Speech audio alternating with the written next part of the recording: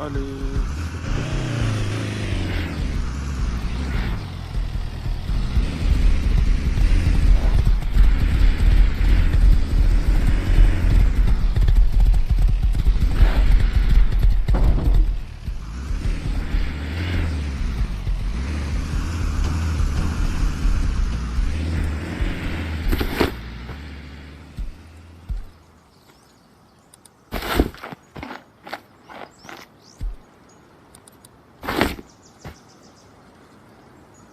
C'est good? Nu știu, ça va courir le boulot. Moi j'avance.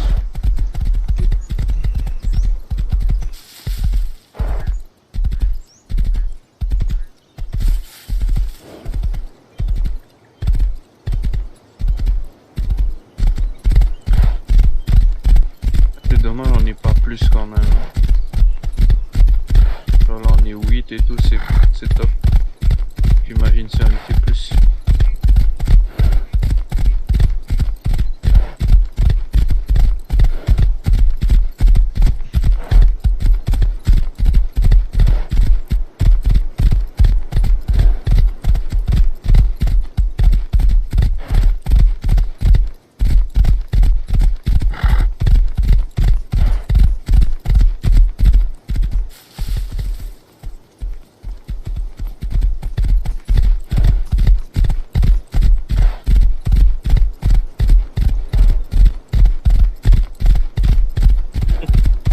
Il y avait primitive gas station.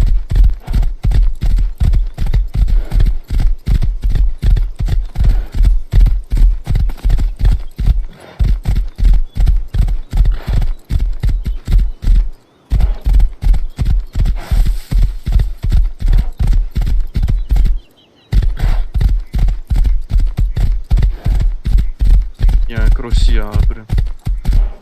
Ah, deuxième.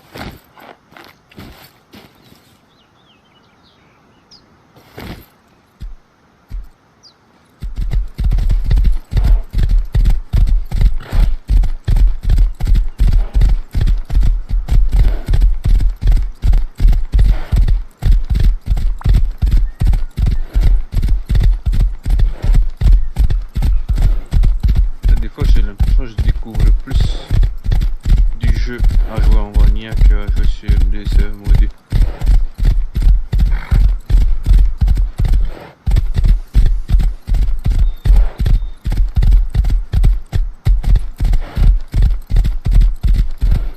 C'est tellement restreint à tout utiliser dans le jeu que ça te fait découvrir des choses.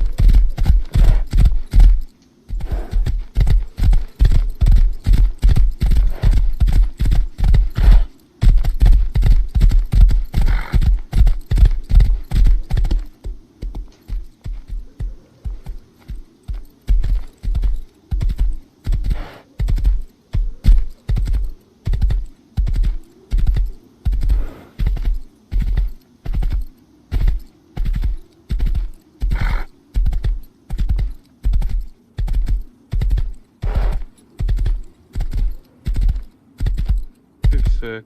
Putain. Une blague.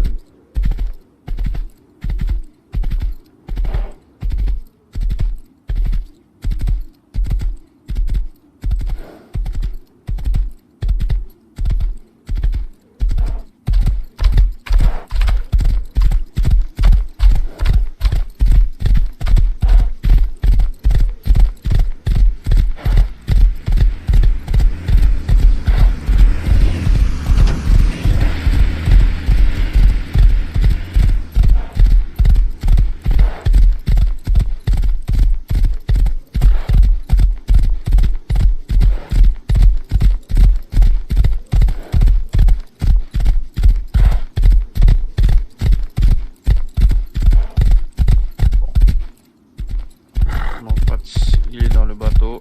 Il arrive bientôt. De quoi? Moi, faut que je vais dormir. Là, c'est mon pote, il vient de mourir.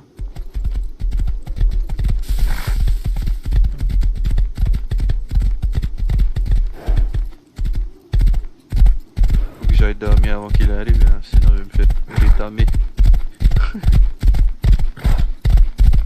tu viens de te réveiller. Voilà, voilà, voilà. Et il est bien de mourir? Ouais.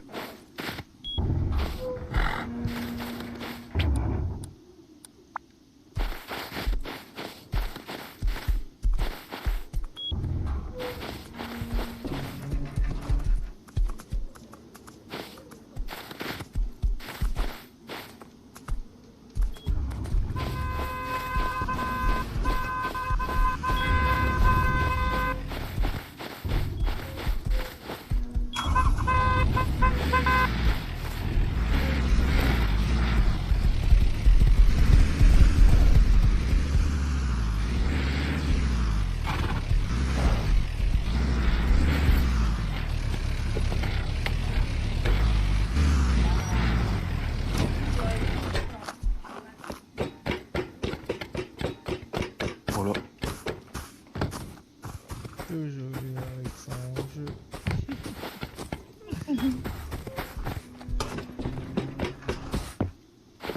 Bon, on va aller sur dans la voiture pour l'instant. Ouais, c'est bon. Ouais. Mic off. Mic on. Demain le longement, putain. The fuck. Alors, au moins là, c'est prêt les coffres pour le rangement.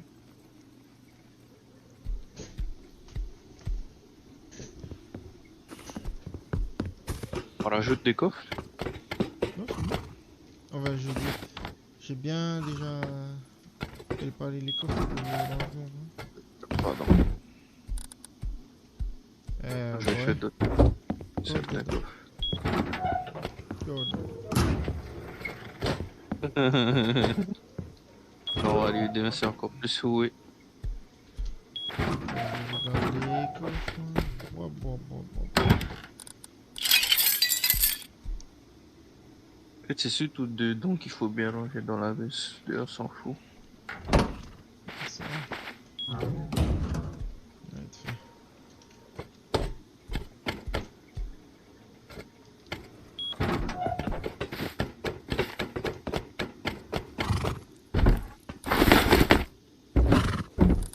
J'adore la musique de Sia, Unstoppable. Je vais te la mettre. Si, carrément.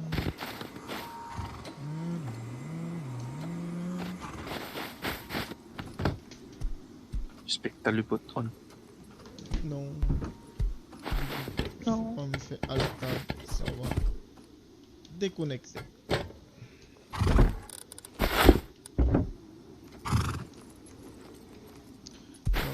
déconnecter.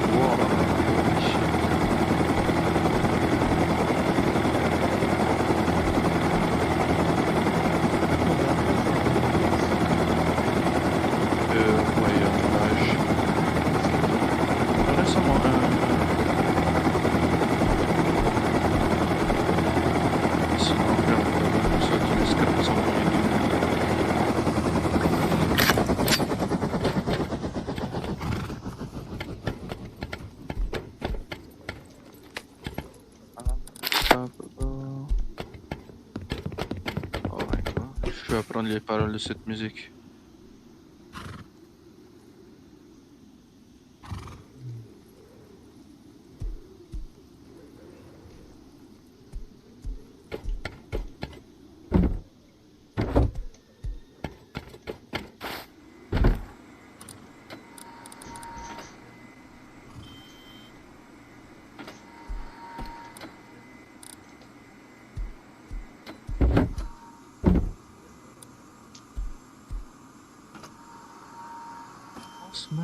Oh no.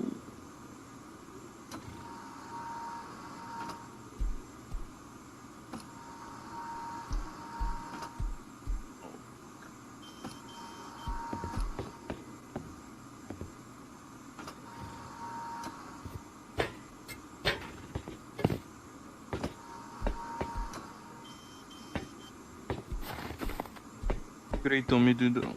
Ou pas? Ou dehors. On peut laisser dehors. Pardon? Le low grade, on peut laisser dehors ou on met dedans? Oui, c'est dehors. Je vais machin. Je vais tout ranger, t'inquiète. Ici, les petites box là. Qu'est-ce qu'on met dedans? Ah, dedans? C'est machin. Normalement, il y avait des shotguns, des guns. Ça a tout détruit quand Asmo il a détruit le scrap. Mais pourquoi il a fait ça? Parce que je l'ai tué. Ah, Du tu coup, as il a fait. rocket. Est-ce qu'il a bloqué le scrap? Ça m'a énervé. Comment il a pu bloquer le scrap? Vous savez quand c'était ici là. C'était bloqué là, fifi. Là où il y a le composteur. Non, non, là où il y a le composteur. C'était Ah. de côté. Ah, c'est lui qui a mis le scrap de côté? Oui. Ah. Ouais, qu'est-ce qu'il a foutu? Hein. Il a décollé et il s'est décalé sur le côté. Quand il est descendu, ça a bloqué. Ça a fait tomber le heli. Quoi. Putain.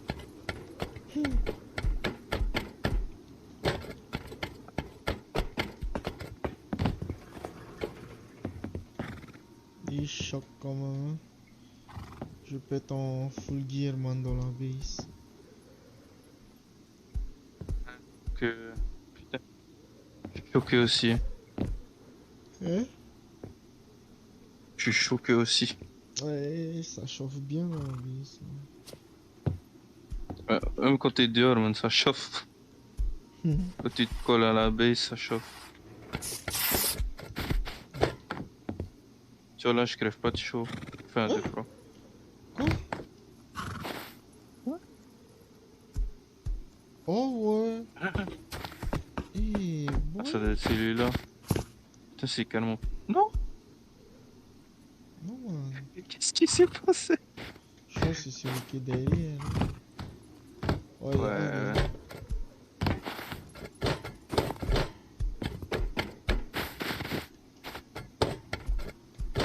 Man, ça veut dire que nous on peut pas le défendre.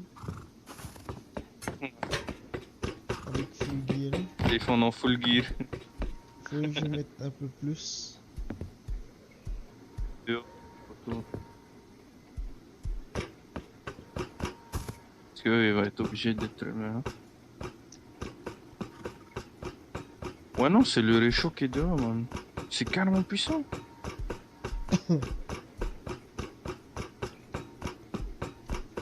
Je te jure. Regarde là. Je capte celui qui est là-bas. Man. Et je vais installer un C'est peu trop partout. puissant. Mais c'est trop insane. Oh fuck. Et méchant. Parce que eux ils vont être en machin, c'est sûr.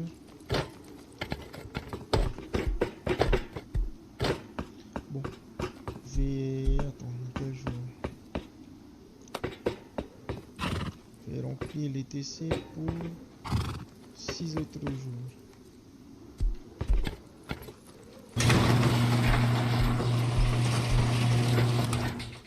Non, je vais remplir. Ah non, j'allais check là. On s'entend. Tout est good. Là, Hélibé c'est 2 jours. Pour les Apollo, ça doit être minimum 2 jours. La mienne, c'est 2 jours. I'm unstoppable. Mais tu peux pas regarder les caméras sur S+. Non, pas encore. Ah, ok, c'est pour ça que je me suis dit. Pour ça que je voulais installer des caméras, peut-être on aurait pu. Et je vais aller m'asseoir un coup.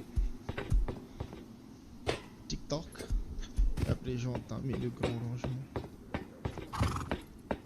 C'est plus ce que je voulais faire. Hein. Ah oui, putain. Ce que je dois ranger. Chier. Hein. Mais s'il n'y a pas que ça aussi.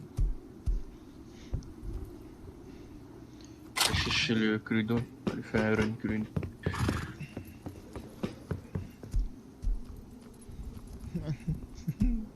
C'est le meilleur wipe. Meilleur wipe. Ah ouais. C'est l'un des meilleurs ways qu'on est passé, pour le coup.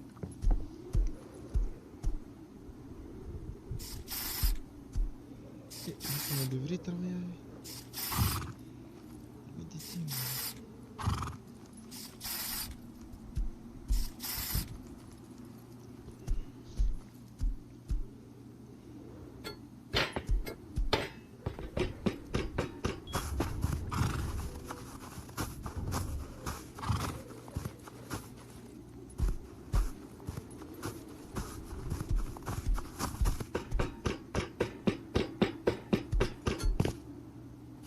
Vole le cheval blanc. Et quand même, hein, le cheval tout marron, là, il va aussi vite que les noirs et les blancs avec la semelle. Oh, c'est insane, hein, les chevals noirs et blancs avec la semelle. Hein. Purée. Voilà.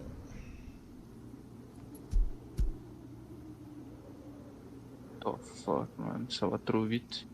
Je fais plus vite qu'en voiture.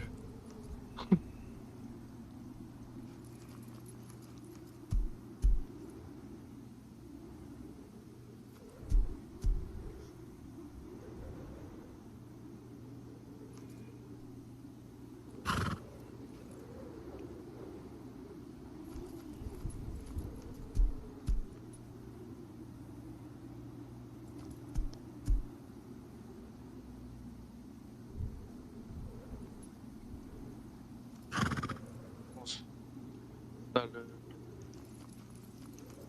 Bon, je vais juste réparer tout ce qui est cassé.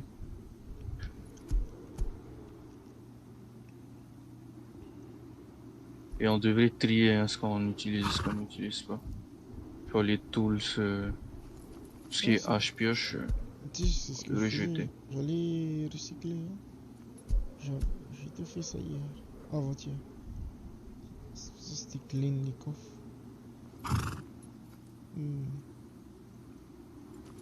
Le colo il est encore pas.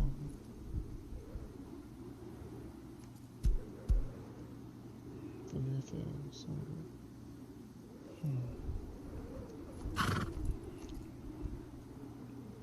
C'est comme un top. Il doit y avoir plein de... Hein? C'est un top plus plus. Hein.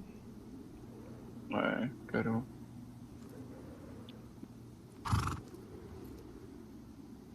Je suis sûr, à un moment, on pourra tout faire avec Resplus. Ah, déjà, là, c'est quand même une bonne avancée de pouvoir contrôler l'électricité avec.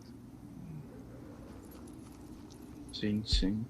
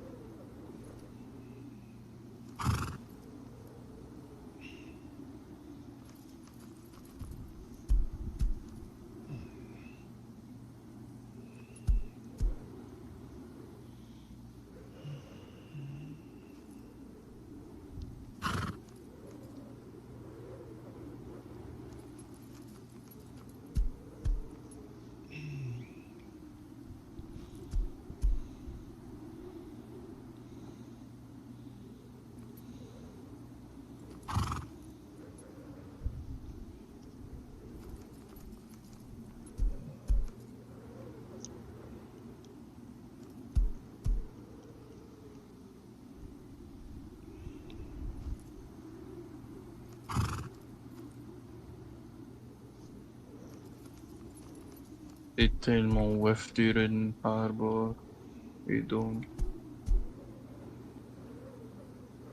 je comprends pas pourquoi on le fait plus.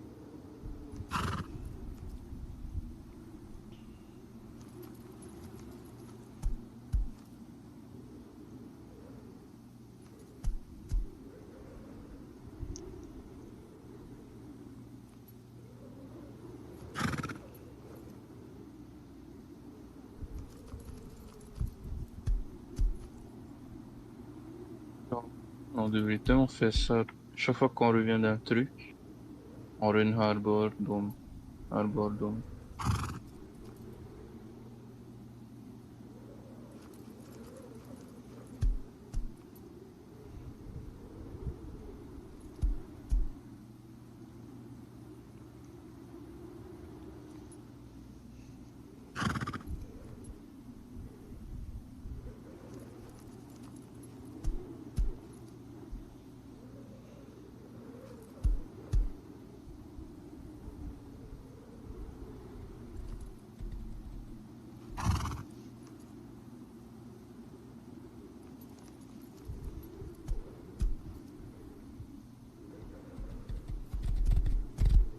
C'est toi, cheval?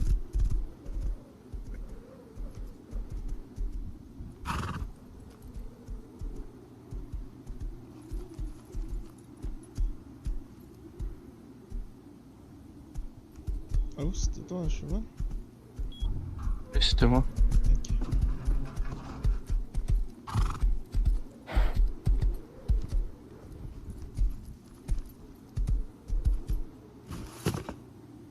Ok.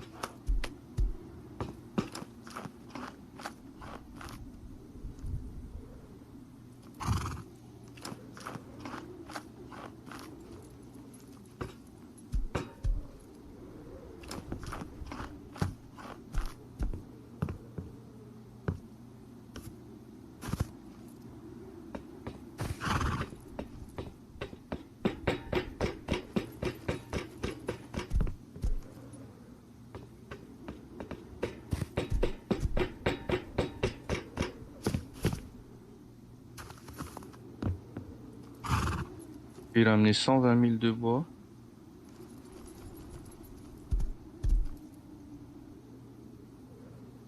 Et il y a encore 120 000 là, à la base femme de Cololo. Ouais.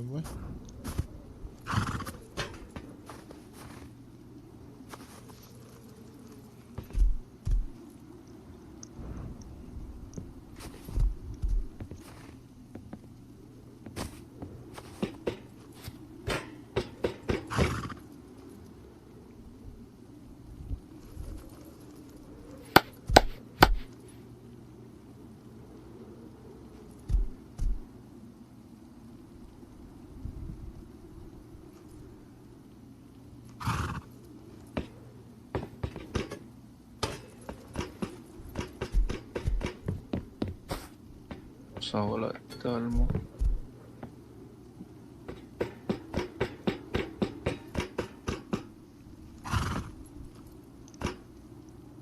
Les plantes fiber, ça sert à quoi? Mettre dans le compost. Et il faut associer avec le caca de cheval ou non? Ah, tu peux mettre dedans. Ça va faire. C'est la même chose. Oui, c'est juste que Fiber, ça donne pas énorme.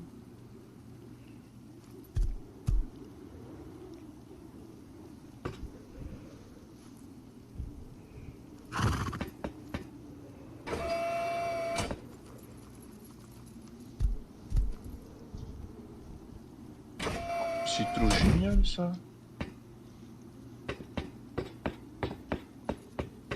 Quand tu mets la voiture sur le train, sur le train de... Ou même pour modifier, tu peux cliquer sur les modules de storage et tu fais Tu take. peux retirer. Ouais. Ouais, c'est trop top, man. Je découvre des choses.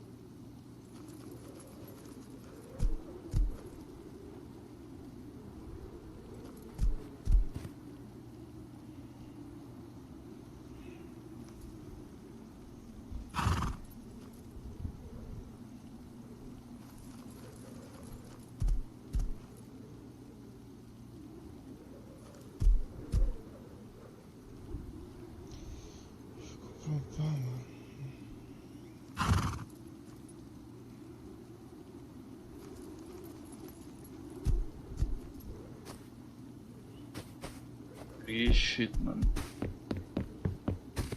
On a deux box de sulfureux là. Je vais transformer en direct.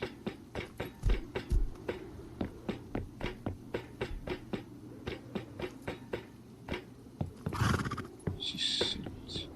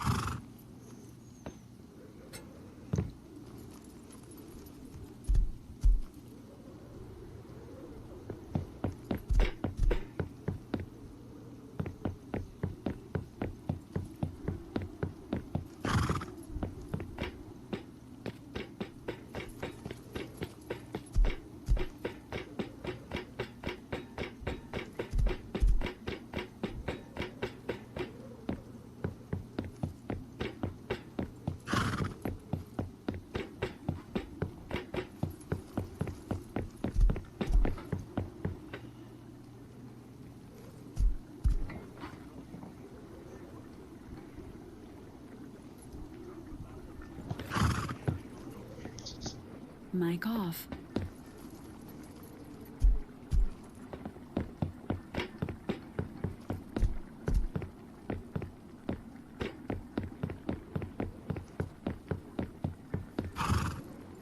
C'est quand même pas mal en vrai, hein, niveau farm et tout.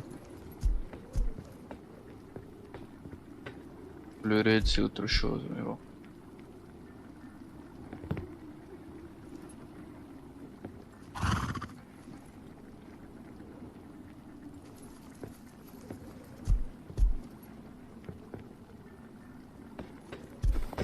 Yo, Ishtara. Ça dort pas faut encore. dormir Nagisa, faut dormir. Hey, yo. Putain, il faut dormir. Là. Faut dormir. Vous avez boom alors? Vous avez boom ça? On a bim bam boom, on fait bim bam bam boom. Moi j'ai fait femme le crudo perso. Parce que j'ai vu le stream à AD, ils avaient un peu raid quoi. Pas Non. compris.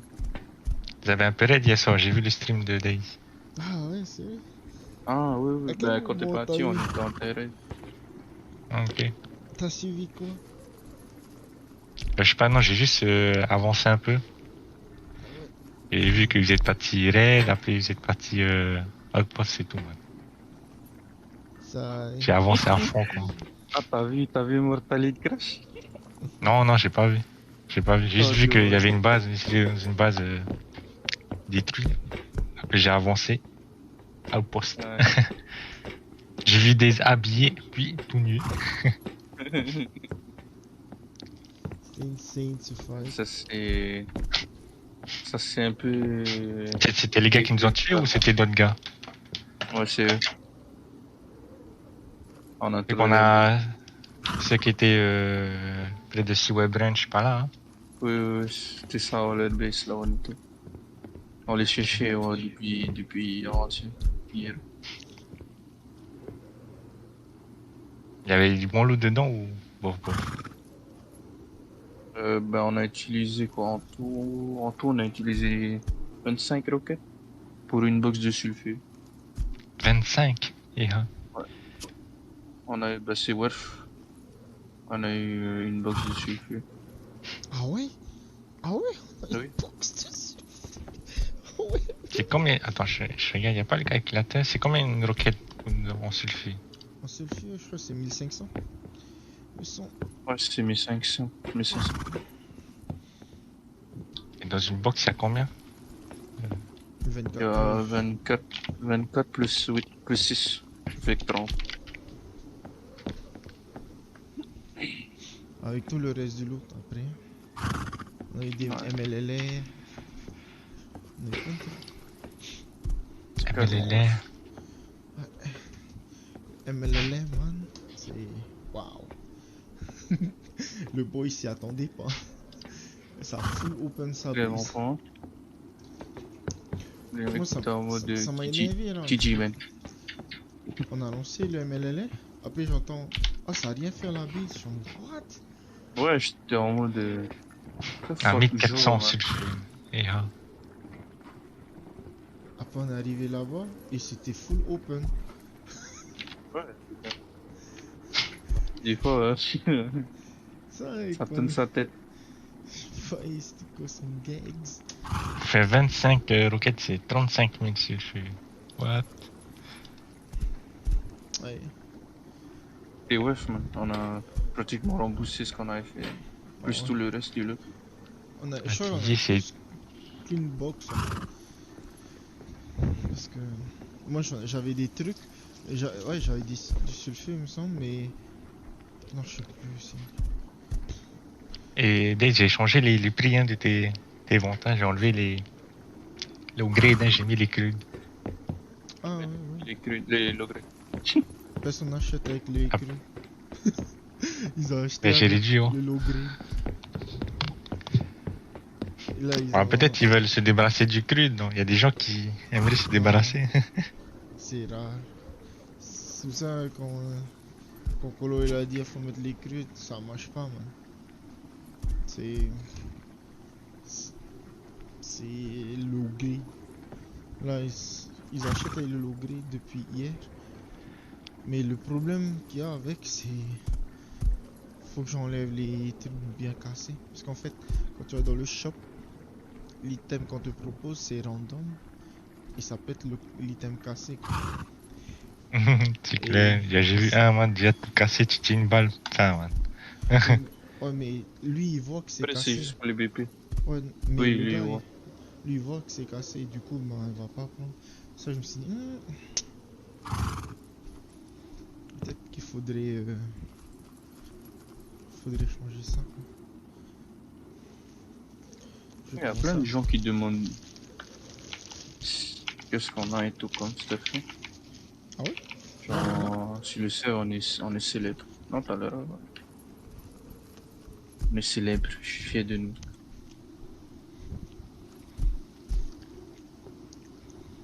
Putain, on m'a volé encore dans mon camp. T'inquiète pas. Toi, tu as violé tous les soirs s'il faut.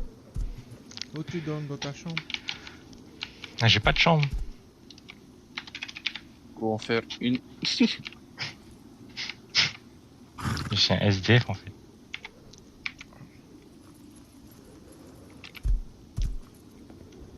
Non, mais hey, choc là, c'est tous les lâches finis qu'on a dehors, c'est suffisant pour cuire 2 box de sulfure.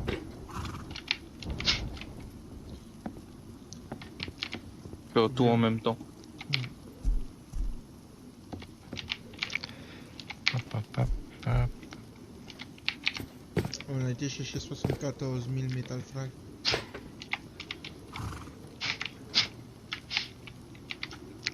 Et c'est pas piqué des hannetons.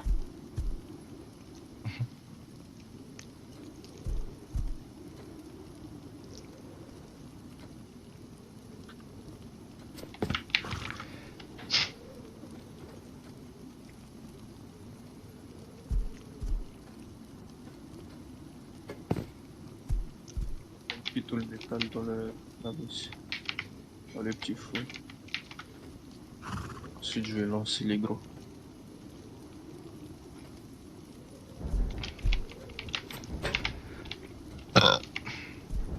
Ah t'es seul. Si.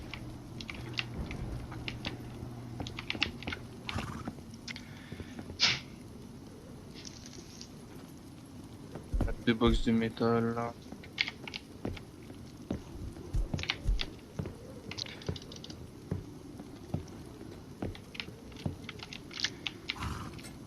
Tiens, il y a du low grade là.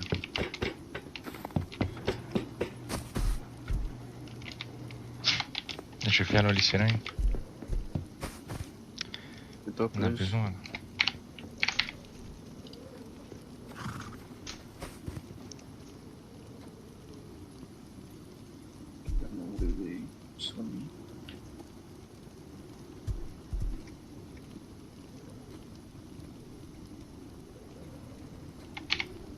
Putain là. Pardon. Il y a le heli qui arrive en Ok. bas.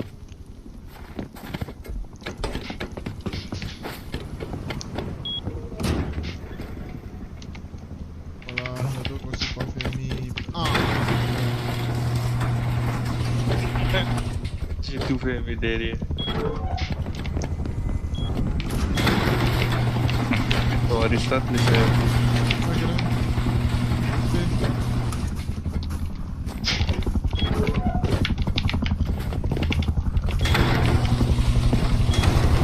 J'adore quand c'est pas fait.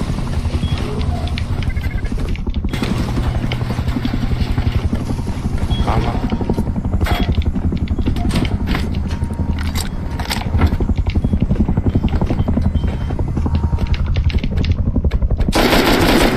Touché.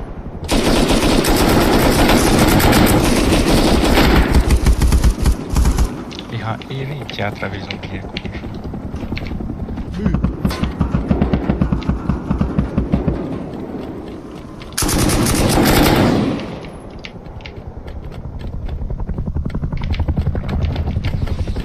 La roquette.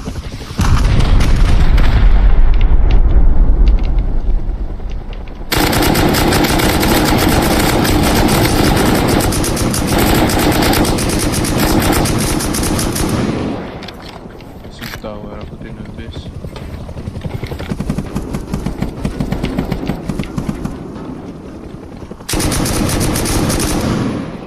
Oh, on a la queue, la queue.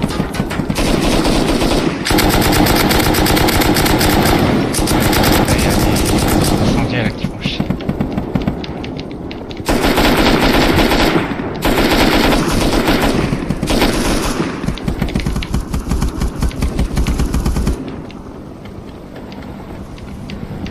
Ah, il va charger là.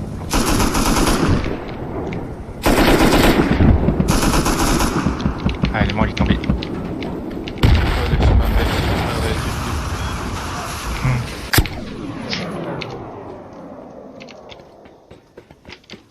Ah, il y a des ombriers qui sont cassés. Hein. En haut. Ouais, tant mieux. Il y a une qui est bien ouverte vers Arbor.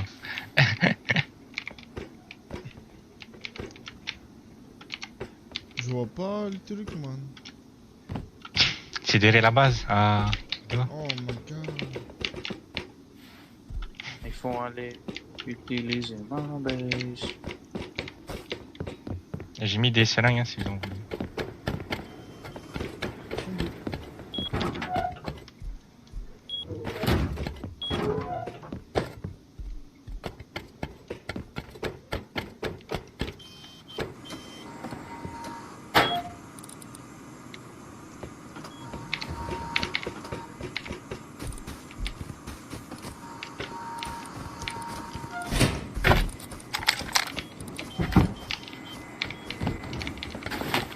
Balle, et c'est tout ce que j'ai.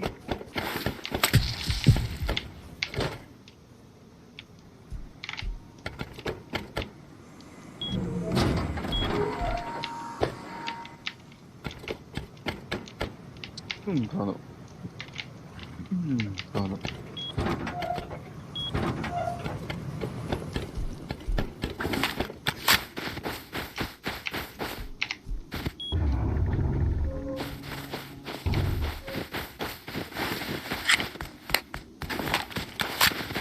C'est pas tombé. Ah mais c'est pas tombé dans l'eau. Choc. Dommage. Ah si, il y a une caisse qui est tombée dans l'eau.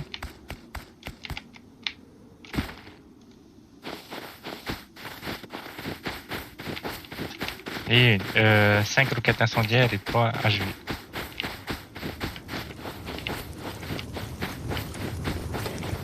Les deux sont devant là, à la limite.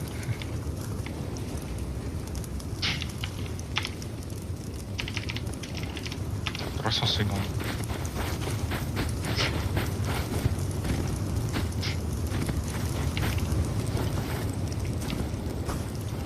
Non, on vient pas tac tac. Il faut, hein. Il faut attendre.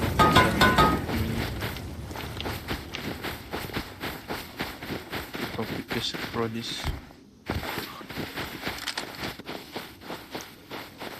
On On aura assez de temps pour loot. Ouais, là, Et là, il reste 270 secondes. tranquille. Un Bon, minute, c'est j'allume long. mes réfugiés. Bah, au mieux que tu laisses la AFK que tu laisses despawn les crates. Ça va despawn si ça reste le cercle. Ah, je sais, je vais rester.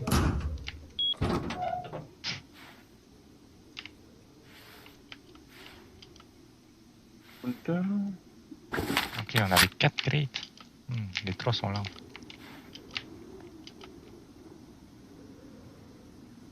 Personne qui vient counter.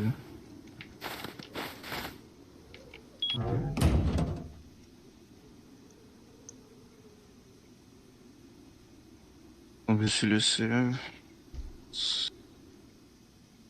46. Ça met combien de temps pour partir les flammes? Je sais pas. Là, il doit rester une petite minute maintenant.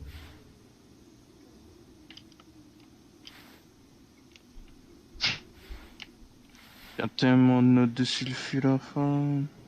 Partout, partout. Ah, c'est moi, il y a un qui est parti, il y en a 2. Alors, des balles. Allez, c'est 4 roquettes. Ça nous a donné une seule Ouais, box. 2 C4 et 3 roquettes. Ok. Et les derniers, là, Que j'attends. ça, c'est seulement la deuxième box de ces 4 roquettes qu'on a du wipe. Ça avec tous les hélis qu'on a fait. Si, on a que des attachments. Ciao. On a full Et attachment. MLL, MLL roquette. Ouais, c'est génial.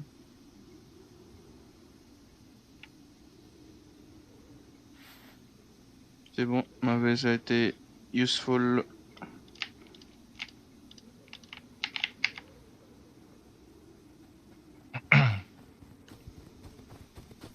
Il reste 6 heures sur mon TC. Besoin de pierre. Je vois FK de nous, là, la base. Ouais, ouais.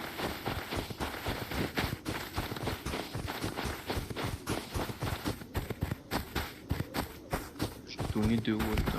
Il faut que je raid ça.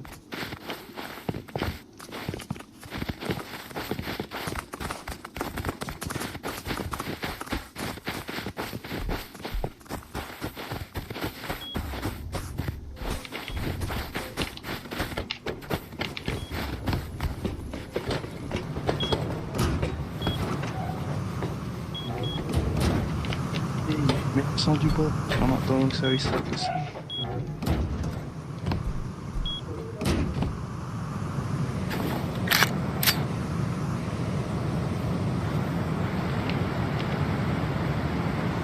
J'aime un peu cette musique. Je pense qu'elle est bien. Vous avez tout pris le sulfure? Yes.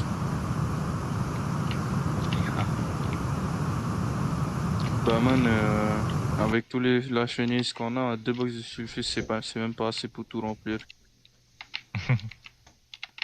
Qu'est-ce qu'il faut Sachant que faire ça là? Des finit. explos? Là, Ouais. explosif. Ouais, explos ou gunpowder? Bah, Faut les deux. toujours faire attention le ratio que tu gardes, que tu fais. Faut toujours garder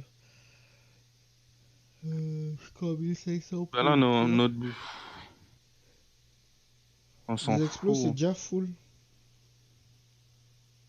Là, ce qu'il faut faire, en fait, le plus important, c'est d'aller farmer du low grade. Ouais. C'est-à-dire des crude oil.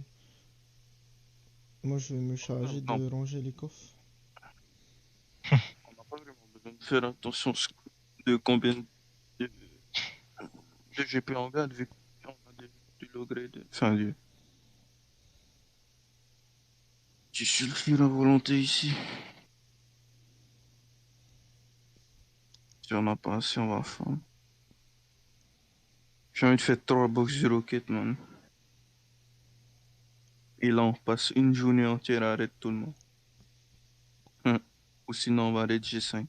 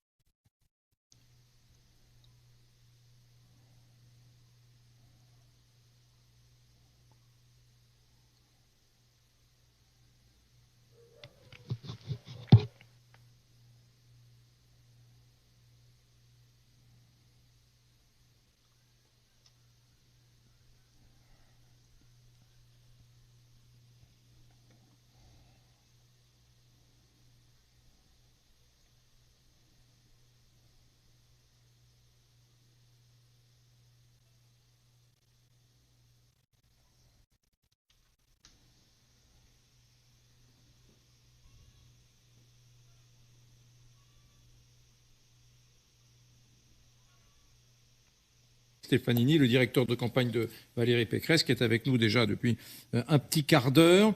Je regardais les infos et je vous voyais suivre les images. Emmanuel Macron pris par les oppositions devant le Parlement européen, des propos un peu radicaux. Et je me disais, ça doit être difficile quand même pour Patrick Stefanini et Valérie Pécresse de taper sur ce président, de se différencier de ce président, parce qu'au fond, là, par exemple, dans cet épisode cet après-midi, où les partis un peu extrêmes sont venus nous expliquer qu'il était un président abominable, j'imagine que vous êtes un peu en empathie quand même avec Macron, que vous comprenez Macron, que vous êtes quand même, j'allais pas dire de la même famille, parce que ça va vous agacer, mais que vous êtes un peu dans cet univers-là. C'est dur de se différencier de Macron, non ? Mais absolument pas. Je ne partage pas du tout votre opinion. Je vous ai dit tout à l'heure que le président est directement responsable de la polémique qui est née aujourd'hui au Parlement européen parce qu'il mélange les genres. Il est à la fois président et candidat, mais surtout sur le fond.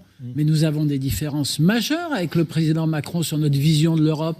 Il a plaidé cet après-midi pour une Europe fédérale. Mais Mme Pécresse, elle plaide pour une Europe des nations. Il nous a redit pour la xème fois depuis le début de son quinquennat qu'il voulait réformer Schengen. Mais, enfin, je veux dire, où sont les résultats ? Il le dit depuis 5 ans. Où sont les résultats ? Il dit qu'il veut faire maintenant un Schengen 2. Mais enfin, la première des priorités, c'est ce que Valérie Pécresse est allée dire en Grèce ce week-end. La première des priorités pour l'Union européenne, si elle veut exister sur ce dossier de l'immigration, si elle veut s'affirmer comme une puissance, c'est de contrôler sa frontière extérieure. Qu'a fait le président de la République pour renforcer le contrôle des frontières extérieures en Europe ? On va peut-être Rien. l'écouter, Emmanuel Macron, Rien. là-dessus. Donc nous avons des différences fondamentales avec le président de la République sur son action européenne. Et je suis obligé de vous dire que dans le discours que fait le président de la République cet après-midi à Strasbourg, il présente comme des perspectives nouvelles ce qu'il nous avait déjà annoncé dans son discours de la Sorbonne en 2017. Voilà. Donc le bilan, c'est zéro. Hein, moi, sur les dossiers que je connais bien, et notamment sur les dossiers migratoires, il avait promis la réforme des procédures d'asile en Europe, c'est-à-dire la révision du système de Dublin, aucun résultat. Il avait promis Schengen 2, aucun résultat. Et ainsi de suite, on peut continuer. Mais est-ce que la position quand même des Républicains n'est pas un peu ambiguë par rapport à l'Europe ? Et est-ce que ce qui se passe là, cette séquence notamment au Parlement européen, ne vous force pas à vous positionner ? Il y a eu cette polémique autour du drapeau français qui manquait à côté du drapeau européen sous l'Arc de Triomphe. Valérie Pécresse a critiqué ça comme Marine Le Pen, comme Éric Zemmour. Non, pas dans les mêmes termes. Pas dans les mêmes termes. Michel Barnier pas dans les mêmes et termes. son moratoire sur l'immigration. Quelle est la pas position dire ça. finalement de Valérie Pas dans Pécresse ? les mêmes termes. Valérie Pécresse a reproché au président de la République de n'avoir fait flotter que le drapeau européen, et elle lui a demandé d'ajouter sans délai le drapeau français. Elle est europhile, Voilà. Valérie Pécresse ? Mais elle est favorable à l'Europe, pas à n'importe quelle Europe, pas à cette Europe fédérale dont rêve le président de la République depuis le départ, alors que nous, dans la famille gaulliste, et Valérie Pécresse, elle est gaulliste, nous sommes favorables à une Europe des nations. Et Valérie Pécresse a dit que sa priorité, c'était de défendre les intérêts de la France en Europe. Louis Dragnel, d'Europe 1. J'avais 2 toutes petites questions. La première, et justement, je trouve ça intéressant que vous expliquiez ces divergences de fond que vous avez avec Emmanuel Macron.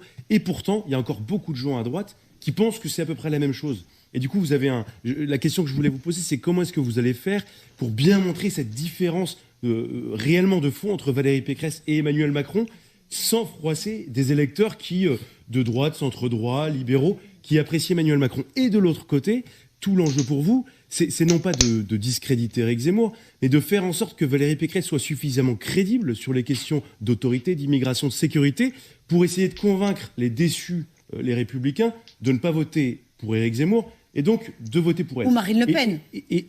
Non, parce que Non, une question, l'une après c'est l'autre. assez liquide entre... Non, mais la question, je l'ai comprise, donc je vais répondre. Ouais, Non, mais Donc je m'en parle il n'y a d'un pas deuxième. trop de transfert entre Marine Le Pen et Valérie Pécresse. En revanche, il y a des vases communicants avec Éric Zemmour, ça pour le coup c'est un fait. Et juste la deuxième Non, chose... mais vous poserez votre deuxième mais question. vous me laisserez la poser ? Oui, promis. Oh, ok, je vous fais confiance. Alors, je commence par la deuxième partie de la question, c'est-à-dire les électeurs d'Éric Zemmour.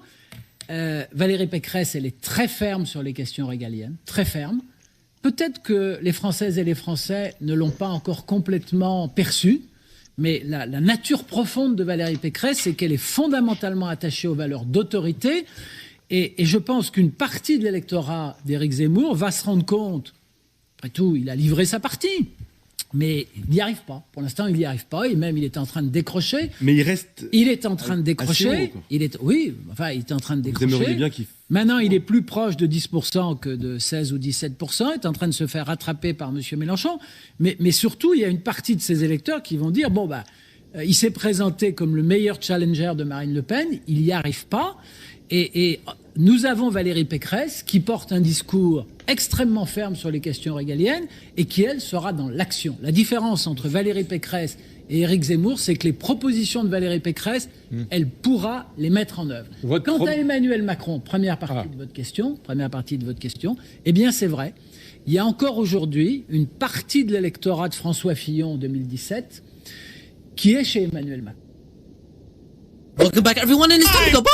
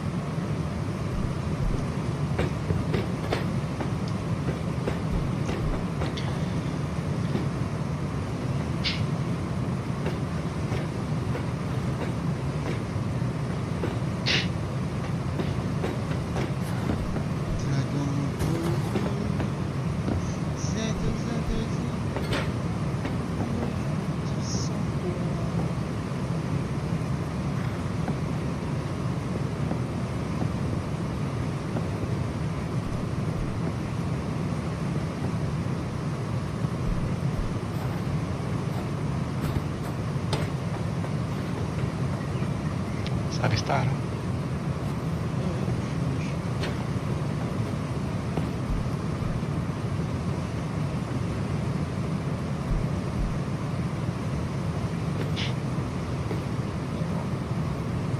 Depuis que j'ai mis la clé de voiture, je peux pas.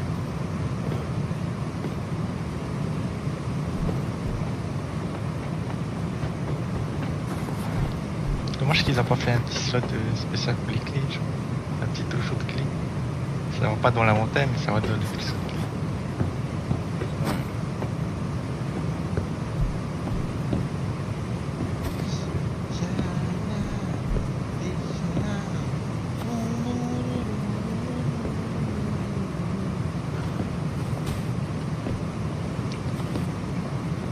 Yesta, et chalala.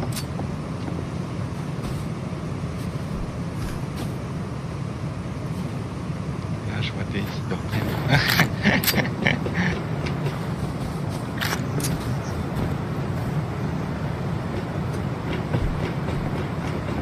J'ai failli tirer une balle.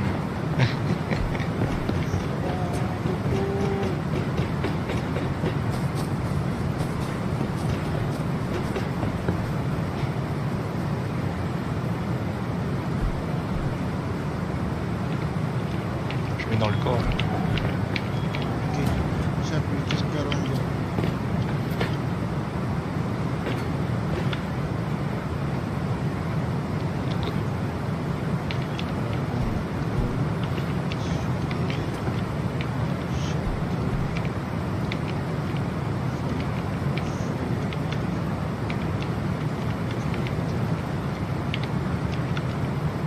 On met les esprits dans quelle box? Peu importe.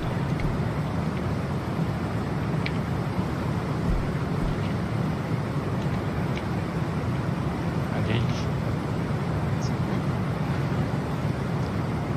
Et où les esprits? Enfin, les bouts. Je sais pas. Dans le corps. Les explos, c'est dans le corps. Tu vas voir, il y aura un coffre pour l'explos.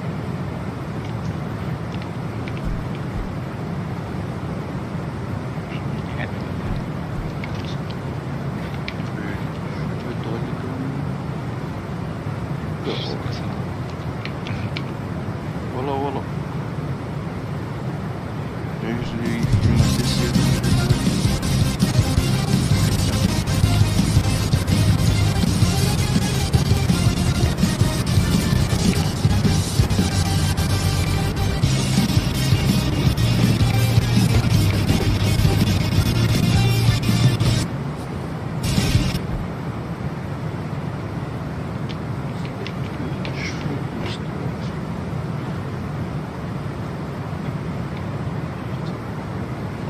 Qu'est-ce qu'il faut pas faire?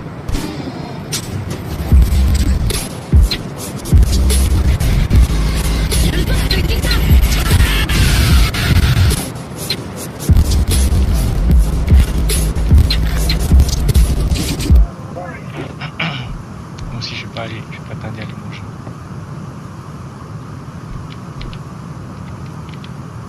Je pense qu'on On va manger. On va dormir. ça, il y a des escaliers. T'as pas dans la ville. Moi, je l'ai déjà. Je suis pas satisfait. Oh, oh.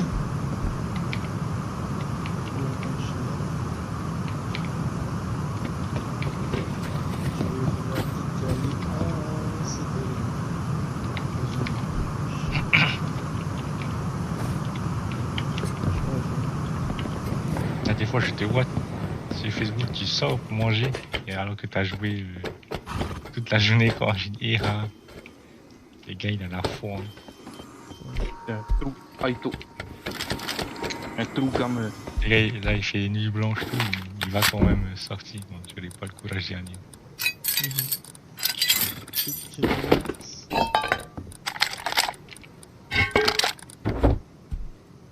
Ça fait bugger, man.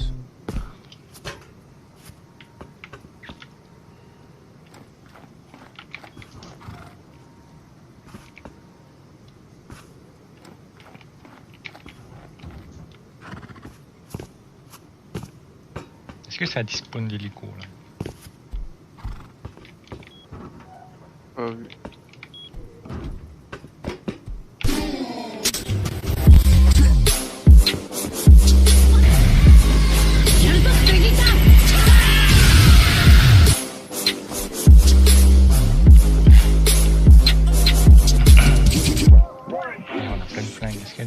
With Dragon Ball Super manga chapter number 42 concluding the final battle between Goku, Vegeta, and Jiren in the Tournament of Power, the be-all end-all finale has now finally been revealed as we have the conclusive battle between Universe 6 and Universe 11, and to many there isn't much of a significant difference between the two other than the actual final battle involving Jiren, Frieza, and Goku, and we have further detail as to what exactly went down in this manga chapter as translated by Herms. It's stated that Belmont used to be friends with Jiren's master Gichin a long time ago and became a god of destruction because he hated Gichin's sappy ideas about teamwork. Gichin wanted to make Jiren realize the importance of teamwork, but before that happened, he got killed by that demon. Margarita explains that they are unable to resurrect those killed by demons, which makes it sound more like this was indeed some sort of literal demon and not just an evil person. Now back on the battlefield, we see how the ultimate battle continues between Goku, Vegeta, and Jiren, and to me, I really do enjoy the visuals behind this, because no matter how strong Jiren is, Goku and Vegeta are still bringing the firepower and basically putting pressure on Jiren, but Jiren having to be Jiren, he simply blows Goku and Vegeta away simply by shouting. And this is cool because as Goku and Vegeta are relentlessly attacking Jiren, it looks like Jiren isn't physically harmed, but more or less getting annoyed at the idea that these two are still fighting him even at this point, in which we see how Jiren begins to power up even more in unleashing a power so ferocious that it causes Goku and Vegeta to literally be in a state of shock because they can't believe that Jiren right now is still able to emit such power in this current point in time. Especially after Jiren had faced so much from Goku and Vegeta, it's interesting to see how Goku and Vegeta together collectively utilize their final attacks in having to charge up their energies as Jiren is walking towards them. Now, one of my favorite shots in this manga is seeing Jiren with his aura having to flare walking towards Goku and Vegeta. It's a really ominous shot in seeing someone like Jiren approach you, but nonetheless, Goku and Vegeta still charge up for their energy attacks as they both unleash them at the same time. Both Goku and Vegeta put all of their energies into this attack as it hurls towards Jiren. Now again, we are going to be reviewing the full manga chapter on this channel in detail once Viz Media translates this in English, so make sure you guys come back on this channel on the 21st when that happens, because we're going to be showcasing that and more, including a massive Tournament of Power explained video by the end of the month, which is going to include every manga chapter and every episode from the TOP in this one video. But as Jiren gets ready to engage the attack from Goku and Vegeta, all he really needed was one hand, and by using this one hand, Jiren is fearless because he steps right into the blast created by Goku and Vegeta, and we see how they're beginning to push back. It's truly a struggle, and it's a really glorious struggle because it goes to show the power of Goku and Vegeta having to work together and having to put this one person down. But did they? No. However, the blast is so intense, we see a little speck on the actual manga, and on that speck is how big the Tournament of Power arena is in comparison to their blast. And this blast was so ferocious that it literally knocks everyone back. It knocks all the spectators back. There is a massive flash of light. Nobody can see what the heck is going on other than Goku and Vegeta. And after they blast this dude with everything they have, through the smoke, through the rubble, Jiren is standing right in front of them. Now, to me, this was pretty cool because he was shirtless, he looked very intense, and he stuck his hand out, and as he was sticking his hand out through the dust, he immediately targets Vegeta first, shooting him directly in the face as Vegeta gets blown away and eliminated from the Tournament of Power. And as Goku looks back, he attempts to attack Jiren, but Goku's very tired as well. Goku has no reserves left. Goku has a black eye, and as Goku grabs Jiren, he's nearing the edge of the ring, and Goku at this point is shaking, Jiren is shaking. Jiren is absolutely ruthless. Despite anyone's opinion on Jiren having to be bland or having to be boring, he is incredibly powerful, and for him to withstand such an attack, to withstand all of these attacks, really speaks volume on his character. And as Goku is seemingly enough just about to get wrung out behind Jiren, Goku notices a massive energy ball be charged. And as Goku looks, it's Frieza. Frieza is standing right behind them both.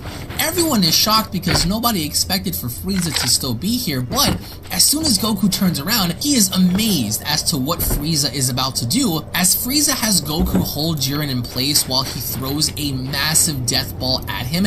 And what's really cool about this is right before he actually throws it, he's more or less mocking both Goku and Jiren at this point, as Goku somehow manages to reverse Jiren's lock in holding him in place. And as Frieza charges this massive energy ball, everyone's afraid, and rightfully so, because everyone is unsure on whether or not this blast could actually kill Jiren and Goku during the midst of this, but Jiren welcomes this, and even while Goku's holding him back, what I really enjoyed was seeing Jiren still push back the energy blast as Goku is trying to also tug him out of the ring, and that's really impressive because it goes as far as to show how strong Jiren truly is, and with complete ease. As the ring beneath him is beginning to break, Jiren is so strong that he takes the blast that Frieza had just created and deflects it completely up in the air, not knowing that directly in front of him, Frieza transformed into his golden form and is charging directly at Jiren and Goku. And once Jiren notices this, it's too late because Frieza hits Jiren with such force that it knocks Goku and Jiren and Frieza out of the Tournament of Power arena. And I love Jiren's face in all of this because as Frieza hits him, Jiren is completely taken back at a state of shock because he wasn't expecting this, as are the Gods of Destruction, as is Goku. As they go tumbling off of the stage, Frieza smiles at Goku as Goku looks up, and Jiren is so taken back by this because he can't believe that Goku and Frieza had planned all of this out. However, back at the tournament arena, we see how Android 17 is still alive. Now, I know a lot of people are going to be upset about this. I am as well. I thought that perhaps 17 was indeed dead, and once Jiren noticed this, he was extremely pissed, as the translations go on to state the Grand Priest could not sense 17, and therefore didn't realize that he was still alive. And 17 had simply pretended to self-destruct, which a lot of people are upset about, but in the bleachers, Jiren tells Belmont that he's okay with not bringing Gichin back to life, since he now understands what he lacks, and so he doesn't need to ask his master anymore. And Belmont, though, that was never really the real reason why Jiren wanted to resurrect him, he tells Jiren to stop blaming himself for Gichin's death, especially since Gichin himself isn't looking to be resurrected. Now, 17 wishes to restore the destroyed universes, which of course happened in the anime, and the Great Priest actually looks fairly surprised at this because he really did not think that this was going to be the case, but there was no mention outside of the Omni King wanted to wipe out the winning universe if they had made a selfish wish. So that was something completely different added in the anime that we did not see in the manga. And as everyone heads home, it looks like 17 tells Goku and company that the reason why he wished to revive the other universes instead of the cruise ship was because he didn't want those stuck-up shrimps to get in his way, of course. Now, Vegeta says that Bulma will be fine lending him a cruise ship, which is essential because we understand that happened in the actual anime itself. So in the anime, Whis brings Frieza back to life, saying that it was Beerus' reward for performing so well in the actual tournament. And there is some talk in the manga about how Frieza is still going to continue in proceeding and doing his evil deeds, and Goku will be there to stop him if he does, but the narrator states that Frieza returns to his own planet, which we don't know which planet it is, but as Goku talks to 17, he talks about how 17, and even confirming further, that 17 is just as strong as he is, even though he hadn't done much of anything, meaning training. So it's pretty interesting how Goku further confirms that 17 is just as strong as he is. Now later on, as we see Goku training with Vegeta in the gravity chamber, it is implied that Goku has not achieved Ultra Instinct since the Tournament of Power, and Vegeta goes on to state that such an unreliable technique is worthless, and Goku agrees that there are no shortcuts when it comes to training and strength, and thus they want to achieve their power, or at least a newer power, the old-fashioned way. As the manga chapter basically comes to a conclusion, you can draw your own line as to whether or not you guys agree or disagree with the anime in comparison to the manga, or the manga in comparison to the anime. Some people are going to like one over the other, but I want to get your thoughts down below as to how you guys felt about this, because it seems a little different, it seems a little rushed, but more or less I think, in a way, the ending is kind of fitting, especially with Goku admitting that indeed Ultra Instinct is an unreliable technique, as according to Vegeta as well having to agree that they can't really rely on this. For me, I think that what we saw in this manga chapter was definitely something very interesting to take note of, because I think that if the anime does return, they are going to adapt a lot of what the manga had done, because as we dive further into this manga chapter, we also get to see the new arc actually be a thing. And what's interesting about this new arc is the fact that the Galactic Patrol are looking to capture Majin Buu, because Majin Buu does in fact hold the key in stopping the evil prisoner that had escaped, because inside of Majin Buu lies the Grand Kaioshin, and the Galactic Patrol are looking to extract the Grand Kaioshin from Majin Buu's body in order to use the Grand Kaioshin as some means in stopping this individual. Now, I'm only guessing based on what we're seeing that this is going to be somewhat of a gag. I don't think that this is going to take itself serious, nor do I believe that this is going to be a serious arc. I think that when looking at this could be filler, but again, we don't know for sure as to whether or not this is going to be filler. But what a lot of people are really upset about is seeing how Goku and Vegeta were taken down by Murus's anesthetic weapon, and that anesthesia gun put Goku and Vegeta down with simply one shot as they awoke in the Galactic Patrol HQ. And a lot of people, I can understand why, are really upset by this, because Goku and Vegeta are so strong. They were once again taken down by a weapon. That kind of seems a little tacky, but they explained further as to what these weapons are, and even though you could be a person that's very powerful, it looks like there are certain weapons that exist that don't necessarily harm you, but are able to have an effect on your body to where they put you to sleep, or they knock you out, or something happens to your vitals that causes you to further, be in a state of unconsciousness. And that's exactly what we saw here in the fact that this weapon was specifically used just to put Goku and Vegeta down for the moment until they reawoken in having to grasp the entire situation of what was going on with the escaped prisoner. So the TOP is finally over, the new arc is going to begin. There are no signs of Gogeta, no signs of Broly, no signs of anything related to the Dragon Ball Super Broly movie arc, so I'm only guessing that maybe this specific Galactic Patrol arc is going to happen in between Broly and the TOP, or if anything after. But nonetheless, they haven't shown anything yet, and I'm fairly certain that we are going to see more down the line. But for Broly itself, that's going to be kept away until the movie comes out, until further notice, of course. Now, for this, we are going to see the manga continue in some way, shape, or form, but I want to get your thoughts in the comment section below as to how you guys felt about this. What did you guys think about Jiren versus Frieza, Jiren versus Goku in the end? What are your thoughts on Goku and Vegeta having to be put down from this gun, from this person having to just show up out of nowhere and just having to shoot them once and completely knocking them out? What are your thoughts on the Grand Kaioshin having to be a thing, and for Majin Buu to actually be executed in a meaningful way? I can only hope that Majin Buu will be used at some point in a good way to have him more or less further that narrative. But I want to get your thoughts in the comment section below. Thank you all so much for watching, guys. Once more, if of course you guys are new to this channel, don't forget to punch that subscribe button, turn on all notifications, tune back in for more if you guys are excited for more Super, leave a like on the video, and I'll be seeing you all down in the comment section below. Have a great day, everybody. Peace. This is the Galactic Emperor of the Universe, and of course I'm here to tell you to subscribe to Unrelent Gaming and all his social media platforms. Also, don't forget to turn on notifications so you can be the first to know every time that he uploads a new video. Oh, did someone say Unrelent Gaming? Oh my god. The fuck's up? I'll put on some clothes! Well, why don't you put on any clothes? What? I don't need clothes! Jesus Christ, that's huge!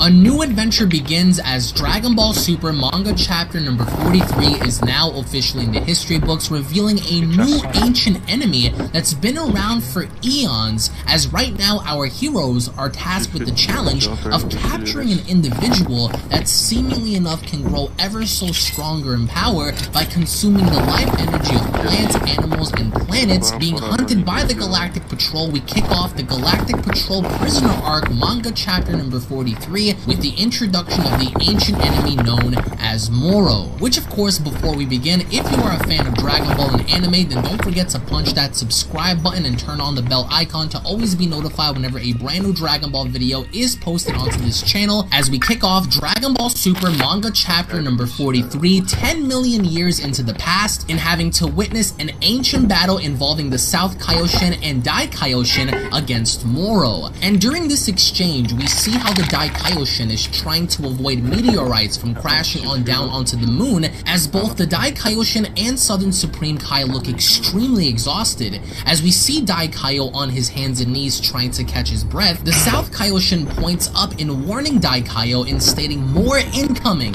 As we look up in the sky, massive meteorites are slamming into their direction as one of them completely takes out Dai Kaio, with the Southern Supreme Kai having to cry out, "Great Lord of Lords!" And as this massive rock seemed as if it crushed the Dai Kaio, underneath it we see how Dai Kaio is pushing the meteorite off of him and using nothing more than his own power in lifting the meteorite out of the crater as he emerges. And when looking at both of the Kaioshin, they look extremely exhausted, extremely tired, extremely depleted, as Dai Kaio goes on to state, "Phew, that was close," as South Kaioshin responds by stating, "Unbelievable," attacking us with actual comets. As they look out in the distance, we notice Moro having to stand upon a rock, having to use all of the space debris around him as weapons against the Kaioshin. And Moro is a very unknown individual. We don't know where he comes from. We don't know the full extent of his powers. But when looking at what he's doing against the Kaioshin, it's as plain as day that Moro is an individual that possesses abilities and techniques that we haven't seen before.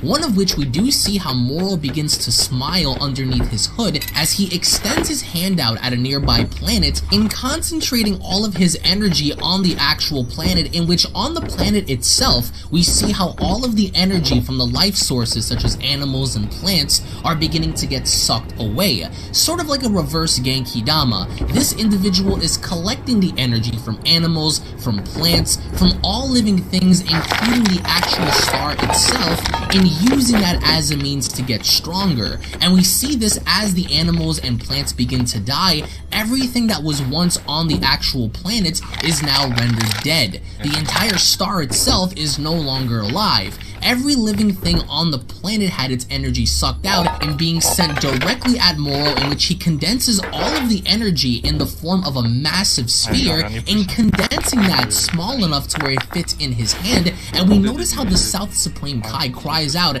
"He destroyed another planet." As Moro condenses the massive ball of energy in the form of something small enough for him to eat, we see how he's holding the energy with his finger, opens his mouth, and swallows the Genki whole. And it's because of this that Moro is beginning to get stronger. As the South Supreme Kai cries out, "He ate it!"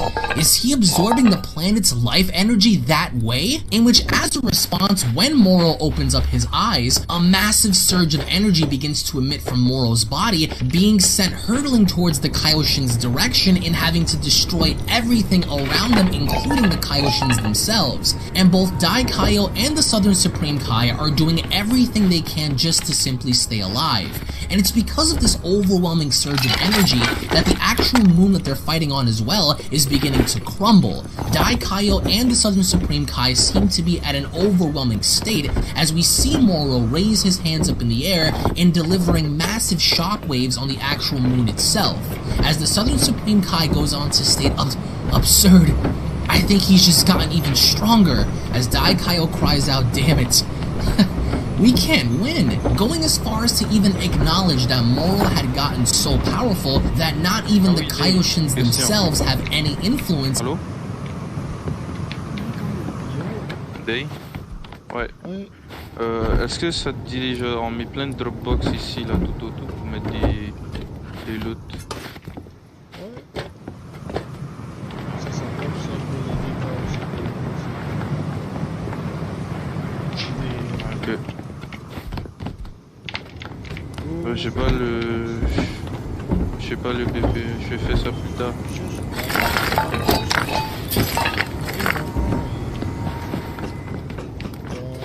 Ouais, mais je vais pas faire ça maintenant, je suis vraiment pas, je vais aller dormir. Ah, ok.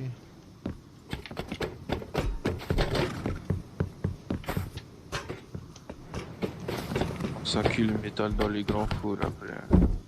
Je le... Moi j'apprends des choses. Fait que j'apprends les Dropbox. Qu'est-ce que vous voulez? Apprends, attends.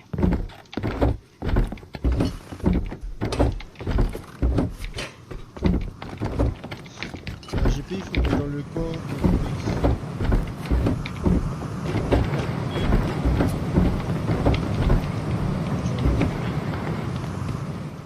Non, mais cela pour l'instant on fait des exploits. Si vous faites... Non, ça... On veut faire des balles avec. Des balles pharmaceutiques. On n'avait pas assez. Ouais, j'ai 7000 de GP en plus là. Faire une box de balles pharmaceutiques. Ok, bah, attends, je vais faire ça.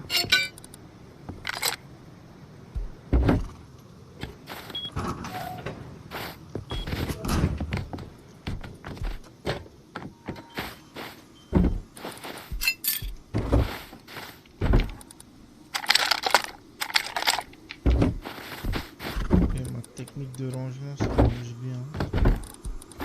Tu tries tout dehors et après tu ranges à l'intérieur.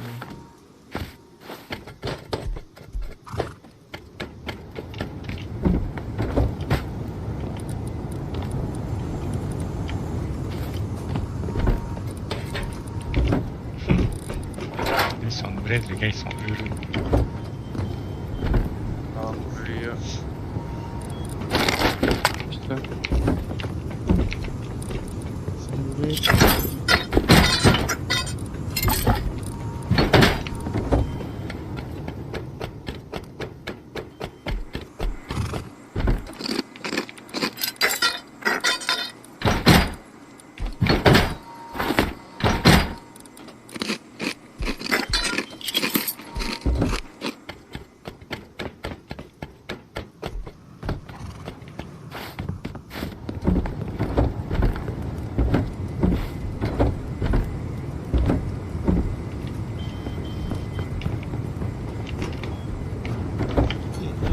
Ok. 4, 5, 6, 7, 8. 8 fois 3, ça fait combien? Ça fait 16. 4. Ben, je suis en train de crafter une box. Des balles.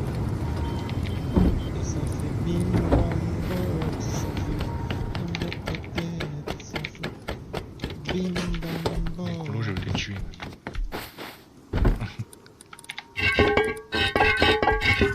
Et ils vont le... Le cheval a fait caca dessus, moi.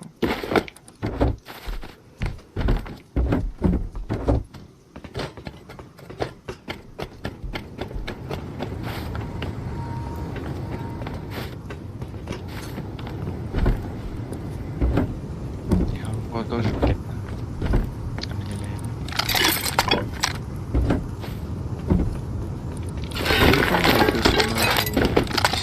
C'est tout qui meurt de façon naturelle.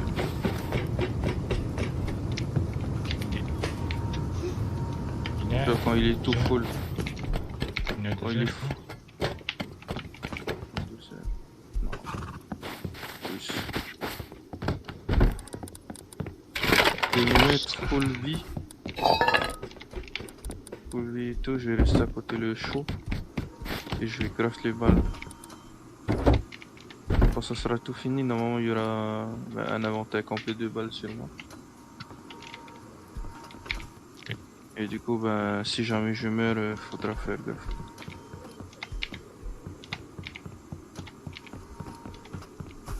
Bon, je vais aller manger là. Ok. Je vais manger. Je vais revenir. Ok, on a... Je vais spawner. Je vais aller aussi.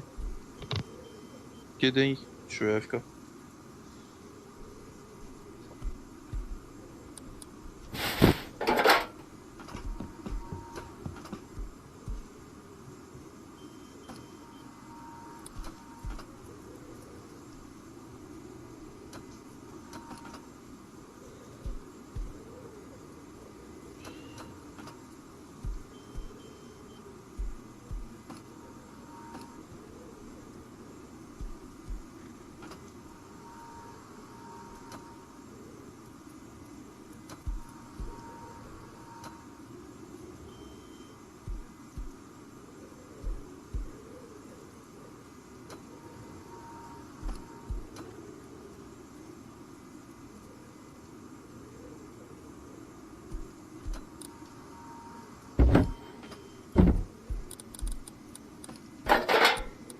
fais que de m'endormir.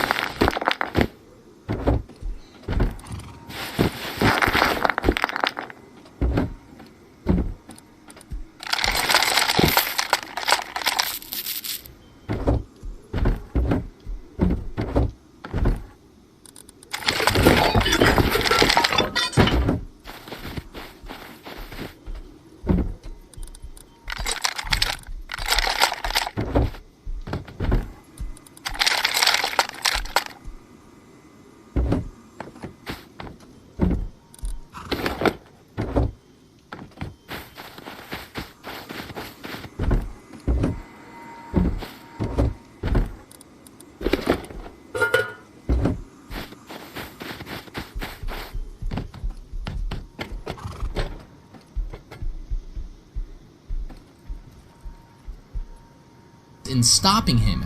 Meanwhile, over out in the distance, the Galactic Patrol are beginning to observe the battle as they have no direct interference in the battle itself, as one of them cries out to state Planet Eater Moro. He's been charged with the destruction of the Iragi star system and bringing about mass extinction on 322 planets. As one of the other officers responds by stating this villain is as mighty as they say. Yes, a terrifying foe indeed. In all honesty, there's nothing we can do. Let's just leave this to the Lord of Lords and keep an eye on things. Agreed. But maybe from a little further away, because they're noticing that Moro's influence is beginning to affect everything around them. While back on the battlefield, Moro finally lands on the moon and extending his hands out and looking like he's about to finish off the Kaioshin. As the Southern Supreme Kai goes on to state, if his power grows any further, we'll be helpless to resist. If only we can do something about his magic. And that's when Daikaio goes on to state, well, it's far too dangerous to teach anyone else, but I've got no choice. I'll use up my god power to seal his magic. As the Southern Supreme Kai responds by stating, huh? Does such a technique even exist? As Daikaio says, well, I created it.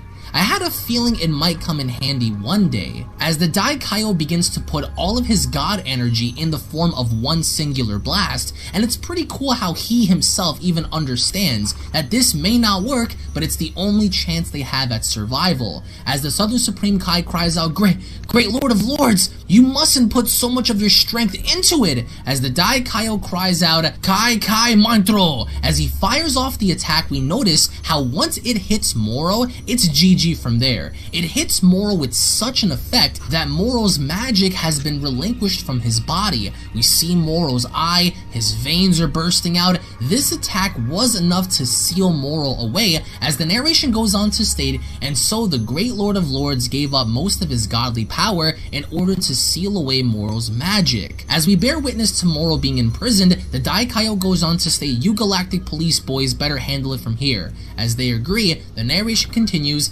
unable to fight back, Moro was locked away in the galactic prison. As back in the present time, Miras goes on to explain the story to Goku and Vegeta, as he goes on to state, well, Moro was still a capable fighter even without magic, so if he was sentenced to death, unfortunately, nobody could actually kill him, so he was ensealed given life imprisonment.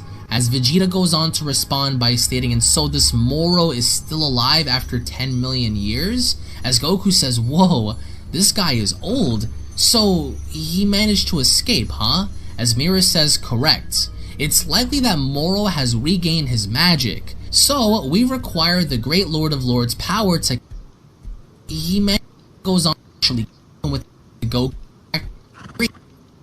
The narration goes on to state, and so the Great Lord of Lords gave up most of his godly power in order to seal away Moro's magic. As we bear witness to Moro being imprisoned, the Daikaio goes on to state, you Galactic Police boys better handle it from here. As they agree, the narration continues, unable to fight back, Moro was locked away in the galactic prison. As back in the present time, Miras goes on to explain the story to Goku and Vegeta, as he goes on to state, well, Moro was still a capable fighter even without magic, so if he was sentenced to death, unfortunately, nobody could actually kill him, so he was ensealed given life imprisonment. As Vegeta goes on to respond by stating, and so this Moro is still alive after 10 million years? As Goku says, whoa, this guy is old, so he managed to escape, huh? As Miras says, correct. It's likely that Moro has regained his magic, so we require the Great Lord of Lords' power to capture this criminal once again. As Vegeta goes on to state, so what does any of this have to do with Buu? As Miras goes on to state, 5 million years after Moro's capture, the Great Lord of Lords was absorbed by Majin Buu. And that's when Goku's like, oh yeah, did you know that, Vegeta? And Vegeta's like, no. Well, whatever your plan, it wasn't your stun gun that put Buu down. He was sleeping to start with, right? So it could be days before he reawakens. As the Galactic Patrol go on to state, our only hope is to somehow extract the Great Lord of Lords' ability from within Majin Buu, or so we hope. As we go back inside, we notice how Majin Buu is in fact sleeping, as one of the Galactic Patrol members goes on to state, hello? rise and shine. As Boo looks on over, he grabs this individual by the neck and flings him directly across the room. As the Galactic Patrol go on to state, what talk about tossing and turning, huh? As Majin Buu wakes up, he has no idea where he is. As Jocko's talking to Goku, Jocko goes on to state, and nothing will wake him up, right? As Goku says, well, that's just the kind of guy he is, right? So no. As Mira states, well, that's a problem. Still, we haven't really figured out Moro's location yet, so we're on standby. As Goku says, oh, I know. How about we help you catch this guy? As Mira says, yes, if that's not too much to ask for. As Goku says, we'll be happy to. Sounds fun, right, Vegeta? As Vegeta's like, first they drag us here, and now they ask for a favor?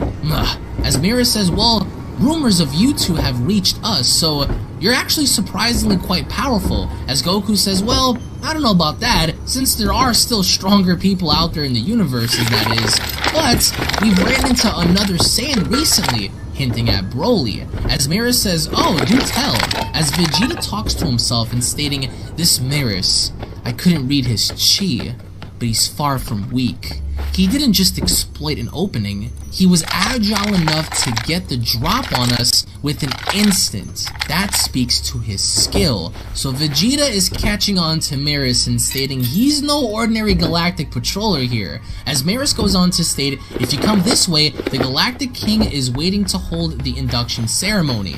As Goku says, the Galactic King? Who's that? And Jocko's like, you fool! He was there when you fought Universe 6. And Goku's like, oh! The octopus looking guy. And ironically enough, the Galactic King actually says, I'm no octopus. As Goku says, oh yeah, I haven't seen you in a while, I mean, how's it going? And Jocko's like, what are you, old friends? Like, know your place. As the Galactic King says, well, as I've mentioned before, that's not my tentacle. Of course, having a running gag there. As the ceremony commences, the Galactic King goes on to state, ahem.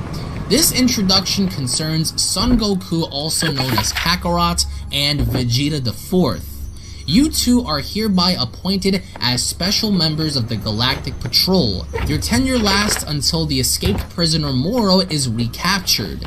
You will be immediately dismissed if you are found abusing your authority. Examples of abuse would include cutting in line, claiming relevance to an investigation, flaunting the Galactic Patrol symbol in order to hit on girls, so on and so forth. Of course, another running gag there. And Jocko presents this really wacky suit and stating, hey, look, check it out, Goku, Vegeta, we've got official uniforms just for you guys. Plus, the design's super cool too. As Goku states, well, I don't want to wear that. As Jocko says, what? This uniform is the pride and joy of the Galactic Patrol. As Goku responds by stating, no thanks.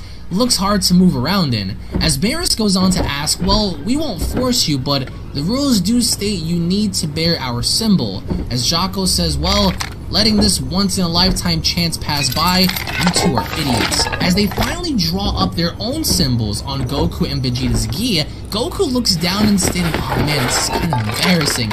As Vegeta looks down, he's also like, ah. As Jocko states, anyway, congratulations on your induction. As your Galactic Patrol superior, I'll be showing you your ropes. First, our victory pose goes like this. And Goku's like, whoa, can we just skip the poses, please? As they notice an emergency, everyone seems to be running about. As Goku states, wait, what's all the commotion? As Maris states, what's going on? As one of the Galactic Patrol members goes on to state, Agent Maris, it seems that the Makara siblings have stolen something again. As Maris states, again, they never seem to learn. As Goku asks, wait, so who's that? As Jocko explains, they're a bunch of punks who are always out there violating galactic law. Very well. We still have some time, so we'll go there and solve this problem ourselves. As Goku states, what? So, you're going somewhere? As Mira says, well, pardon me, I'll be back shortly. Just wait here in the meantime. As Vegeta immediately steps in, he goes on to state, I'm going as well. I want to see what you're made of, keeping a very close eye on Maris. As Goku states, well, okay, well, good thinking, I'll come too.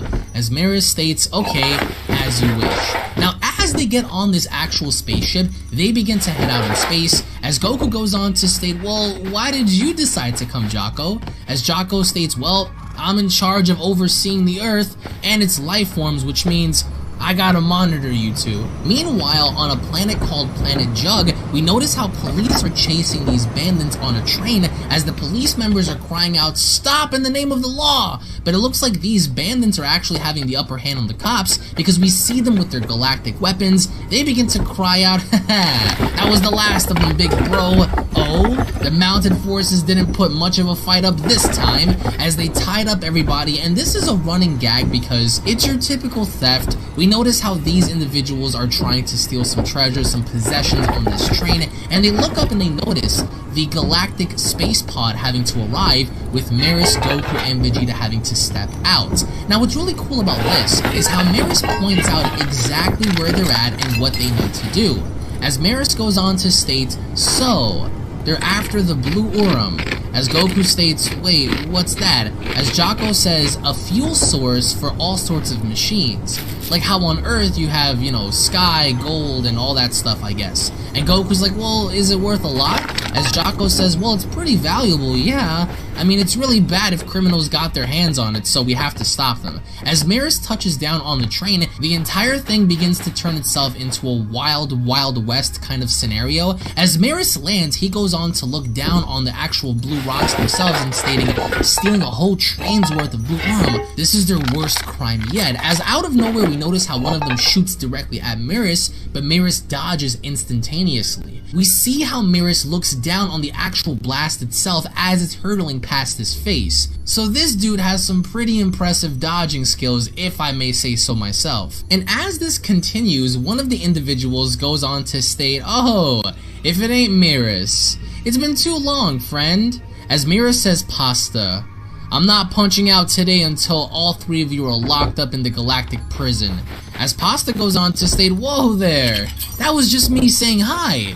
I'd never actually go toe-to-toe with you." As Maris says, "So throw away your firearm then." As Pasta says, "Well, sure," but then he notices an intersection for the train, and he waits. And as this is happening, we notice how he immediately removes something from his weapon as Maris says, "Hurry up." And as he throws his weapon up in the sky, Maris notices this, but Pasta has something in his hand. And as he throws away the gun, Maris notices that the gun probably was a decoy for something more. And in fact it was. He pulled something from that actual gun that resulted in the gun having to trigger itself somewhat like a grenade in blowing away the actual train cart from Maris's position next to Pasta. So at this point, not only did the bridge collapse in and of itself, but Pasta kind of mocks Maris and saying, "See ya, Maris," as he thinks this was the last time that Maris would be on the hunt for him. But surprisingly enough, it looks like on Maris's shoes, he's able to use somewhat of like these rockets on the bottom of his actual shoes in stopping the actual cart from collapsing from the bridge actually having to fall down.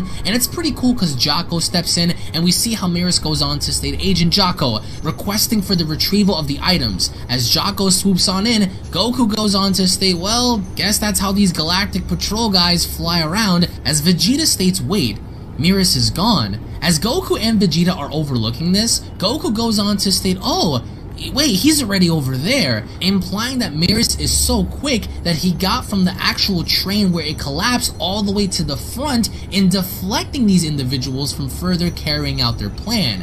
Now as this happens, they prevent the train from falling, and what's pretty cool about this is as the bandits get on the spaceship, they go on to laugh and caring about their plan, but then Goku smashes himself on the glass, and everyone's like, "What the heck? Who are you?" And Goku's like, "Well, you're not getting away. Surrender." And everyone's like, "Wait, he's with the Galactic Patrol? Like, what in the world is going on here?" So Goku being Goku, he's on the actual glass itself. They're trying to capture these individuals, and as everything goes according to plan, I love how Vegeta begins to overlook Maris and stating, "Maris, he had already tampered with their spaceship, ensuring that they wouldn't get far. So even if Kakarot hadn't have caught them, then it wouldn't have mattered anyway. Stopping that train took priority because he wanted to save the conductors."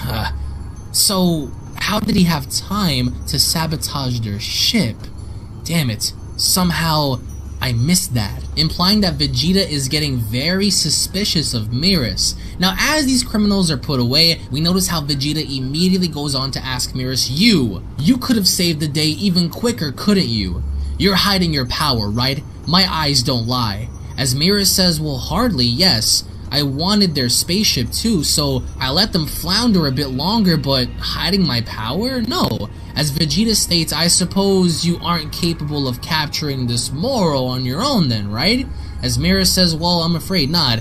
I may be #1 in the Galactic Patrol, but Moro is on another league altogether. As Jocko responds by stating, well, why don't you brag a little while you're at it too, huh? As Miris goes on to state, Moro's power knows no limits. As Goku asks, what?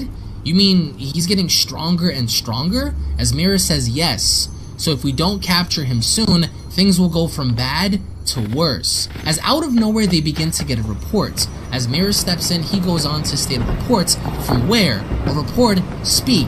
As one of the members goes on to state, Kusoya Squad was out scouting and they got a lock on Moro's location. Which then everybody's surprised, including Goku and Vegeta, as Goku states, wait, it's about time. Which way is that? As Jocko states, well, like in which direction? That way, I suppose. As Goku says, okay, let me do a search of my own. As Mira says, passing through sector KT-40, he didn't get far as expected. As Jocko states, what's that mean? As Vegeta states, well, he can maybe sense the criminal's key if he knows where to look. So as Goku is focusing in the blackness of the void, he's trying to pick up on Moro's key. In which by the end, we notice little by little, Goku finally manages to lock on Moro's energy. But surprisingly enough, Goku seems to be alarmed. Because the minute we see Moro turn around, he smiles and spots Goku as he's trying to lock onto his key as the manga chapter comes to a close.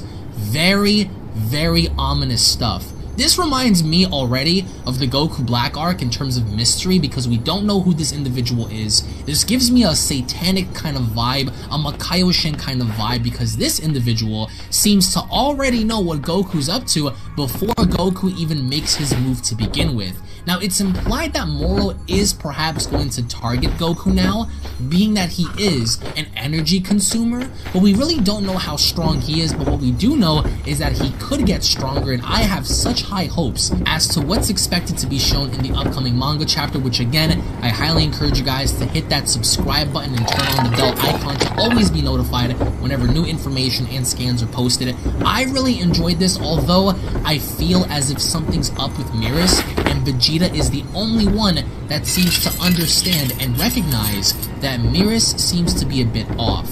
He seems to be a bit ahead of theft, as we saw with the bandits having to steal said treasure on the train. So Vegeta isn't dumb, but he is playing along. And Moro, for however strong he's going to be, seems to have already acknowledged Goku without even meeting him. So in the end, post your comments in the comment section below, guys. What did you guys think about this? I really enjoyed this, even though I didn't enjoy this as much towards the end as I did in the beginning. I really enjoyed the beginning, and I really enjoyed the last 2 pages of this manga chapter because it gives off a very ominous vibe. There's something off about Maris that Vegeta is picking up on. So in the end, I would like to get your thoughts in the comment section below. Thank you all so much for watching, guys. Once more, let me know your thoughts in the comment section below. Tune back in for more, and I'll be seeing you all down in the comment section, guys. Have a great day, everybody.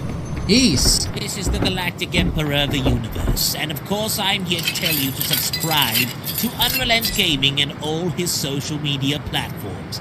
Also, don't forget to turn on notifications so you can be the first to know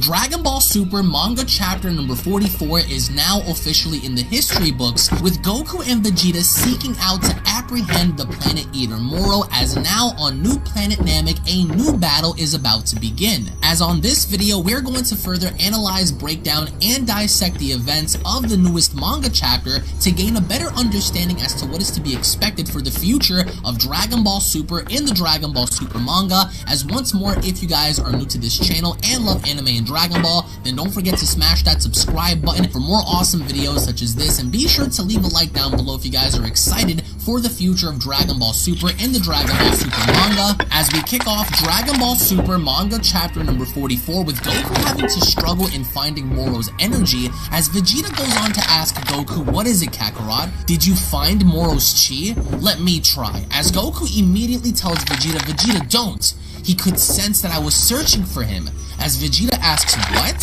How could that be? As Goku replies, I don't know, it's like nothing I felt before, as Vegeta goes on to state and to think he could do that.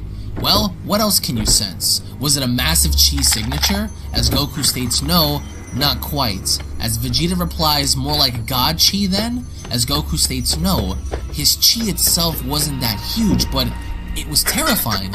I've never felt anything like it. It was as if a whole lot of people were screaming in pain. As Jocko intervenes by stating, yikes, that's a spooky way to describe it, as Maris goes on to tell Goku and Vegeta, Moro is known for absorbing the life force of planets and turning it into his own power. In that sense, his very energy is a mass of slaughtered souls.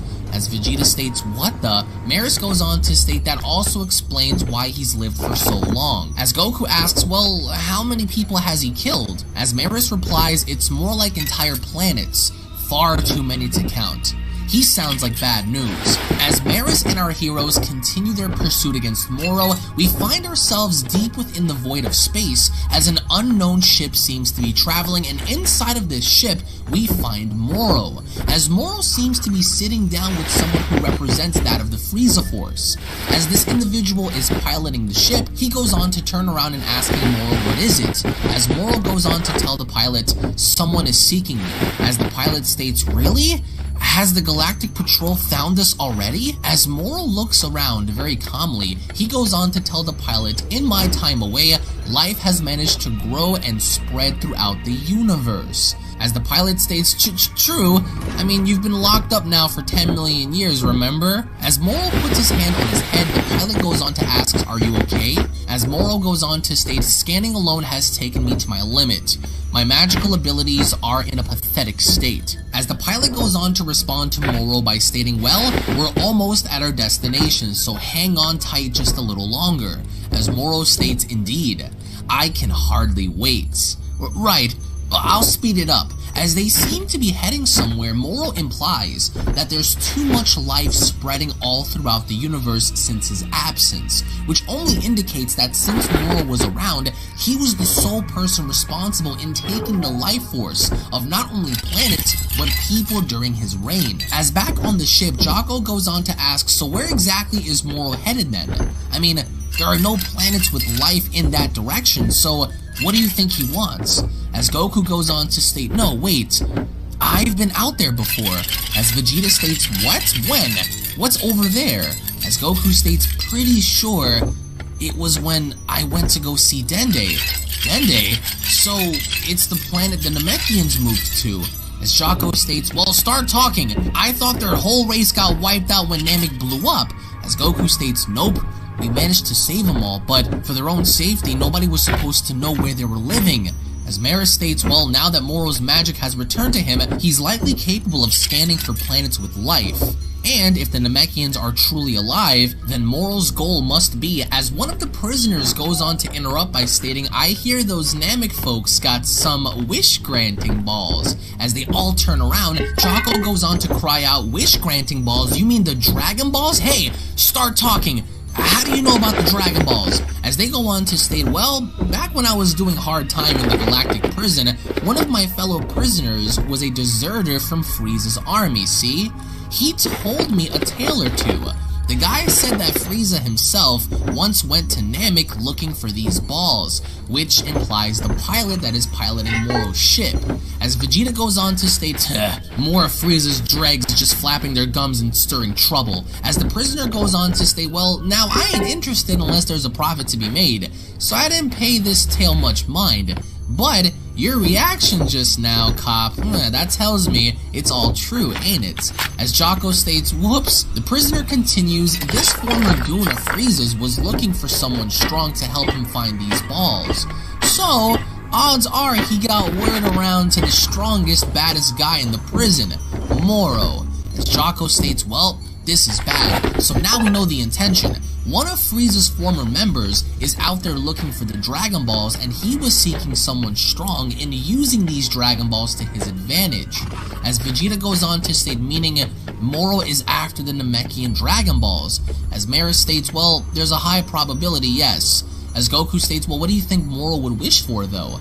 As the prisoner goes on, if I were him, I would wish for the Galactic Patrol to bite the dust. Bam! No questions asked. A 10 million year grudge is quite the force to be reckoned with, as Jocko states, shut up, bad guy! As Maris goes on to state this is far worse than I imagined. So there's a plot twist here. We have Moro, who's seeking out to restore his magic, but also Frieza's former goon in wanting to use the Dragon Balls for himself. Now again, I think that the goon is not going to have any wish granted, but instead be used as a sacrifice for Moro in the end. As we go back to Moro goes on to state, it was my good fortune to have even an ounce of magic returned to me before my life expired. As the pilot goes on to ask, you got some of your magic back a few years ago, right? As Moro states, indeed. It allowed me to break free of that wretched cage. As the pilot goes on to so condescendingly say, you broke out of there too? Well, thanks for that. And Moro glares at the pilot as the pilot states, haha, I mean, you really did me a favor there, right? As Moro replies, I still need to ascertain the vicinity of your tail. As the pilot states, well, yeah, sure, yeah, I get it. As Moro asks, so, do these Dragon Balls really possess such powers? As the pilot states, yep, they'll grant any wish you can think of. 3 wishes even. As Moro states, good. As the pilot asks, but Moro, you promised I could use one of the wishes to escape to a planet where the Galactic Patrol and Frieza's army will never find me, right? As Moro states, yes, of course. 1 wish alone is plenty for my desires. And once mine is fulfilled, I'll no longer require your services. As the pilot states, phew, okay, that sounds great. Meanwhile, we transition back to New Planet Namek as we see the Namekian people prey upon the Dragon Balls. They're gathering together as one of the Nameks goes on to state, it's thanks to the protection of the gods that we may live in peace.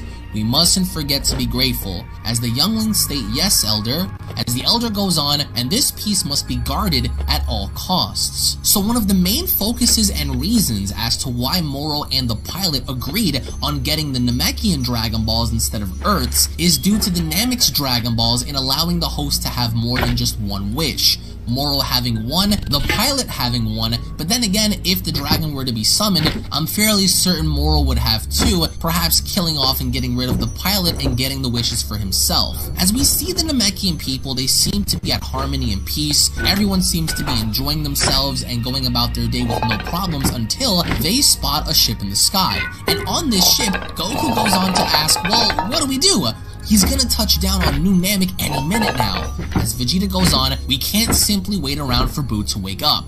As Goku asks, well, whatever we do, he already knows to expect me. Might as well go right now. As Vegeta replies, yes, I'd like to get a look at this villain with my own eyes. As Mara states, go, how exactly?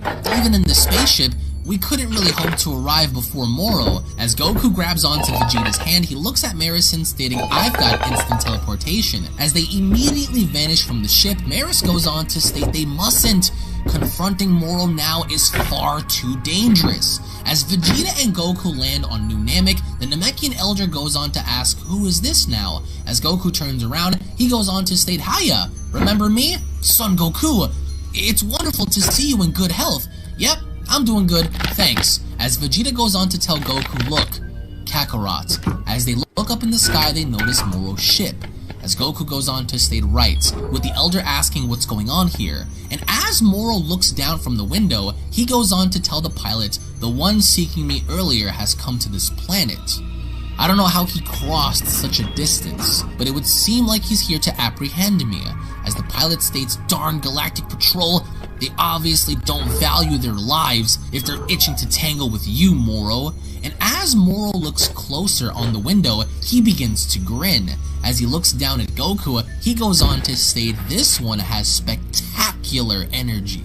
As Goku explains the situation, the Namekian elder goes on to state a prison escapee, and this fearsome fellow is headed our way? That's right, so you guys need to grab the Dragon Balls and run far away. As the elder agrees, he gets everyone away from the village as Vegeta goes on to tell Goku, "You're right, his chi is ominous, but not particularly battle-worthy. Is this truly the monster Maris warned us about?" As Goku says, "Well, it's hard to say. I've got a bad feeling about this." As the ship finally touches down, the pod begins to open as Goku and Vegeta anticipate Moro. And as Moro begins to step down in approaching Goku and Vegeta, they all finally have a glimpse of who Moro is, alongside Moro meeting Goku and Vegeta. And I will say, Moro's introduction reminds me personally so much of the typical Star Wars villain introduction, Darth Sidious, Darth Vader, Kylo Ren. I got that kind of a vibe once seeing Moro touch down on the planet itself, but even then, Vegeta is beginning to get too cocky as he goes on to state why it's nothing but a feeble old man, as Goku states makes sense given how long he's lived. As Moro raises his head up in the air, he breathes in Namek's air and stating, "My first breath of fresh air in 10 million years.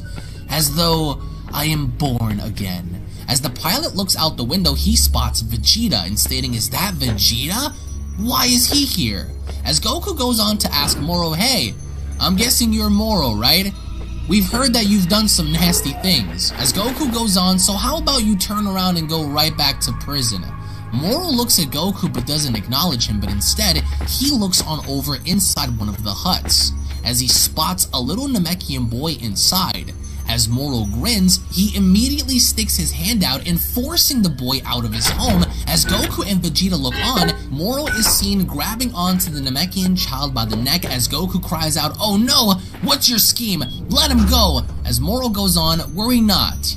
This one is merely food." As the other Nameks look on, Moro is seen holding the child in front of them as he claims it to being food. As Goku cries out, "Stop! Cut that out!" Immediately before anyone could even notice, Vegeta swoops on in, kicking Moro's hand, releasing the Namek child from his vice grip, saving the boy entirely, giving Vegeta massive character development ever since Dragon Ball Z, and seeing when Vegeta was slaughtering and hunting down the Nameks to now protecting them. As Goku, shocked, Moro looks down, Vegeta swoops on in, saving the kid as the kid escapes. And as Vegeta stands back up, Moro goes on to tell Vegeta, "You dare interrupt my long-awaited meal?" As Vegeta states, "I have a troubled history with these Namekians. I did them untold harm, so no, I can't allow even one more of them to perish. And they are almost certainly not your food. Kakarot, let me take this one." As Goku states, "Well, sure, but we still don't know much about his power, so just be careful." As Vegeta goes Super Saiyan, he goes on to state, "They say you use magic, huh? Just try it." As Moro laughs, he goes on to tell Vegeta, "You believe that you can apprehend me? Your ignorance runs deep." As Vegeta goes in for the attack, we finally bear witness to Super Saiyan Vegeta versus Moro. And at this point, the Super Saiyan transformation is a complete joke. Why? Because no matter how many times Vegeta attempted to strike and connect his hits, he missed every single attack he threw at Moro. Ducking and dodging, Moro doesn't seem to be conflicted or worried about Super Saiyan Vegeta, and what's really cool about this is seeing how Vegeta said "take this" in attempting to kick Moro, but instead, Moro gets on all fours and bouncing around, like a traditional goat, which is pretty cool, I would have to say. And as this is happening, Moro is grinning, bouncing around from the ground onto the ship and back down. Vegeta is attempting to hit him, but can't seem to connect. And as Vegeta once more goes close enough to the ship to attack, the pilot notices that Vegeta has the Galactic Patrol symbol on his armor. As the pilot states he went and joined the Galactic Patrol? As Moro lands back down, Vegeta once more goes on the attack, but then Moro uses his magic while Vegeta is mid-air in knocking him down to the ground. And with this ability, he is using his magic in lifting Vegeta up, slamming him back down, lifting Vegeta up, slamming him back down. It's a continuous cycle, and as he's slamming Vegeta on the ground repeatedly, he uses his magic to then toss Vegeta into a canyon as Goku looks on. As Moro looks back at Goku, Goku goes on to state special powers, huh? But Moro was not expecting for Vegeta to immediately burst out of the rubble. As he uses his cloak to guard him, we notice how Vegeta had used Super Saiyan God in stating, "Shall we continue?" As Moro glares at Vegeta, Vegeta rushes on in, but then Moro attempts to use his magic once again. And upon attempting to use his magic, Vegeta immediately dodges. And Vegeta is so fast that Moro's magic doesn't seem to have any effect on Super Saiyan God Vegeta, but then immediately after realizing that Vegeta is about to strike, Moro puts his defenses up as Vegeta attempts to break his guard, in which Vegeta and does exactly that, breaking his guard by kicking Moro directly in the jaw. And as Moro is puzzled looking back, he immediately flips back and landing back down to the ground, brushing off the attack from Vegeta as he begins to stand up. Vegeta goes on to state, "I was curious to see for myself what sort of beast could terrify the Galactic Patrol." Ha! How disappointing. And as Vegeta says this, Moro uses his magic behind Vegeta to sharpen a massive tree. And attempting to stab Vegeta, Vegeta immediately caught on, destroying the tree entirely. As then Moro continues to use his magic and throwing trees and rocks and everything he could at Vegeta, as Vegeta so casually brushes everything off. As Vegeta continues to look at Moro, he goes on to state, "We've come against plenty of bizarre powers in our fights, so this is nothing new." Meanwhile, back on the Galactic Patrol ship, everyone is scrambling as to what they should do. As Jocko goes on to state, "Should we go to New Namek?" As Maris states, "No. Let's head back to HQ. Majin Buu's aid is a must." As Jocko goes on to state, "But Agent Maris, there's a decent chance that they've already taken down Moro. I mean, those two are strong, a tweeny weeny bit stronger than me." As Maris says, "Even so, it's very unlikely that they will win." As back on planet Namek, Moro seems to acknowledge Vegeta in now having to take him serious. As he removes his cloak, he goes on to tell Vegeta, "So you hoped to witness my magic? As you wish then." As Maris says, "Even so, it's very unlikely that they will win."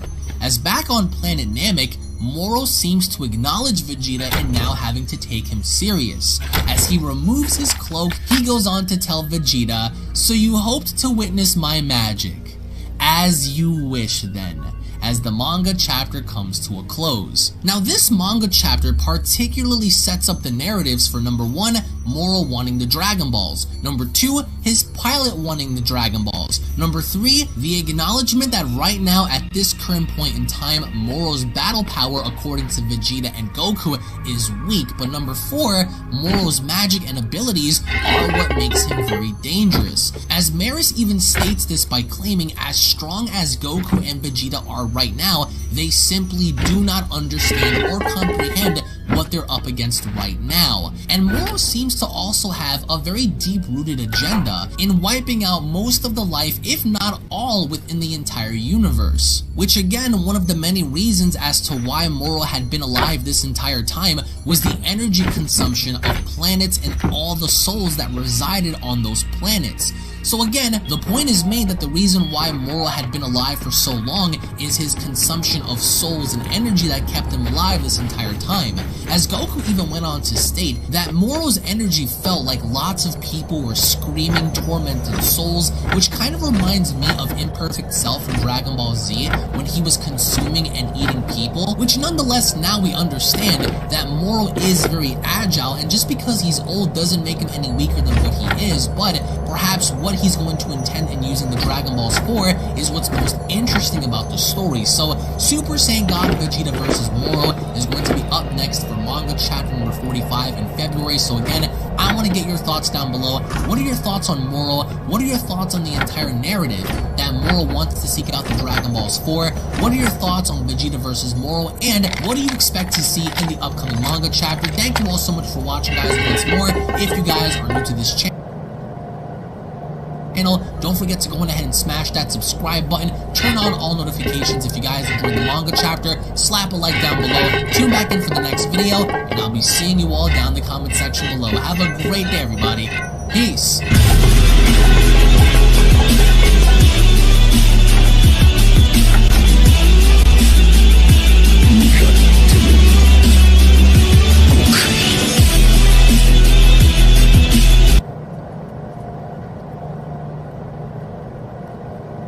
Dragon Ball Super manga chapter number 45 is now officially in the history books, with Goku and Vegeta seeking out to apprehend the planet Eater Moro, as now on new planet Namek, a new battle is about to begin against an opponent the likes of which Goku and Vegeta have never faced off against before. As on today's video, we are going to further analyze, break down, and dissect the events of the newest manga chapter in order to gain a better understanding as to what is to be expected for the future of Dragon Ball within the Dragon Ball Super manga. As once more, if of course you guys are new to this channel and love anime and Dragon Ball, then don't forget to go ahead and smash that subscribe button and turn on all notifications to never miss a single upload, and be sure to leave a like down below if you guys are excited for the future of Dragon Ball Super within the Dragon Ball Super manga, as we kick off Dragon Ball Super manga chapter number 45 entitled Moro's Magic, as Vegeta stares down Moro and having to ask him, "What's that you've been holding back?" As Moro continues to stare down Vegeta, he doesn't utter a word, but instead ends up smiling, setting up a very ominous scenario here to where Vegeta is begging the question, what is Moro holding back? As Goku stands back and watching, he goes on to state, "We heard about how you can absorb life energy, just like you've tried with that Namekian kid a minute ago." As Moro slowly turns around and looking at Goku, he goes on to tell Goku, "Oh, you're not entirely ignorant then. This will be the same technique, but a different application." As Vegeta stares on, the former Frieza soldier that had brought Moro onto this planet stares on, as he goes on to state, "Is Moro gonna use that same terrifying move he did when we broke out of the prison?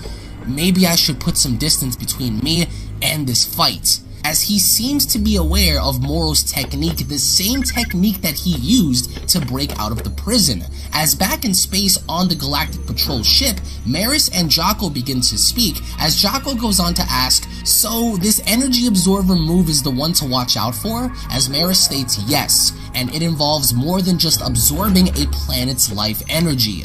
The existing records indicate that he will wield the massive energy he steals from the planets for direct attacks." As back with Moro, he begins to power up. He's beginning to exert more of his energy, and Moro looks incredibly ominous in this display as the ground around him begins to break. It's not a feat that we haven't seen before, but it's a technique and ability that Moro is hiding from Vegeta, in which he is about to execute. And as Moro begins to crack the ground around him, Vegeta is absolutely surprised. He's taken back by this because Moro is beginning to release seemingly enough energy waves around him that catches Vegeta's attention.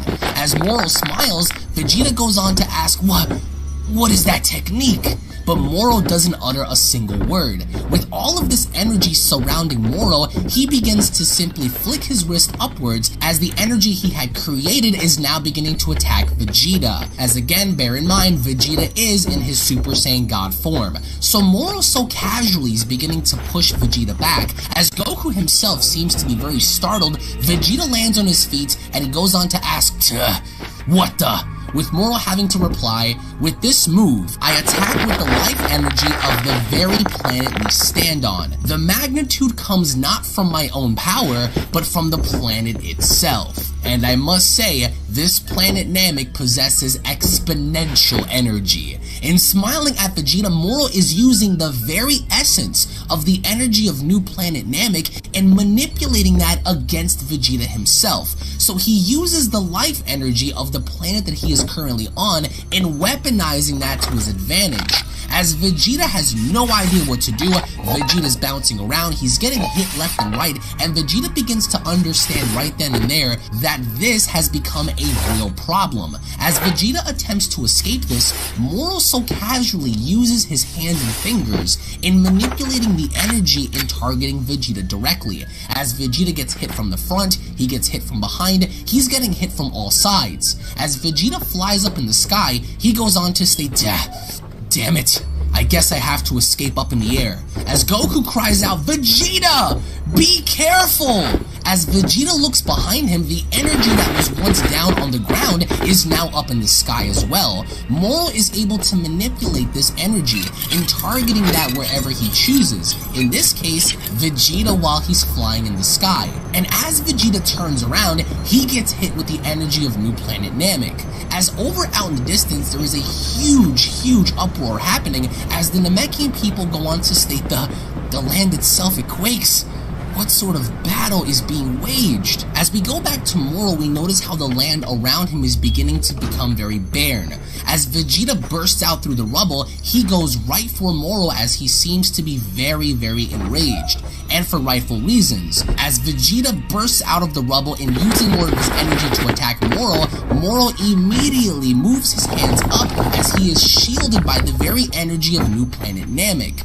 So Vegeta can't touch Moro because Moro is shielding himself with the very life energy of the planet itself. And as Vegeta touches back down, it's as clear as day that Super Saiyan God Vegeta has absolutely no chance of touching Moro in this current state. And as Moro overlooks Vegeta from the other side, all he can simply do is smile. Even then, while protected behind the life energy shield of the planet, Moro goes on to tell Vegeta face to face, it's no use. You cannot lay a single finger on me. As he continues to smile, he manipulates that same energy shield in the form of an attack and uses that against Vegeta, having to target him directly. And as Vegeta maintains his composure, all he can really do is stare on. So Moro here has demonstrated that he's able to manipulate energy and life energy into whatever he wants it to be. Attacks, shields, barriers, whatever he deems fit. And as Vegeta watches on, Goku goes on to state, Vegeta, let me take a shot. As Vegeta turns around, he tells Goku, shut up, Kakarot. Just watch. Hey Moro, surely you'll reach your limits soon if you keep using that move. All I need to do to win is to keep dodging. Got it? As Moro once again smiles at Vegeta, he tells him, this technique effectively has no limits, as I may use it until the planet itself is extinguished. As Vegeta asks, no, that can't be. Damn it. If I can't approach you, I have no hope of recapturing you. And without any more power-ups, I'm at loss. As Goku stares on, Moro continues, admitting defeat? How gracious of you. As Vegeta tells Moro, tell me one thing at least. What are you really after? Why come to Namek? As Moro remains quiet for a short time, he goes on to reply, what use do dead men have for such information? As Vegeta smiles, he tells Moro, depending on your true goal, maybe you'd be better off not killing us. As Moro laughs, he goes on to reply to Vegeta in stating, haha, begging for your life, are you? How far the Galactic Patrol has fallen. Do you seem more knowledgeable about this planet than myself? And if you're agreeing to cooperate, I've come in search of something called the Dragon Balls. As Vegeta says, thought so. Moro continues, I understand that one must gather all 7. You wouldn't happen to know about that, would you? As Vegeta goes on, sorry to say, I'm unclear of the details, basically lying to him. And as Moro continues, he tells Vegeta, as I thought, you two are inconsequential, as he then uses that same energy again to attack Vegeta. As Vegeta uses his energy this time to block off the attack, Vegeta is pushing back as much as he can, and I will say, the way Toriotaro had drawn out and depicted this fight, especially with Moro having to be the devilish character that he is, representing that of Baphomet, and even then, once Vegeta manages to block off the attack, he's beginning to wonder where Moro is. happens. As Moro jumps behind Vegeta, he's just about to attack him, and as Vegeta looks behind him, suddenly he can't spot him. He doesn't see him, but then immediately from his blind side, Moro swoops on in and using that same life energy against Vegeta head on, and Vegeta's struggling. Moro is laughing. Moro is using and manipulating the energy and trying to best up Super Saiyan God Vegeta, but Vegeta still understands that Moro has an alternative agenda. As Vegeta struggles in pushing back the energy, Moro continues to smile as Vegeta goes on to tell Moro, just tell me, what would you wish for? All this power you possess, isn't that already enough? As Moro goes on to tell Vegeta, hardly. At the height of my power, you would have been an insect before me, and this entire planet's a quick meal. As he's basically conceding to the idea right then and there that if Moro was at his peak, he would have easily obliterated Super Saiyan God Vegeta. So what does that tell you? That speaks volumes. Even Moro in his prime confirms that he is way beyond the life energy and power of Super Saiyan God, so keep that in mind. As Moro continues, but such a feat is currently beyond me, as my long confinement has left me in a decrepit state. As Vegeta replies, I see. So would you wish to regain your full strength? As Moro replies, precisely, such is my goal. As Vegeta laughs, he goes on to tell Moro, really? You're just rotten scum, just like they told us. Scum worth killing for sure. As he breaks through the energy, Moro is baffled.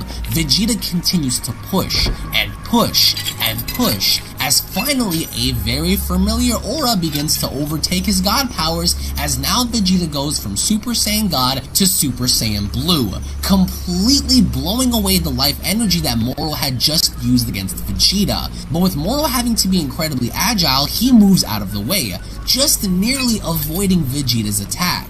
And the blast itself is so enormous that Super Saiyan Blue Vegeta nearly destroys everything. As he stares back up at Moro, Moro looks down at Vegeta and asking, You were concealing this strength?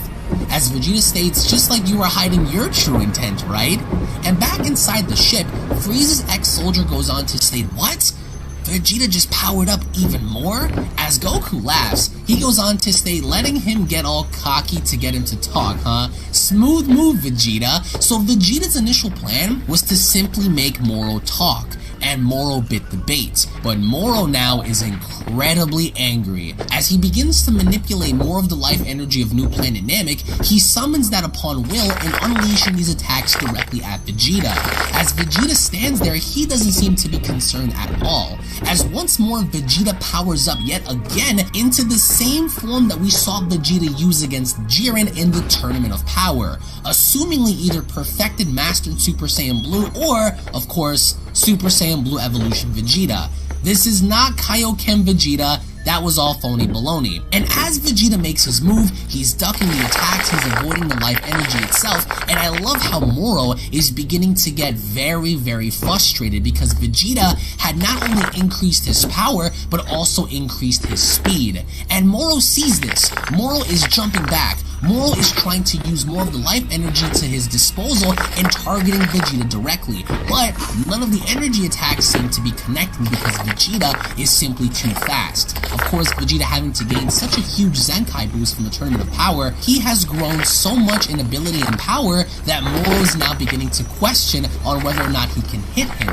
And Vegeta so casually smirks as Moro shows signs of anger. And I really love the shot between Moro and Vegeta, as Vegeta is ducking and dodging and outmaneuvering everything that Moro is doing. Moro had thought that he had caved and locked Vegeta in the energy, but Vegeta immediately bursts out and kicking Moro directly in the stomach.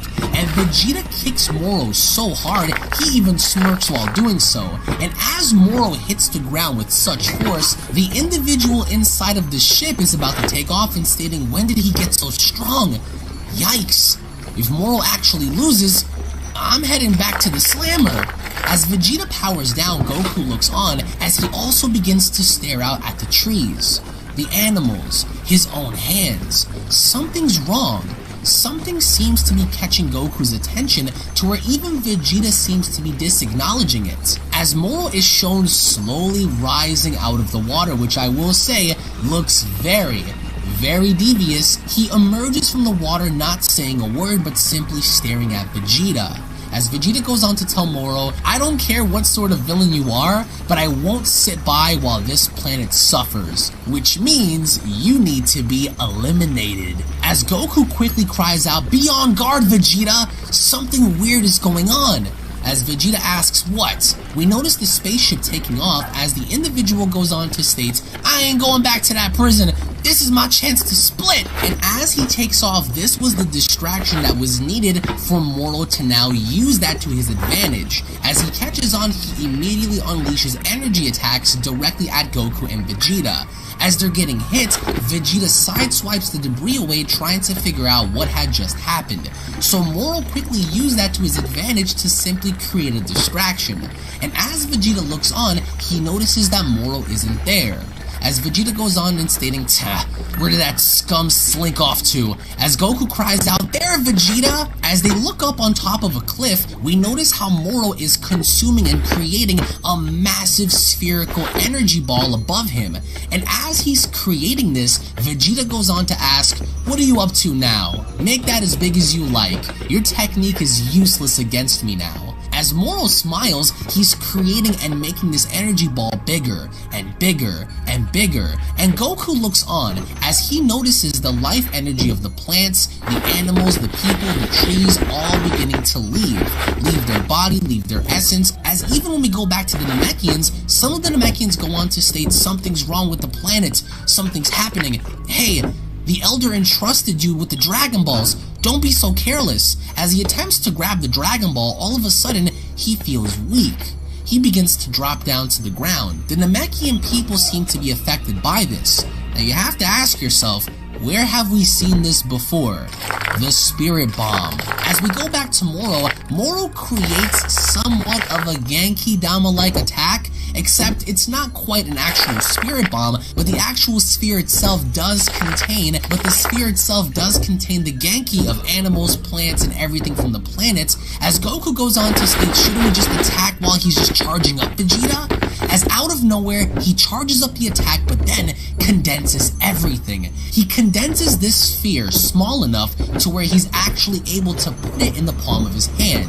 And as he does so, Moro eats the energy that he had just created, and Goku and Vegeta are absolutely baffled by this. They have no conceivable comprehension as to what they had just witnessed. As Moro so casually eats the life energy, his own power begins to increase. As Goku cries out, what? Vegeta states he ate it. With Moro looking down now, he goes on to further acknowledge Vegeta in stating, that first meal in a long time does the body good, as Moro's body seemed to have changed, just a little bit. As Vegeta goes on to state, I get it. That's how you go around absorbing energy. But Moro isn't really paying attention to Vegeta. He looks on over at the pilot that brought him here originally in using his influence to stop the ship from taking off and slamming it back down to the ground, not allowing the individual to leave. And as the ship hits the ground, he goes on to state, calm your nerves, Cranberry. I shall not lose. Observe from there. As Goku goes on to state, does he seem way stronger than before, Vegeta? As Vegeta states, of course. This is why Maris was eager to capture you promptly. Why don't we hurry up and settle this then? As Moro goes on to ask, oh? Try me, if you can. As Vegeta attempts to power up, he goes on to state, you think your little boost was enough to stop us? Super Saiyan Blue is still far beyond your scope. As Vegeta attempts to power up, as Vegeta attempts to transform, suddenly, nothing. Goku goes on to say, well, go on. Probably can't beat him unless you go blue, right? And Vegeta doesn't say a word. He's beginning to sweat. As he goes on, indeed, this is no time for games, and tries to power up once again. And as Vegeta once more attempts to transform, he can't do it. Why? Meanwhile, back on Maris and Jocko's ship, Jocko cries out, I see! So the planetary energy that Moro absorbs includes the life force from the plants and animals on the given planet? So he doesn't even have to attack Goku and Vegeta to weaken them? As Mara states, yes. This foe is capable of stealing away his opponent's energy while fighting. I don't know about how those two can go about their battles, but they challenged Moro without knowing all of the facts. As Vegeta goes on to cry out, I can't turn Super Saiyan. As Goku cries out, right, thought so. He's been absorbing our energy, Vegeta. As Moro immediately zips down, he grabs Vegeta by the face Broly style and slams him onto the cliff. And as he throws Vegeta against the wayside, Goku cries out, Vegeta! As Vegeta hits the rocks, having to go through several canyons, Moro stands there, laughing and having to state, haha, you were already aware that my magic robs a planet of its energy, weren't you? Naturally, that included a healthy portion of your energy as well. As Vegeta is seen on the ground, Moro goes on to tell them both, to borrow a phrase from you, I was hiding my true intent. As the manga chapter comes to a close, I really enjoyed this chapter because this dude Moro, the satanic Baphomet of the Dragon Ball universe, is doing wonders in not only having to manipulate energy and not only having to steal energy, but it looks like he had stolen the energy of Goku and Vegeta while Vegeta was engaging against him. And no, that doesn't mean that Moro had only stolen their god energy per se, it's just their energy as a whole. So they don't have enough energy to transform, let alone do anything else. And again, bear in mind, Moro purposely did not take all of the life energy of this planet because he still wants the Dragon Balls. So right now he had weakened Goku and Vegeta, particularly Goku, without even having to engage him. And while with Vegeta, he'd been draining his energy the entire time. So Moro, I think, is the absolute definition of a beast because he doesn't even have to fight you head on to weaken you. And that's what Maris had told Jocko. That's why Goku and Vegeta needed to get their information first before engaging him, because now they don't even have the energy to fight this dude, which begs the question as to what their next plan is going to be in apprehending and stopping this dude. But again, he does want to regain his original strength and he does want to engage in destroying the entire universe. And again, I do want to emphasize that the original 4chan spoilers are now proven to be fake, with Goku allowing Moro to take the original Dragon Balls and the Super Dragon Balls and whatnot. But now Moro is still hiding more of his true intent. He's hiding more of the fact that he wants to consume and regain his original strength in consuming the life energy of the entire universe. I can only assume right here and there that the best thing to do right now is seal Moro away using the Mafuba.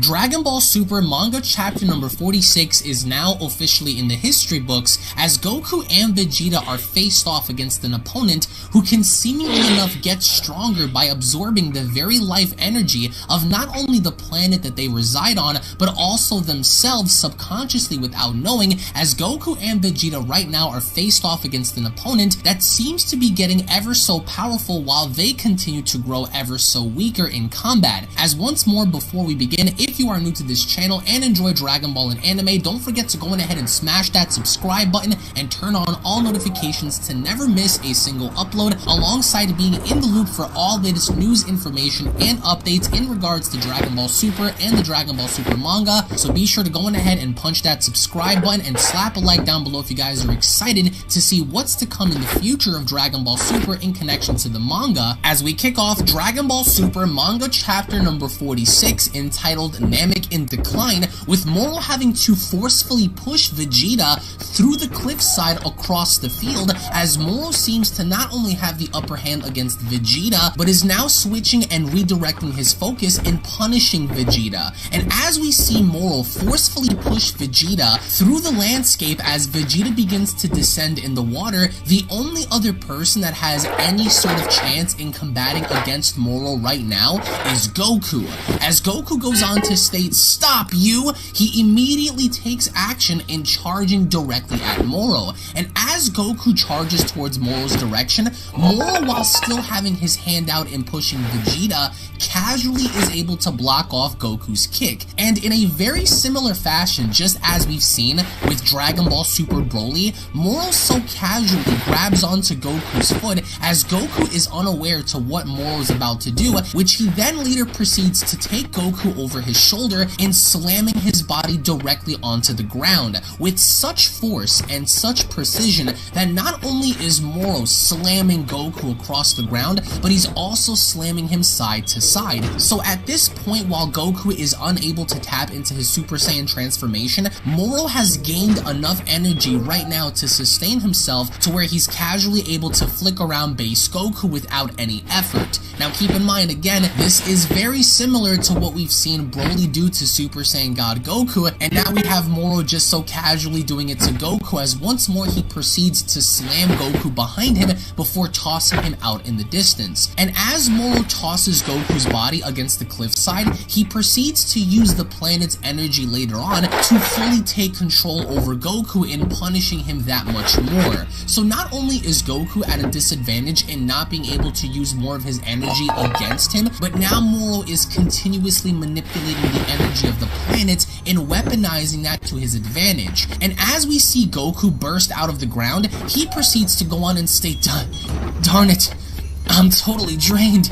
As Moro proceeds to tell Goku, "The longer we battle, the more enfeeble you grow," in which not only does Moro make a mockery of Goku, but he proceeds to tell him the longer we fight, the weaker you become. But this doesn't stop Vegeta. As Moro looks behind him, Vegeta is charging up for a massive Gallic gun. And as Vegeta is putting all of his energy into this one singular attack, he proceeds to fire the Gallic gun as he cries out, "Take this." But Moro doesn't seem to be concerned at all. Given his status in being old and much more weaker than how he was millions of years ago, he's not afraid of Vegeta's Gallic gun, but instead, just like a vacuum very similar to what Yakan did against Goku back in Dragon Ball Z, as Vegeta's Gallic gun begins to approach Moro, all Moro does is open his mouth and absorb the very power of the Gallic gun inside of his body. So Moro, just like an android, can absorb energy when directed towards him, but unlike the androids, Moro is not a cyborg. Moro is not a cybernetic machine. He's not an android. He is a biological organism that is able to easily eat energy at his disposal. And as Vegeta looks on in horror, Moro tilts his head up as he gulps down the Gallic gun, while later looking directly towards Goku and Vegeta, he proceeds to tell them, "While I grow even stronger." As Vegeta proceeds, Damn it! Goku and Vegeta not only lost their abilities in transforming into their Super Saiyan forms, but now given their status in having to be depleted of energy, both Goku and Vegeta right now stand helpless against an ever so growing Moro. Meanwhile, back on Beerus's planet, we see how Beerus is bored, he's fishing for fish, he goes on to tell Whis so bored. As Whis carries on and looking into his staff, Beerus goes on to state, "What's up, Whis?" As Whis turns around, he proceeds to tell Beerus, "Planet Namek is exhibiting a sharp decline in energy levels, so I decided to take a peek." As Beerus proceeds to ask, "Is the planet about to die?" How exciting! Beerus has no idea what's going on. As he proceeds to hop back down, he goes on to tell Whis, "I barely have to even lift a finger here in Universe 7, since every so often some planet buster will come along and do my job for me."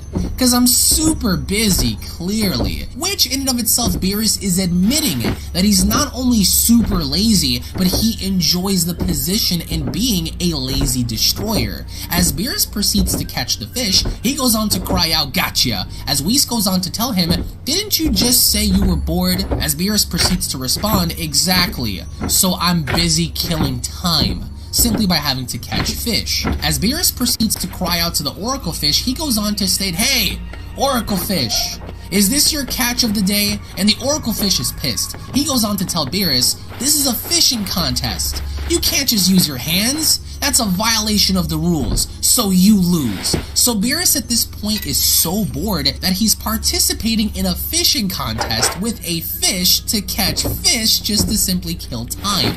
As he proceeds to throw the fish back in the water, he goes on to state, "Whatever. I'm sick of fishing." As Whis proceeds to ask Beerus, "Are you content to let the aforementioned matter play out?" As Beerus yawns, he proceeds to tell Whis, "Sure, that planet's got no food since the people there only drink water, so not interested." And as Whis proceeds to watch the battle involving Moro, Goku, and Vegeta, he goes on to tell Beerus, "Very well." But meanwhile, back on New Planet Namek, both Goku and Vegeta are seemingly enough defeated. They're bloody, they're battle damaged, they're tired, and they have no ki. And as Goku proceeds to grab onto Vegeta in trying to use instant transmission, he goes on to state, "I feel bad about the Namekians, but we gotta get back to Maris and the Galactic Patrol." And as Goku begins to focus, suddenly his concentration breaks. As Vegeta goes on to ask, "What is it?" Goku proceeds to tell Vegeta, I can't use instant teleportation.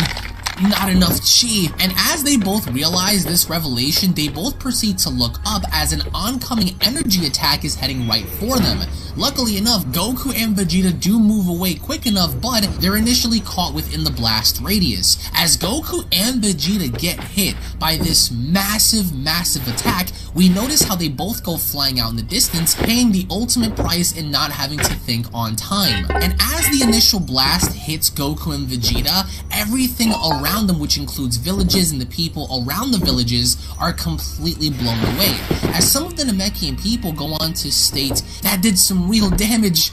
Oh no, our village." As by the end, the only thing left is a massive crater. And inside of the crater lie Goku and Vegeta. And they're both incredibly wounded, incredibly tired, as Goku proceeds to ask Vegeta, You still with me, Vegeta?" As Vegeta's coughing up blood, he proceeds to state, "Damn it." But meanwhile, back up in the sky, Moro stands there looming over the bodies of Goku and Vegeta as he proceeds to state, "At last, your resistance ends." This was surprising, as beings such as yourself did not exist in my era.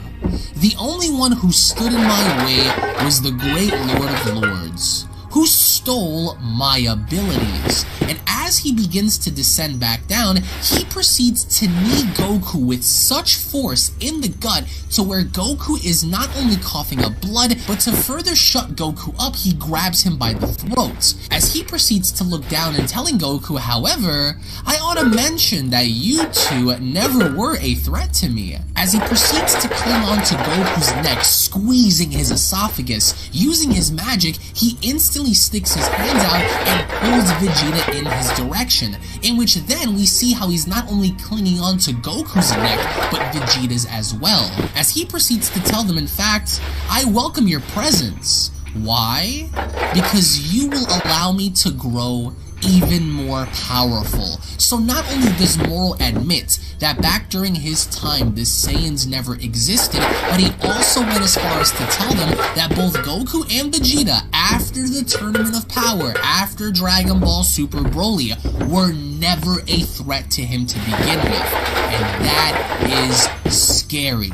And as he's holding them up by the neck, he proceeds to drain the very last drop of energy that both Goku and Vegeta have within them, as he proceeds to slowly pull the life energy out of them and consuming it within his own body, in which renders Goku and Vegeta unconscious during this time. And as we see Goku and Vegeta on the ground, beaten, bloody, battered, and seemingly lifeless, Moro proceeds to eat their energy. And as Moro eats the energy of Goku and Vegeta, his body begins to morph. His body begins to change. His body becomes more chiseled. His beard essentially disappears. As he proceeds to look down on his own hands, Moro proceeds to state, incredible, that the energy from a mere pair of beings could restore my flesh to this extent? As later on, one of the ex-Frieza soldiers stops by as he proceeds to tell Moro, wow, great job, Moro. I was sure you could beat them all along. As Moro slowly turns around, the soldier proceeds, oh right, I wasn't trying to run away before. Just thought, I'd take the chance to just collect the Dragon Balls. As Moro goes on to tell him, surely you realize you cannot deceive me. As the soldier says, yeah, with Moro continuing, well, how would you go about collecting them?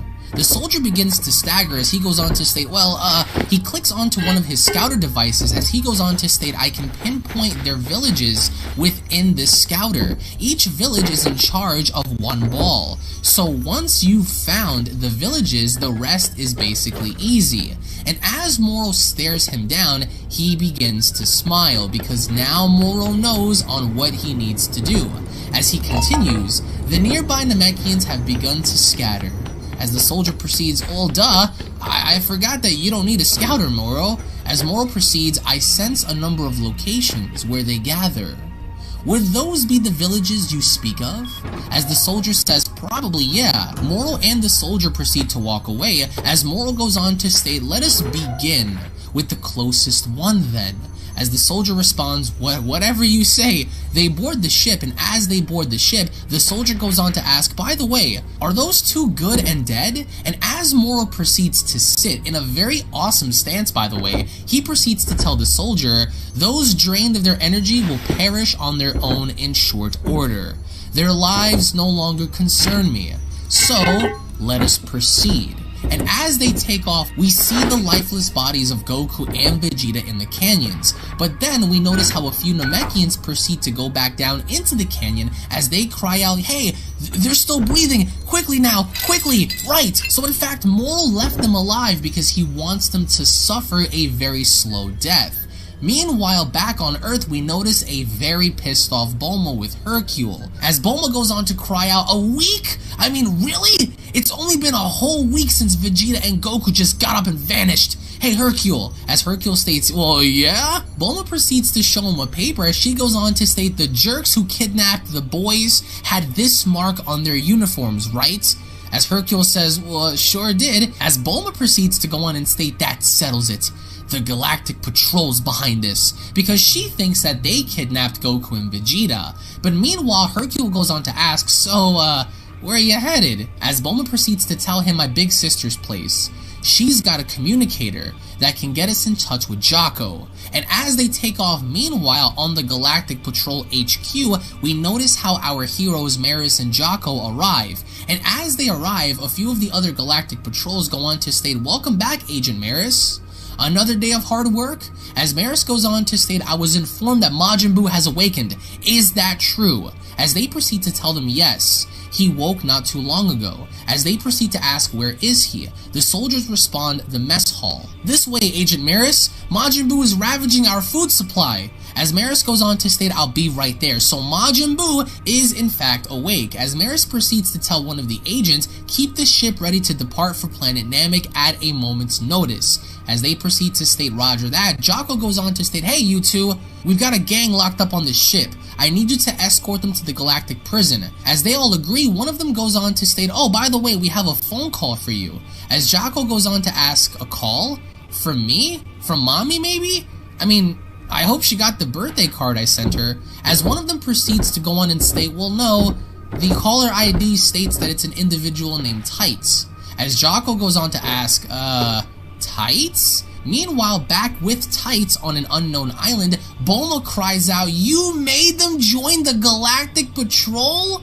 As Jocko on the other end says, guess so, as Bulma proceeds to scream, and why did you do a thing like that? So basically, Bulma is getting filled in on the information of Moro and what exactly is happening on New Planet Namek. As Bulma proceeds, huh? What's that supposed to mean? As Jocko goes on to cry out, lay off me!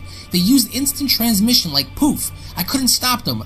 They should make a galactic law against moves like that. It threatens the very law and order of everything. As Bulma is getting very mad, she proceeds to tell Jocko, listen you, if anything happens to my Vegeta, I will make you pay. And Jocko's quiet as he goes on to ask, why are you threatening me like I'm the bad guy? As they continue, Hercule goes on to ask, can you ask if Boo's doing okay, Bulma? As Jocko goes on to state, Majin Buu, yeah, he's fine. Just woke him up from a nap, actually. As Hercule goes on to state, glad to hear. Oh, Boo. As Bulma goes on to ask, I want you to send the ship my way. I'm going over there. As Jocko goes on to state, what? Why? And Bulma and Jocko are fighting because Bulma wants to come along. And of course, with that being said, by the end of all of this, Bulma's minutes have expired with Jocko. So she's demanding for Jocko to send her a ship because Bulma needs to get to their location in order to fully figure out what's going on. She is concerned for Vegeta, and of course she is concerned for Goku, but mainly Vegeta in this case. But meanwhile, back on planet Namek, we notice how Goku and Vegeta are resting with a few Namekians. As their bodies begin to heal up, out of nowhere Goku rises up. As Goku rises up, he goes on to state, thanks, but you got your energy drained too, so don't overdo it, little guy. As the little Namekian goes on to state, I'm just fine actually. I might not be as good as Dende, but I've got healing powers too. We wanted to help you recover a little as quickly as possible, even if I can't get you two back to full strength. So this little kid actually helped restore their strength, but it's simply not enough. As the little boy continues, he goes on to state, you two saved our lives, so this is the least I can do, as he proceeds to slowly heal Vegeta. And Vegeta just sits up shockingly as he grabs onto his ribs. The little boy goes on to ask, wait, you mustn't try and get up just yet. As Vegeta looks on over, he goes on to state, oh, it's you. As the boy asks, I'm Eska, thank you for saving me back there. As a very tired and beat up Goku goes on to ask, so, what'd you know, Vegeta? Looks like we're still alive. As Vegeta sits up quietly, he goes on to ask everyone, so, how long have I been out for? As the Elder Namekian goes on to tell them both, you slumbered for 3 full days. As both of them cry out, 3 days? And what of Moro? What is that fiend up to? As the Namekians stay quiet, another emerges as he goes on to tell Vegeta he's already attacked 3 villages. He's probably headed for the Elder's village as we speak. As Vegeta cries out, what? You mean he's obtained 3 of the Dragon Balls? As the Elder Namekian goes on to state, indeed, 3 of our villages failed to protect their Dragon Balls. He slaughtered all of them. And as Goku begins to pick up an energy signal, suddenly they go on to ask, what was that? Is that Moro? As the Elder Namekian goes on to state, not again, because they understand that right now, somewhere out there, Moro is in fact killing villagers and collecting the Dragon Balls. And as we see Moro using his levitation and as we see Moro levitating one of the Namekians over the energy field he had created over the village, he is threatening everyone and demanding for the Dragon Ball, and if not, he was going to basically throw you into the fire, in which he proceeds to do so. And all of the Namekians bear witness to their own people having to be destroyed before their very eyes. As one of the Namekian elders goes on to cry out, how dare you? As Moro laughs, he proceeds to state, your village, it's engulfed in flames. There is no escape. So bring me your Dragon Ball. As the Namekian villagers cry out like we just hand it over to the likes of you, Moro simply then proceeds to use his finger and flicking the Namekian into the wall of fire. As the villagers cry out, no, Moro proceeds to state, are you all fated to die in due time? It is futile to resist. As one of the Namekians cries out, you devil. As meanwhile, back with Goku and Vegeta, Goku goes on to cry out he started killing the Namekians? Damn it, I wish we can help, but I still can't use my instant teleportation. As the Namekian elder proceeds to state there is hope. We have not been idle for these last 3 days. As Goku goes on to ask, so you kinda came up with some sort of a plan? As the elder Namekian goes on to state, we Namekians have assembled a last resort. as Goku and Vegeta goes on to state, oh, so what like Piccolo and Kami did?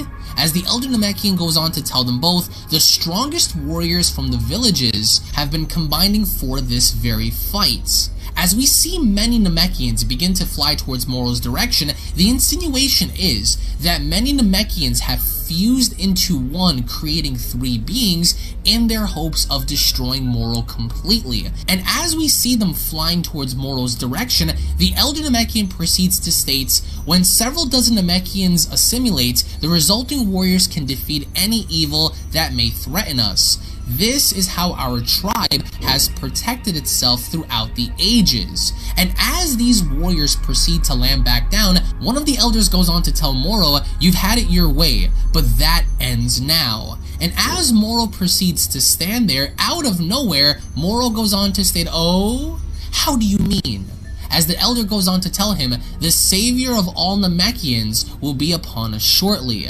It is your fate to perish at his hands. As out of nowhere we see how these warriors are making their way towards Moro, one of the Elder Namekians go on to cry out, go savior of our dear planets, embody the pride of every single Namekian. And as these Nameks are charging right towards Moro's direction, every single one of these Namekians are happy, because they think that these saviors do have a chance in defeating Moro. As one of them zips on in, zooming right towards Moro's direction, Moro so casually sticks his hand out behind him and completely impales the Namekian. This Namekian had absolutely zero chance of defeating Moro, and with Moro just so casually having to impale this individual, every single person is shocked as to what had just happened. And by the end of it, as Moro raises the body up behind him, he goes on to tell the Nameks, was this your savior by chance? As he drops the body, he goes on to tell them apologies.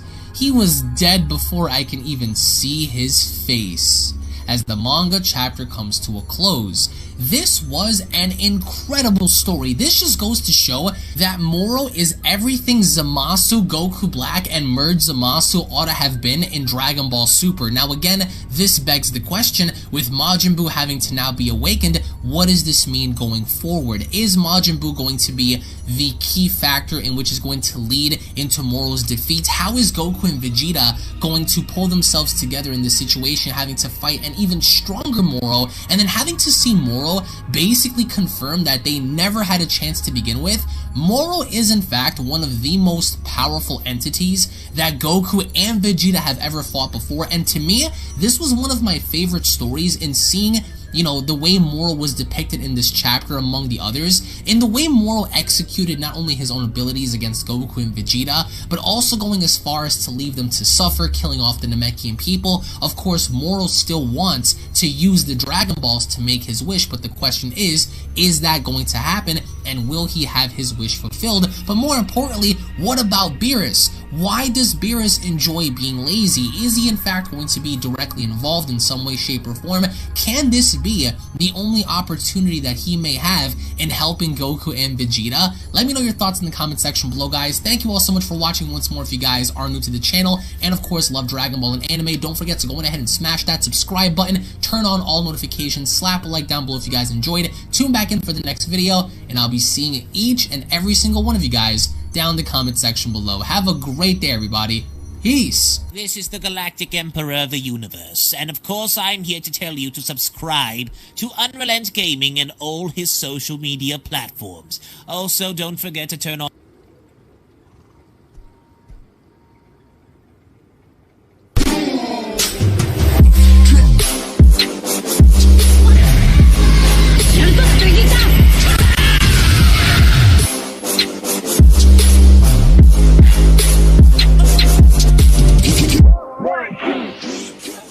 Dragon Ball Super manga chapter number 47 is now officially in the history books, as Goku and Vegeta are left defenseless after suffering a devastating loss by the hands of Moro. Our heroes are now left with no alternative option in stopping Moro before collecting all 7 of the Dragon Balls, as Moro's ultimate plan is to regain his youth and magic that he once had, in further destroying all life within the universe, as Moro's ultimate goal now is to gain all 7 Dragon Balls and restoring himself himself to what he once was before. As once more, before we begin, if you are new to this channel and of course love Dragon Ball and anime, then don't forget to go on ahead and smash that subscribe button and turn on all notifications by clicking on the bell icon to never miss a single upload. And if you guys are stoked, ready, and excited for more Dragon Ball content to come in the foreseeable future, then be sure to go on ahead and slap a big fat like down below, alongside checking out more awesome videos such as this down in the description box below, as we kick off Dragon Ball Super manga chapter number 47 with Goku and Vegeta having to wake up from their slumber. And as Goku and Vegeta wake up, they are well aware that Moro now is beginning to kill off various Namekians on the planet. As the Namekians begin to grovel, they begin to ask, but how? This can't be. He was our final hope, in reference of course to the Namekian saviors that combined their powers in the previous manga chapter that Moro had now easily put down. With both Goku and Vegeta now acknowledging this, Vegeta goes on to state that fiend, he's grown even more powerful than we thought. As Goku goes on to state he's probably absorbing the energy from the whole planet, including us. As Vegeta goes on to reply, damn it. Meanwhile, instead of fighting back, all we can do is hide, like scared rats. As one of the Namekian children goes on to state, if only my powers were stronger. Goku goes on to reply, don't think like that. If it were not for you, we'd be dead. As one of the other Namekians that is currently with Goku and Vegeta goes on to state, at this rate, the village is doomed, and he'll have 4 Dragon Balls. As Goku goes on to ask, how's he finding the Dragon Balls in the first place? As Vegeta goes on to reply, using the villages. As Goku begs the question as to asking, huh? Vegeta goes on to further tell Goku he's locating each Namekian settlement and attacking them one by one, just like how Frieza and his people went about it. As Goku goes on to state, oh, cause Moro can read Chi. As Goku continues, but if he's not zeroing in on the Dragon Balls themselves, then we should be good, as long as he's in the dark about the final one. As Goku looks on over and noticing the final Dragon Ball they have, Vegeta goes on to reply to Goku by stating, one can only hope. As Goku in confusion looks towards the Elder Namekian and asking, hey, can you get a message to the saviors and tell them to get away from the villages? Then at least they don't gotta die for nothing. As the Elder replies to Goku, indeed, I will let them know. As Goku and Vegeta are both helpless in this scenario, Goku goes on ahead to continue, and we'd be smart to suppress our powers now. As Vegeta obviously doesn't agree in wanting to fight Moro, he goes on ahead to state, damn it, because they have no other option than to suppress themselves in keeping the final Dragon Ball away from Moro. Meanwhile, back on the battlefield, we get to notice how Moro is standing over the corpses of various dead Namekians, including the savior himself. And as Moro begins to look around, his assistant Raspberry begins to ravage through the huts as he goes on to state, come on, where they stashed that thing? And the scene in and of itself, with all of the dead bodies around Moro, this Baphomet satanic-like character, he has no concerns as to what is going on around him other than finding and locating the Dragon Ball. As his assistant goes on to state, it would have made our lives much easier if they have just spilled the beans, but none of them would talk. These folks are strange. And as Moro is simply looking around, suddenly something begins to catch his attention. As he looks on over within one of the buildings, he goes on to tell his assistant, there. Search that structure, Cranberry. As Cranberry goes on to state, okay, yep, I found it, Moro. How did you know it was there, though? As Moro smiles, he refuses to answer to Cranberry. As Cranberry further goes on to state, wait, can you detect where the Dragon Balls are? As once again Moro refuses to answer him, he goes on to state, excellent. The next one is that way. Off we go, Cranberry, which is very ominous in and of itself that Moro is simply able to detect and find the Dragon Balls without using any kind of radar. But meanwhile, back on Earth, Dende and Mr. Popo are staring up in the sky and wondering what exactly is going on far out in space, as Popo goes on to ask, what is it, Kami? As Dende replies, something terrible is happening on my home planet. As Piccolo arrives, he goes on to ask, you feel it too? As Dende by surprise goes on to ask, oh, Piccolo. Piccolo goes on to state, a few days ago, I stopped sensing Goku and Vegeta's chi signatures here on Earth. Maybe they've traveled to planet Namek. As Piccolo continues, something's definitely happening. and it's not good. So for those that wanted to see Piccolo more or less involved, it looks like he's still on Earth, unable to fully understand the entire situation that's going down on planet Namek, but nonetheless, Piccolo is aware that he stopped feeling Goku and Vegeta's energy signals a few days ago ever since they left planet Earth. However, the terror doesn't end there, as back on planet Namek, we notice a Namekian running for his life carrying a Dragon Ball, and as he's trying to get away over out in the sky, we notice a shadow looming down over the Namek, which Moro now is flying over him, seemingly enough stalking him for that very Dragon Ball, in which I really do love the presence and the eeriness of Moro stalking these people, because in this manga chapter, it looks like Moro is very sinister, very devious, and very cunning in his approach, because instead of just killing the Namekians and taking the Dragon Balls, what he's doing instead is instilling fear in their souls. He's stalking them, he's torturing them, he's murdering them in droves, but not only that, stealing the life energy of the planet, stealing the life energy of the inhabitants, and stealing the Dragon Balls. As Moro comes crashing on down, he murders the individual in collecting now 6 Dragon Balls with only 1 remaining. And as Moro is sitting down, Cranberry goes on to tell Moro, "Incredible, Moro, we're really picking up the pace." As Moro points his finger with his eyes closed, he goes on to tell Cranberry the final ball is near where we first landed. As Cranberry goes on to tell Moro, "Oh yeah? That first village was hiding it all along? Okay, let's go get it." And as they begin to head towards that direction, we notice how Goku and Vegeta are still recuperating inside, suppressing their energy, having to change their clothing. As the Namekian Elder walks in with Goku and Vegeta's clothing pieces, he goes on to state, "Your clothes looked something like this, correct?" As Goku laughs, he goes on to state, "Haha, it's perfect!" As Vegeta so casually goes on to tell him the symbol was unnecessary. And as Goku looks at his hands, he goes on to state just a little more. "With a little more chi, I can use instant transmission and go get us some sensu beans." But then, Vegeta and Goku begin to pick up something ominous. As they look on over, Vegeta goes on to state, Kakarot, did you feel that?" As Goku goes on to state, Moro's on the move, knowing the fact that right now Moro is coming right for them because they have the final Dragon Ball. As the Elder goes on to ask them both, what, you sense something? As Goku goes on to tell him, "No doubt, he's flying straight towards us." As the Namekian Elder panics, he goes on to state, "Oh no, do you think he can detect us?" As Goku states, "No, that's not it, because there are bound to be other survivors around the planet." As Vegeta goes on to state, "That bastard, is he somehow able to sense the Dragon Balls directly?" As the Nameks begin to panic, Vegeta had figured it out, and Goku and Vegeta quickly put on their gi, as Goku goes on to state, "You three stay hidden here." As the Elder goes on to ask, what will you do?" As Goku goes on to tell him, "Gotta meet him head on. No choice." As Goku walks out, the Elder goes on to state, "But you two just barely recovered from nearly dying." As Vegeta goes on to tell him, "Old man, I need to know something." As the Elder asks what, Vegeta goes on to ask, "Given that I slaughtered all of those Namekians years ago, how do you feel about me?" As the Elder Namek holds his tongue for a bit, he goes on to reply to Vegeta, "You speak of the attack on the Elder, right? We do not forget things so easily." As Vegeta goes on to ask him, "So you hold a grudge then?" As the Elder goes on to tell him grudges and hatred can only bring about further conflict. The Namekian people are not so foolish to indulge in such things. As Vegeta goes on to state, "I see."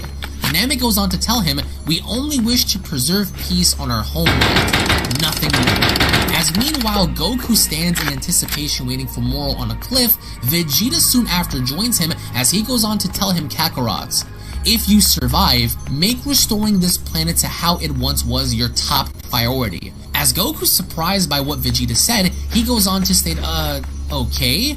As Vegeta goes on to tell him, "That said, it would take a miracle for either of us to walk away from this alive."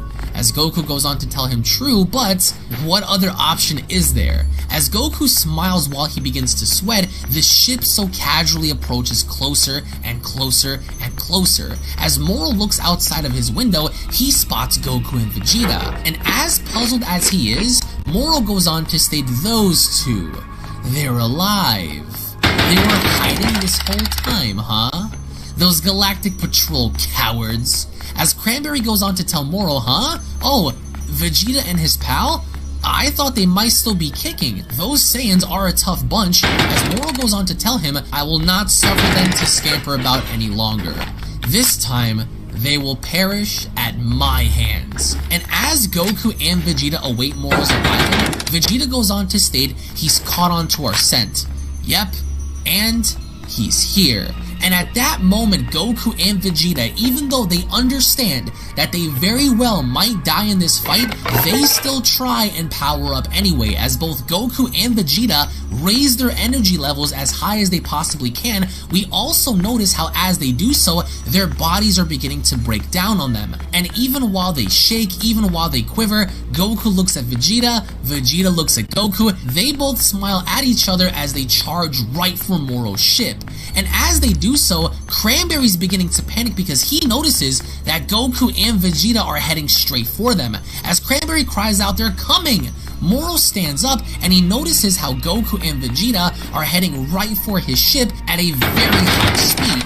And as Goku and Vegeta, based on their own expressions, are seemingly enough nervous, Moro is not, but instead he smiles. But then out of nowhere, the Galactic Patrol ship pops out of nowhere as it stops Goku and Vegeta. Moro looks up confused as to what exactly this is. Out of nowhere, Maris pops up wielding his gun as Cranberry cries out, Galactic Patrol, with Goku stating it's Maris. So Maris shows up, he's aiming directly at Moro, as the first thing that Maris does to the ship is shoot away and breaking down its wings. So now the ship doesn't have anything to fly on because the ship now is heading right back down onto the ground. And as Cranberry begins to panic, he has absolutely no idea how to handle the situation.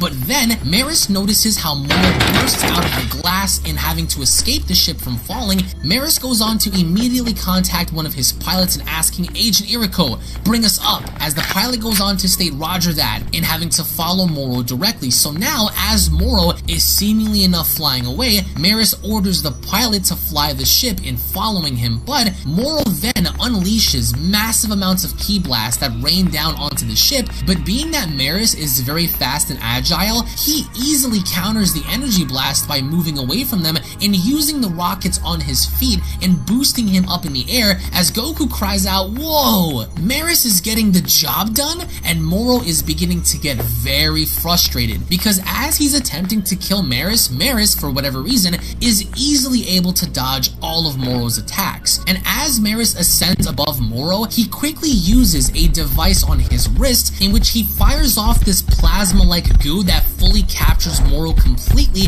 trapping him in this cocoon-like substance which Maris uses to finally apprehend Moro. Vegeta's shocked, Goku's shocked, I'm shocked, as I'm sure a lot of you guys are shocked that Maris was able to do this so easily. And as Moro is trapped within, he goes on to say, what? What is this? What have you done? And with Maris having to pull Moro in, he slams him back down onto the ground as seemingly enough, it looks like Maris had apprehended and captured Moro completely, getting the job done and having to bring him to justice. And even then, Goku and Vegeta are so baffled as to what exactly had just happened. Moro stands up after having to be slammed onto the ground and he's trying to escape. He's trying to cut through the goo, he's trying to bite and claw his way out, but it's not working. As Maris goes on to tell him, we developed this capturing device just for pinning you down. You won't tear it apart that easily. As Moro is getting very, very angry, he goes on to tell Maris, curse you, Galactic Patrol, because there's nothing that Moro can seemingly do while he's trapped inside. And as Goku lands down, he goes on to state Maris. Maris goes on to cry out, Goku, Vegeta, how good to see you both unharmed. Meanwhile, back over on the crashed ship, Cranberry crawls out as he notices that Moro had been apprehended. As Cranberry cries out, huh? They caught him? But then meanwhile, back with our heroes, Goku goes on to state, wait, you're gonna take him back to prison like that? As Maris goes on to answer Goku, no, I'm afraid this isn't strong enough to hold him for long. It's just a temporary fix to keep him in place until we found a solution. Now, get him out of here. As the Galactic Patrol ship flies above, Moro looks up, as does Goku and Vegeta, but then suddenly Goku goes on to ask, is someone else up there? As Maris cries out, please, Hurry, Agent Jocko, hurry! This restraint won't hold the perp forever. As on the ship, all of a sudden we keep hearing bickering and fighting as it goes on to state, move your butt! It's your big moment, guy! Damn it, your gargantuan gut won't fit through the damn door! As we notice how Jocko is struggling to push Majin Buu out, finally, he manages to do so. And as Jocko pushes Majin Buu off of the ship, he goes crashing down with him. And as Majin Buu lands behind him, we notice that this entire time, Jocko had been fighting with Majin Buu on the ship. Why? Because Jocko wanted him off the ship from the beginning. But then as Goku looks on over, he goes on to cry out, huh? Boo's here? You brought him along too, Jocko? As Jocko cries out, get him off me! As Vegeta goes on to ask, he still hasn't awoken yet? As Jocko looks on over, he goes on to state he woke up earlier, but the big guy just got motion sickness on the trip over, damn it! Hey, Iriko, learn how to drive, why don't you, damn it? Screaming at the pilot as everyone seems to be confused as to what is going on, but then Majin Buu sits back up. And as Majin Buu sits up, he is finally now awake. As Jocko looks on over, he goes on to state, you're up! Great! Now hurry up and seal off that baddie's magic powers. As Vegeta goes on to state, you mean to say that Buu accessed the memories of the Great Lord of Lords? As Jocko goes on to tell him, yep, our organization's got a galactically licensed medium hypnotist in bringing back old memories. And as Majin Buu looks the opposite way, Jocko goes on ahead to grab him and stating, no, not that way, dummy, Moro's over here. And as Majin Buu slowly turns back around, he finally spots Moro. As Majin Buu goes on to state, Moro is so cunningly looking at Majin Buu with a very sinister look in his eye. As Majin Buu goes on to state, him, I remember him.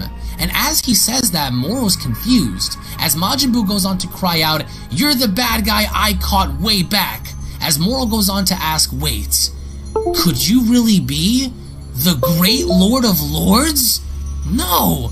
How could you still be alive? As Majin Buu is very infuriated having to retain the Great Lord of Lords' memory, he goes on to state, you killed so many of my friends. So now Majin Buu is pissed, Moro's pissed, and as Moro is inside of this trapped barrier, he goes on to cry out, why, you, and he uses all of the hatred, all of the anger that he has within him to finally blow his way through the actual capturing device. As Maris goes on to cry out, what is this? No, I can't contain him. As Moro blows his way out of the actual sealing device, Goku, Vegeta, and Jocko are left absolutely speechless as an enraged Moro goes on to state, the Great Lord of Lords, I have not forgotten the debt I owe you. As Majin Buu goes on to tell him, and I didn't forget what you did. You don't get to pick on everyone anymore. As Maris at that point's like, we're in trouble, because at this point Goku and Vegeta still can't do anything in the situation,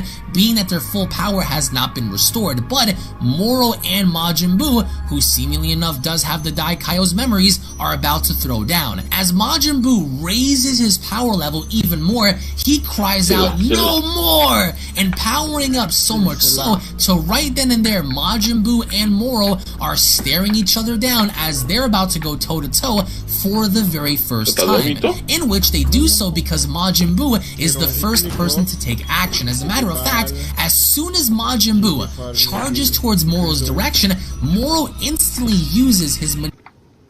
Alright. Il faut faire tout ça. Crafter les explosifs. Et putain, man, les coffres, c'est rangé. Et il faut...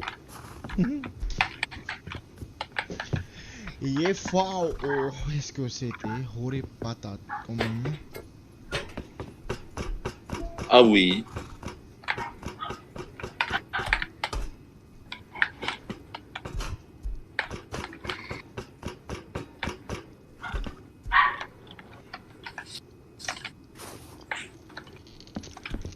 Quel est petit dummy? C'est une bonne question parce que je suis pas sûr. Ah non, il est... Il y a même pas une heure. Même pas 2 heures. Ok. Il y a Nagisa. Du moins, il y avait une Nagisa. Ouais.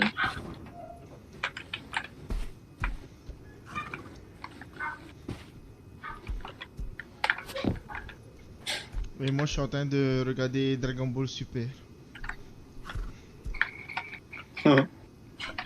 Shock, man. Et... Toi, t'aimes bien ça? Shock. Tu regardes? Ouais. C'est vieux ça, non? Non, man, c'est... Je suis en train de regarder les scans. En fait, il y a des vidéos. Tu vois là où ça a terminé les épisodes?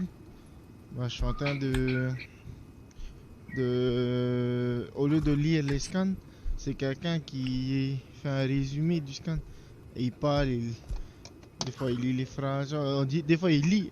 En fait, il décrit comment c'est l'action, maintenant, oui. Et il lit après, des fois, quand il y a des paroles. Ouais, tout le temps des paroles, mais bon. Voilà quoi. Et c'est navé, man.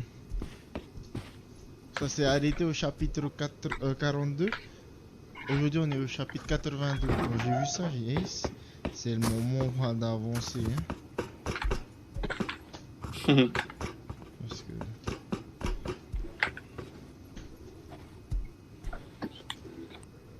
Waouh, que c'est long.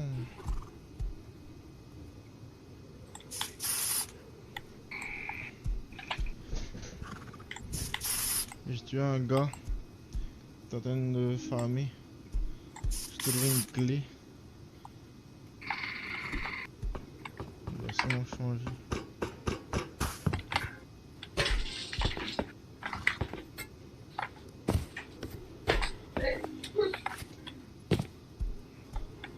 Manipulation and magic techniques in having to raise the planet's energy in the form of a barrier to deflect Majin Buu in attacking him, but Majin Buu, being Majin Buu, flies straight through the blast in and of itself and connecting a thunderous right hook to Moro's face. And at that point, I really do enjoy how Majin Buu didn't do anything throughout the entirety of Dragon Ball Super, but now, against an antagonist like this, finally Majin Buu is taking action and being credible and reliable in a situation to where they need him the most. And as Majin Buu connects this thunderous right shot, Goku goes on to state Buu dove right through the fire and flames.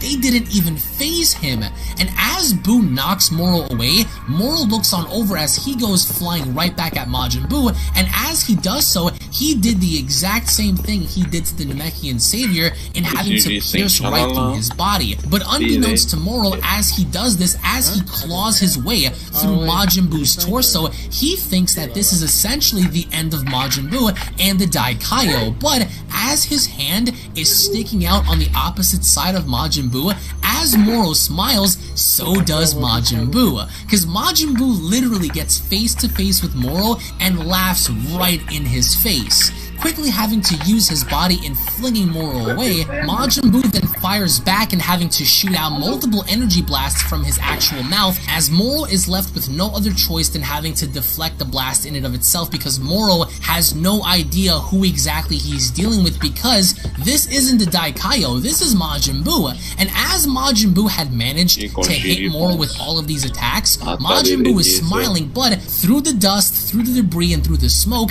we see Moro holding up a massive energy ball in his hand. As Maris goes on to state how shocking, I never considered that Buu would possess such strength. As Jocko even states, I'm glad I didn't make him mad then. And as Moro is holding up this massive energy blast, Goku goes on to state that move again, because he's using the planet's energy once again to his advantage. And Moro is holding nothing back, but instead, he uses this massive energy blast and tossing it in Majin Buu's direction, but Majin Buu isn't fearful at all. He isn't afraid, but instead he charges towards the blast and kicking it directly away from him. Something that we haven't seen Goku or Vegeta do in this entire arc, but instead Majin Buu uses his agile body in getting behind Moro, and as he does so, punches Moro so hard on the top of his head that it sends Moro crashing back down to the ground. And as Goku and Vegeta are watching, Goku goes on to say, "That's it, Buu," with Vegeta having to tell Goku, "Didn't you notice earlier, Kakarot?" As Goku turns around, Vegeta goes on to tell him Buu's energy levels are dropping. Moro's energy absorption must not work on him. As Goku goes on to state, "Wow, you're right!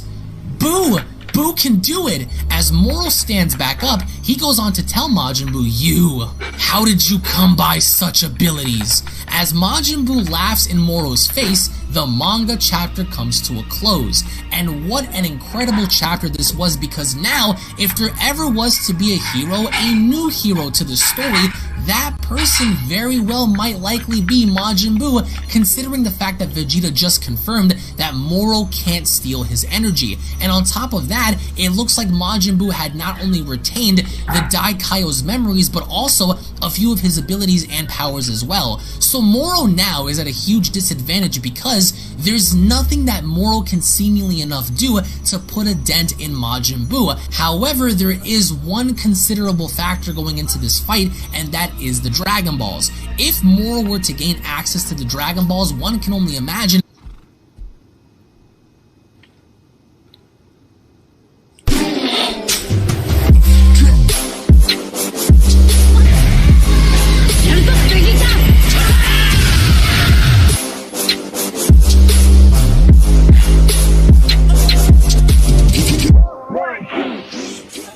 Dragon Ball Super manga chapter number 48 is now officially in the history books as Goku and Vegeta continue their relentless pursuit in further apprehending the Eater of Worlds and escaped galactic prisoner Moro. As their attempts fail, a fight to the death begins as Majin Buu enters the battle with the Daikaio's memories retained. Majin Buu is looking to finish off Moro once and for all, but despite being outnumbered, the sinister and sadistic Moro has a few tricks up his sleeve. As once more before we begin, if you are new to this channel and love anime and Dragon Ball, then don't forget to go on ahead and smash that subscribe button and turn on all notifications by clicking on the bell icon to never miss a single upload. And if you guys love Dragon Ball and cannot wait for the upcoming manga chapter, then be sure to give this video a thumbs up by slapping a like down below as we kick off Dragon Ball Super manga chapter number 48. Cool.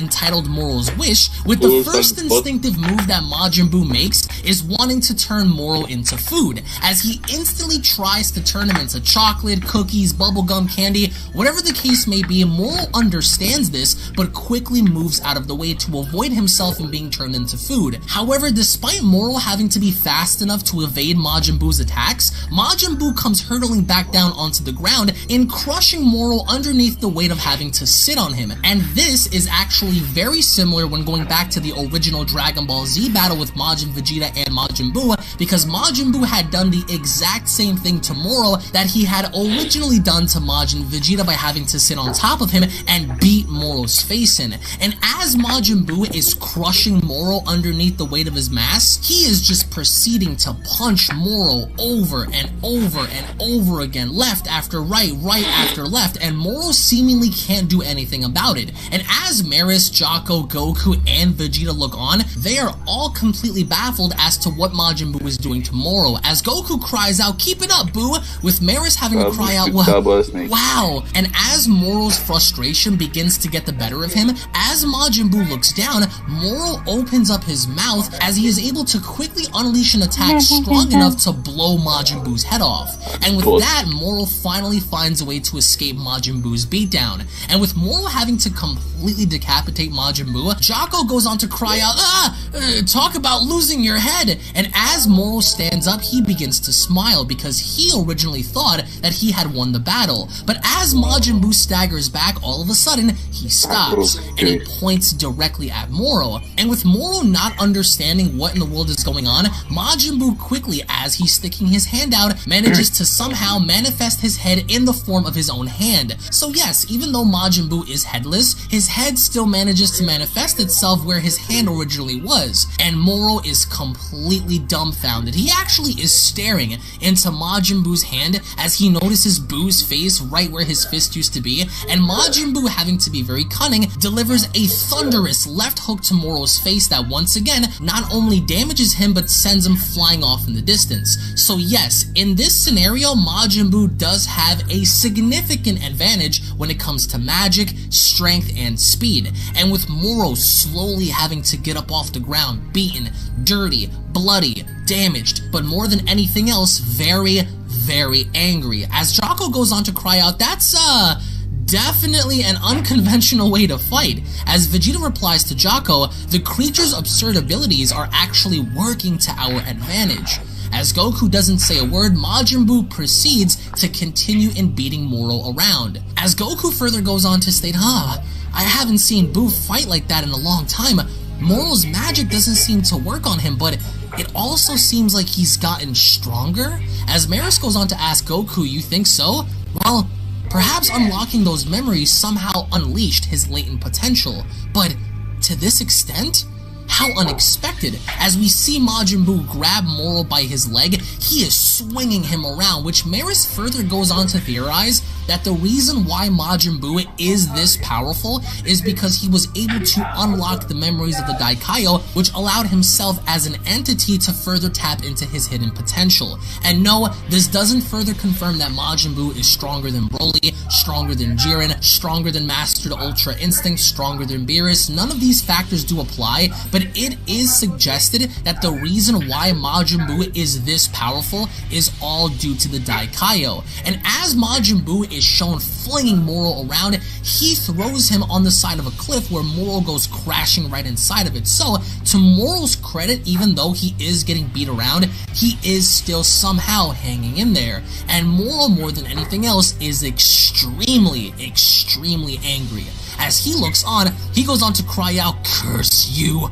If I only had my full magic, if I only could devour this entire world, I wouldn't possibly lose to you!" As he powers up in channeling all his anger onto the surface, Moro proceeds to blow everything around him up to smithereens as his anger is beginning to shine through. As Majin Buu takes a few steps back, he proceeds to tell Moro, "You're a little weakling compared to me. Making excuses? You suck." Again, poking fun at Moro, even though Moro right now is losing significantly to Majin Buu, being that his magic is ineffective and his power is lacking compared to Buu's. And as Moro is slowly but quietly looking at Buu, Buu hunkers down real quick as he sticks his hands out in having a multi-armed form. And once again, with Moro having to look on in confusion, Majin Buu wastes little time in charging directly at Moro with his multi-armed technique, which isn't something that we really haven't seen be done before, especially in the original Dragon Ball series.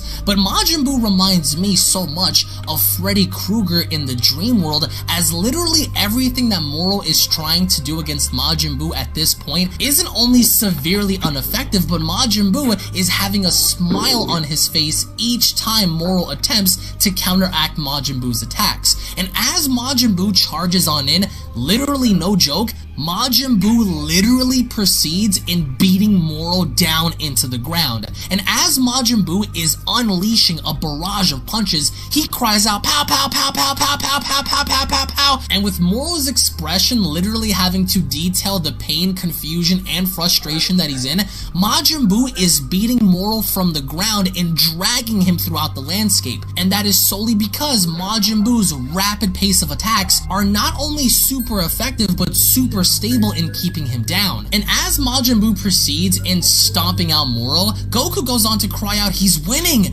That's actually working!" As Maris replies, "Yes, clearly Buu is the stronger fighter, but Moro still has his magic." and there's no telling what trick he might unleash, so we mustn't drop our guard. Boo! Use that technique now while Moro can't fight back. And as Majin Buu overhears this, he turns around and cries out, "Oh yeah!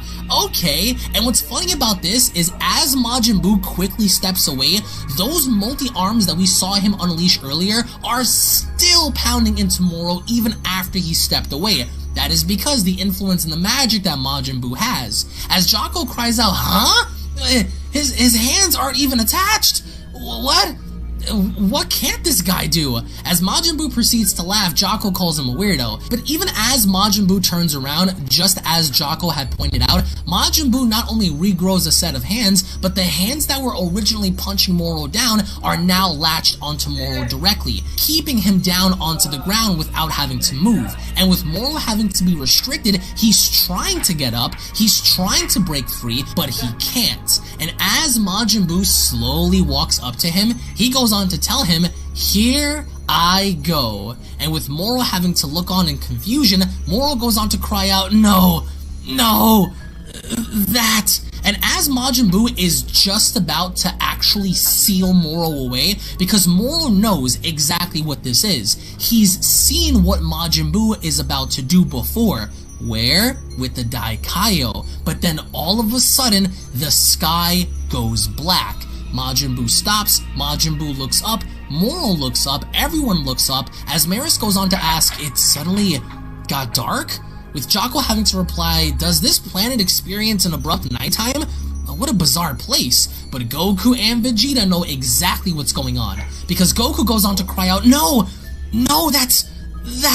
As over out in the distance, the eternal dragon Porunga has been summoned.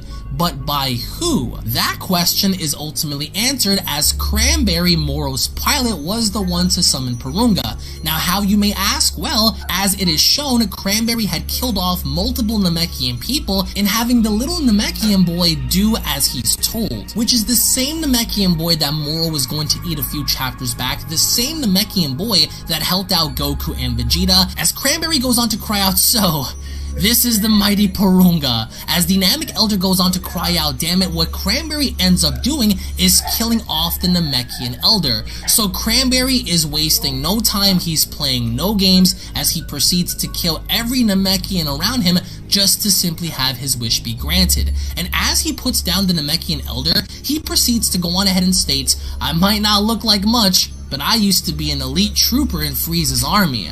These old Namekian farts and some kid are no match for me." And as Vegeta and Goku look on, Vegeta goes on to cry out, "Look, that faint glow in the distance, it must be Porunga." As Maris goes on to ask, "What?" Goku proceeds to state, "Moro's friend. He must have summoned the dragon." As Vegeta goes on to reply, "Oh no, the old man and those others, I can't sense their chi." As Majin Buu and Moro look on, Moro quickly overhears this as he knows what is about to happen. And with Moro's interest now at hand, we go back to Porunga as Porunga goes on to ask, "State your wish, I shall grant any 3 wishes within my power." As Cranberry goes on to ask, first off, I'm on my last legs, so heal me." As Porunga goes on to grant his wish, he replies, "Very well. Your first wish is granted." As Cranberry is now fully healed, he proceeds to go on ahead and state, "Whoa, nice. I feel good as new." As Goku and Vegeta are back on the battlefield, Goku goes on to cry out, "We can't let him make any wishes. Let's get over there, Vegeta." As Goku and Vegeta take it upon themselves to quickly dash over to Porunga before Cranberry can make any more wishes, Moro notices this, and Moro understands that this is the only opportunity, this is the only chance he has in having his wish be granted for him. And with this, he is infuriated. But he's not stupid. What Moro ends up doing is connecting to Cranberry telepathically. As Moro goes on to ask, "Cranberry, listen." As Cranberry overhears this, he goes on to ask, "Moro?" With Moro having to tell him, "Quickly now, come wish for me to regain my full magic power." As Cranberry overhears this, he stays quiet. And Moro's not stupid because he further proceeds to ask him, what's the delay? Those two from the Galactic Patrol are making their way towards your position as we speak. Time is of the essence. But Cranberry is still quiet. As Cranberry goes on to ask, what about my wish to escape to some outlying planet? With Moro having to ask, what about my wish to escape some outlying planets? Know this, double cross me now, and you will never know peace. I will chase you down to the ends of the universe. As Cranberry proceeds to state, fair enough, with Purunga having to ask, state your second wish. And as Cranberry looks up, he goes on to cry out, give Moro back his full magic power. As Purunga grants the wish, he goes on to state very well, your second wish is granted. So even though Moro did threaten Cranberry in letting him know, listen to me very carefully, if you double cross me and backstab me right now, I will find you and I will end you. And with this threat, Cranberry took it upon himself to actually listen. Meanwhile, back on the battlefield, as everyone is distracted, Moro finally has his full magical powers restored. As he's still laying on the ground, all of a sudden, he feels it within himself as he slowly stands back up. And as Moro stands back up, everyone is surprised because Moro, as he looks upon Majin Buu and the others, smiles. And with Goku and Vegeta flying, all of a sudden, they stop. And as they turn around, Goku cries out, Moro's chi! With Vegeta having to state his magic is back? Already? And with Moro having to raise his energy up more and more and more, instead of attacking Majin Buu and the others, what instead he ends up doing is completely disappearing. He takes it upon himself to lunge up in the sky and fly towards Purunga's direction. As Jocko cries out, Moro's gone, with Maris having to cry out, damn it, and we see Moro just zipping through the sky as he's trying to make his way towards Purunga. He's actually so fast that he just zips right by Goku and Vegeta with such force that Goku and Vegeta fall down to the ground, and that was due to the energy trail that Moro had left behind. As Vegeta looks up, he goes on to ask, what was that? As they notice Moro zipping towards Purunga's direction. And as they do so, they cry out, it's Moro! Crap! We've gotta move! As Purunga then goes on to ask, now, state your final wish. As Cranberry goes on to ask, great, here we go, I'm finally gonna get my wish. For my third wish, pick out a nice outlying planet where Frieza's army, the Galactic Patrol, and even Moro won't ever be able to find me. And send me, but then, all of a sudden, he stops. He stops talking. Why? Because Moro had finally caught up to Cranberry, and with Cranberry's body shaking, with his face sweating, what Moro had ended up doing was completely impaling him from behind. As we see Moro's bloody arm sticking out through his intestines, Moro proceeds to slowly turn towards Cranberry's shoulder in laughing directly in his face. As Cranberry's body is trembling, he looks behind him as he tells Moro, you jerk, with Moro having to reply, a job well done, Cranberry. As he slowly removes his arm from his bloody spine, he drops down to the ground as Moro proceeds to tell him, you see, I have a second wish of my own. Unfortunately, that means there are none left for you. As Cranberry fades away, we notice how Moro removes the mask from Cranberry's head as he proceeds to talk directly into it, which of course we notice how it's translating through the little Namekian boy. He goes on to tell Purunga, was it? There is still one wish remaining, yes? As Purunga states, yes. I await the final wish. State it now. As Moro goes on to state, good.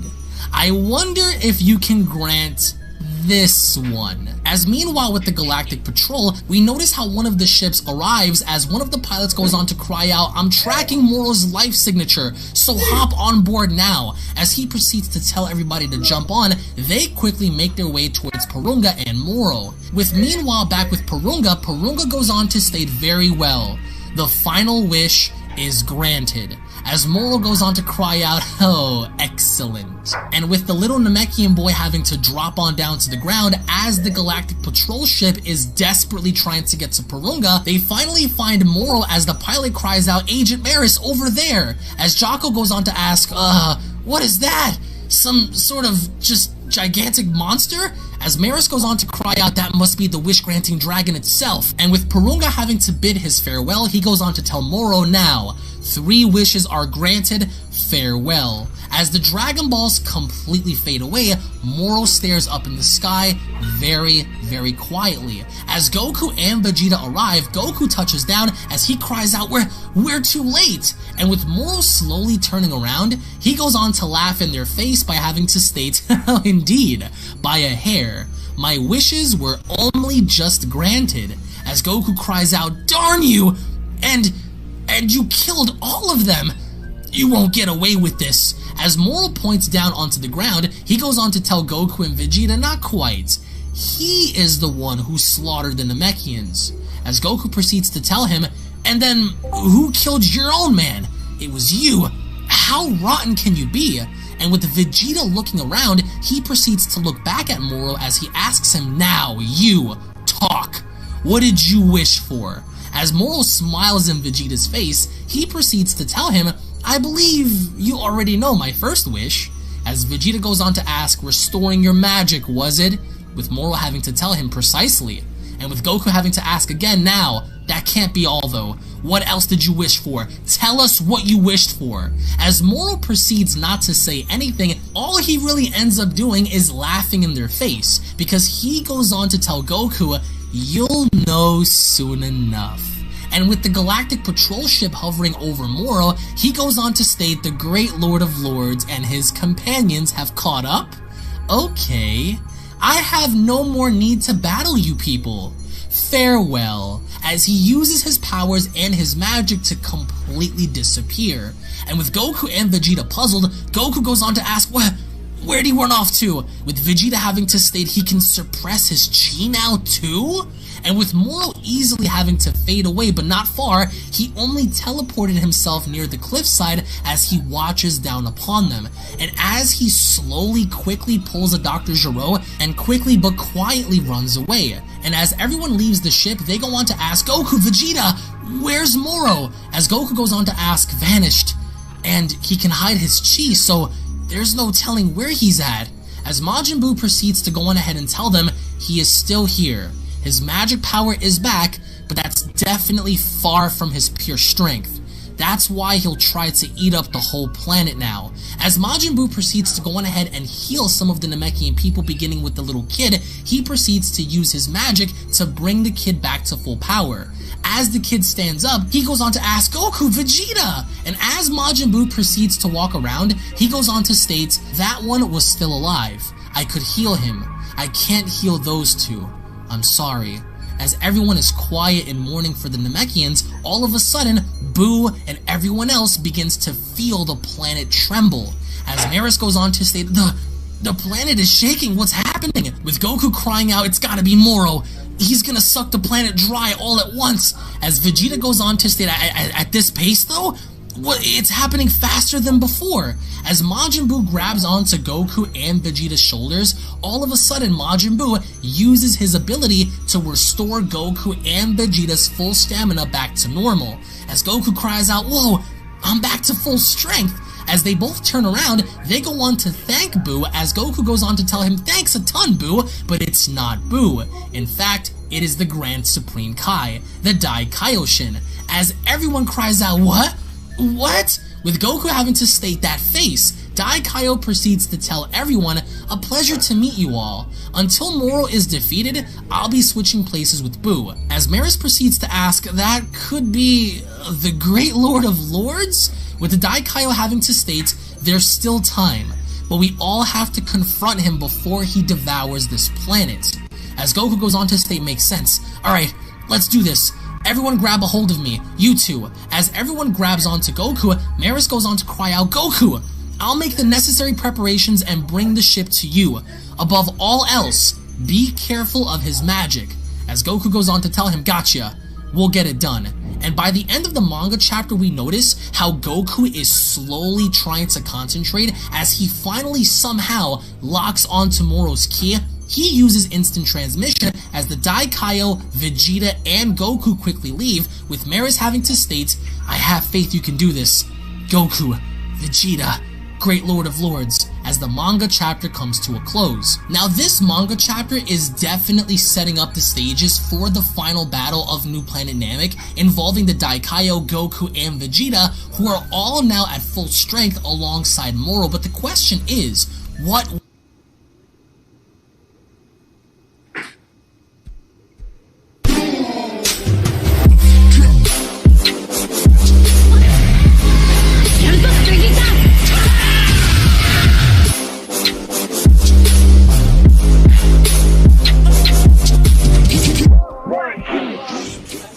Dragon Ball Super manga chapter number 49 is now officially in the history books as Goku, Vegeta, and the Grand Supreme Kai continue their relentless pursuit in further apprehending the Eater of Worlds and escaped galactic prisoner Moro, who now has his full magical abilities restored as well as his full power. As our hero's previous attempts have failed, a fight to the death is now about to begin as Majin Buu and the Grand Kai swap in and out to assist Goku and Vegeta, who also have their strength restored to them. The pursuit to find and stop Moro begins, but despite having to be outnumbered, the sinister and sadistic Moro has a few tricks up his sleeve, including a secret wish that he made that nobody else is aware of. As once more before we begin, if you are new to this channel and have a love and passion for both anime and Dragon Ball, then be sure to go ahead and punch that subscribe button and turn on all notifications to never miss a single upload, as well as if you love Dragon Ball and are excited for the upcoming manga chapter in the future, as well as much more from the Dragon Ball franchise, then be sure to go on ahead and slap a like down below and give this video a big thumbs up as we kick off Dragon Ball Super manga chapter number 49, Above the Skies of New Planet Namek, as the energy of the planet itself is beginning to pour out and into the atmosphere as Moro begins to hover over the planet and draining its energy. The first thing we have a sneak peek of is both the cause and effect of Moro having his full power restored and his magical abilities fully retained, and seeing him further take liberty in draining the planet of its energy for his own personal gain. As meanwhile, back down on the ground itself, Maris and Jocko along with Eska begin to feel the effects of the planet's energy being taken, as Maris cries out to both Jocko and Eska, "Our energy will be absorbed by Moro too if we stay much longer. We need to get off the planet now." As Jocko and Eska agree, Jocko goes on to cry out, "No wonder I'm out of breath, it's the energy drain." And as all three individuals begin to board the ship, both Jocko and Eska stare out of the ship's window as they witness the energy begin to leave the planet itself. As Jocko goes on to comment, "This whole spectacle must be kind of hard for you to watch." As Eska replies, "I promised them I'd survive even if I was the last one left." As Eska further comments, "The Great Elder named me his successor before disaster struck. Maybe he foresaw his own doom and entrusted the fate of our people to me." Attends, tu peux aller à qui? C'est un mot, tu vois? Ah, mano, no. Attends. Non stava upload. Ok. That's why it's my responsibility to survive this. As Jocko agrees by stating gotcha, Maris goes on to comment, "Then let's all survive and rebuild a peaceful Namek." And that means defeating Moro first. And as the ship begins to ascend beyond the planet itself, Maris further goes on to comment, "The villains should be up ahead. Onward." And as they proceed to push forward, we notice how the energy that is being taken from the planet itself is beginning to amass in a giant sphere, bigger and bigger and bigger as the ship approaches. And behind it, Moro. Moro is doing exactly what he had done 10 million years ago, and that is sucking the very life energy of plants, animals, and even the planet itself, and gathering all the energy together for his own personal consumption.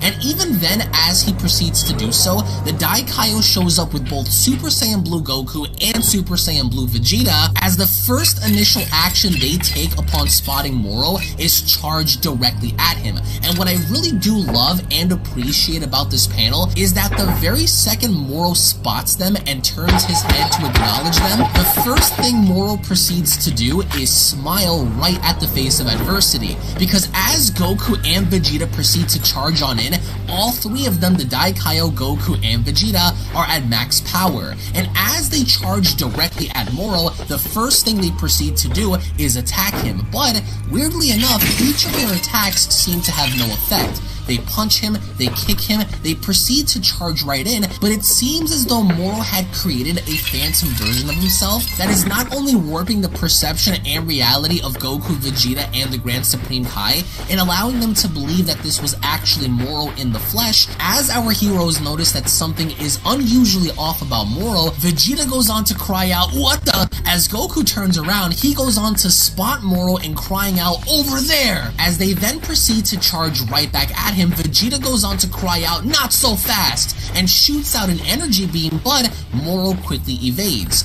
And with that, Goku uses instant transmission to quickly get the upper hand on Moro, and as he uses instant transmission, he attempts to hammer strike Moro from above, but also once again completely misses. And one must beg the question, why is that? So even with two Super Saiyan Blues at max power now, following the events of the Grand Supreme Kai restoring their energy and strength back to full power, even with both of their synchronized movements and attacks, Vegeta and Goku seem to have little to no effect on Moro, being that now he has his full magical abilities and power restored to him. So again, they try to shoot him, he evades. They try to physically attack him, he evades. And as Goku misses, he goes on to say to himself, "What's going on?" As Vegeta goes on to then comment, "Something's off," with the Grand Supreme Kai then having to comment, "His real body isn't here. Crap! Where'd he go? Where are you absorbing the planet's energy from?" As they're all beginning to wonder to themselves, if Moro isn't physically there to gather and collect the energy of the planet, then he must be doing it from a safeguarded place elsewhere. In which the Daikaio is the first to spot him, as he points out and crying out, "Over there!" As they spot Moro standing on top of a desolate rock having to collect the planet's energy, the first person to charge right in is Goku. But then Vegeta stops him, as Vegeta cries out, "Wait, Kakarot! That's outer space! Saiyans can't survive in the vacuums of space!" And with Goku stopping himself in his tracks, he proceeds to state, "Oh, right." But the Daikaio can in fact survive himself, as he tells them both, "I'll go," as he proceeds to waste little time in charging right in because they know they can't allow Moro to buy any more time in collecting any more energy, because if he does so, then he'll only get stronger. Now, as for the comments made by Vegeta in Saiyans not being able to survive within the depths of outer space is very controversial, as we are going to talk more about this towards the end of the video. Nonetheless, as the Daikaio makes his way towards Moro, Moro quickly uses the energy that he had just gathered in condensing it once more in the form of a small sphere, as the Daikaio quickly rushes in his attempts of preventing Moro from consuming this energy. The first thing the Daikaio does is punch Moro directly in the face. However, unfortunately to the Daikaio, he's too late. Why? Because Moro had already consumed the life energy of New Planet Namek. And we notice this because once the Daikaio punches Moro in the face, Moro's energy quickly begins to change. And as the Daikaio attempts to punch him even further, the energy that Moro is projecting is what's preventing the Daikaio from connecting his attack to Moro directly. As eerily enough, Moro slowly grabs onto the Daikaio's fist, and the Daikaio at this point is very concerned. And with Moro slowly then lowering the Daikaio's arm, he goes on to ask him, "You dare to wear that detestable face in my presence, great Lord of Lords?" As once more there is yet another appearance change to Moro. His gold he had completely shrunken, and the Daikaio again proceeds to attack Moro, but again, to no avail, as only then the Daikaio is laying all his chips on the table as he proceeds to attack Moro punch after punch, kick after kick. The only thing Goku and Vegeta can do at this point is observe the battle from the sidelines as they can't venture out into deep space anymore. Everything the Daikaio is throwing at Moro, now the tables have turned, because Moro is easily able to not only counter everything the Daikaio is throwing at him, but smiling as he does so. But even while the Daikaio's attempts prove to be futile, Moro quickly teleports behind him and kicking the Daikaio directly in the back of the head as he proceeds to now be on the offensive. And with Goku and Vegeta helpless to do anything, I really love how Moro proceeds to attack the Daikaio and slowly turn his head to Goku and Vegeta, basically laughing at them as well because he knows they can't do anything to stop him. And as both Goku and Vegeta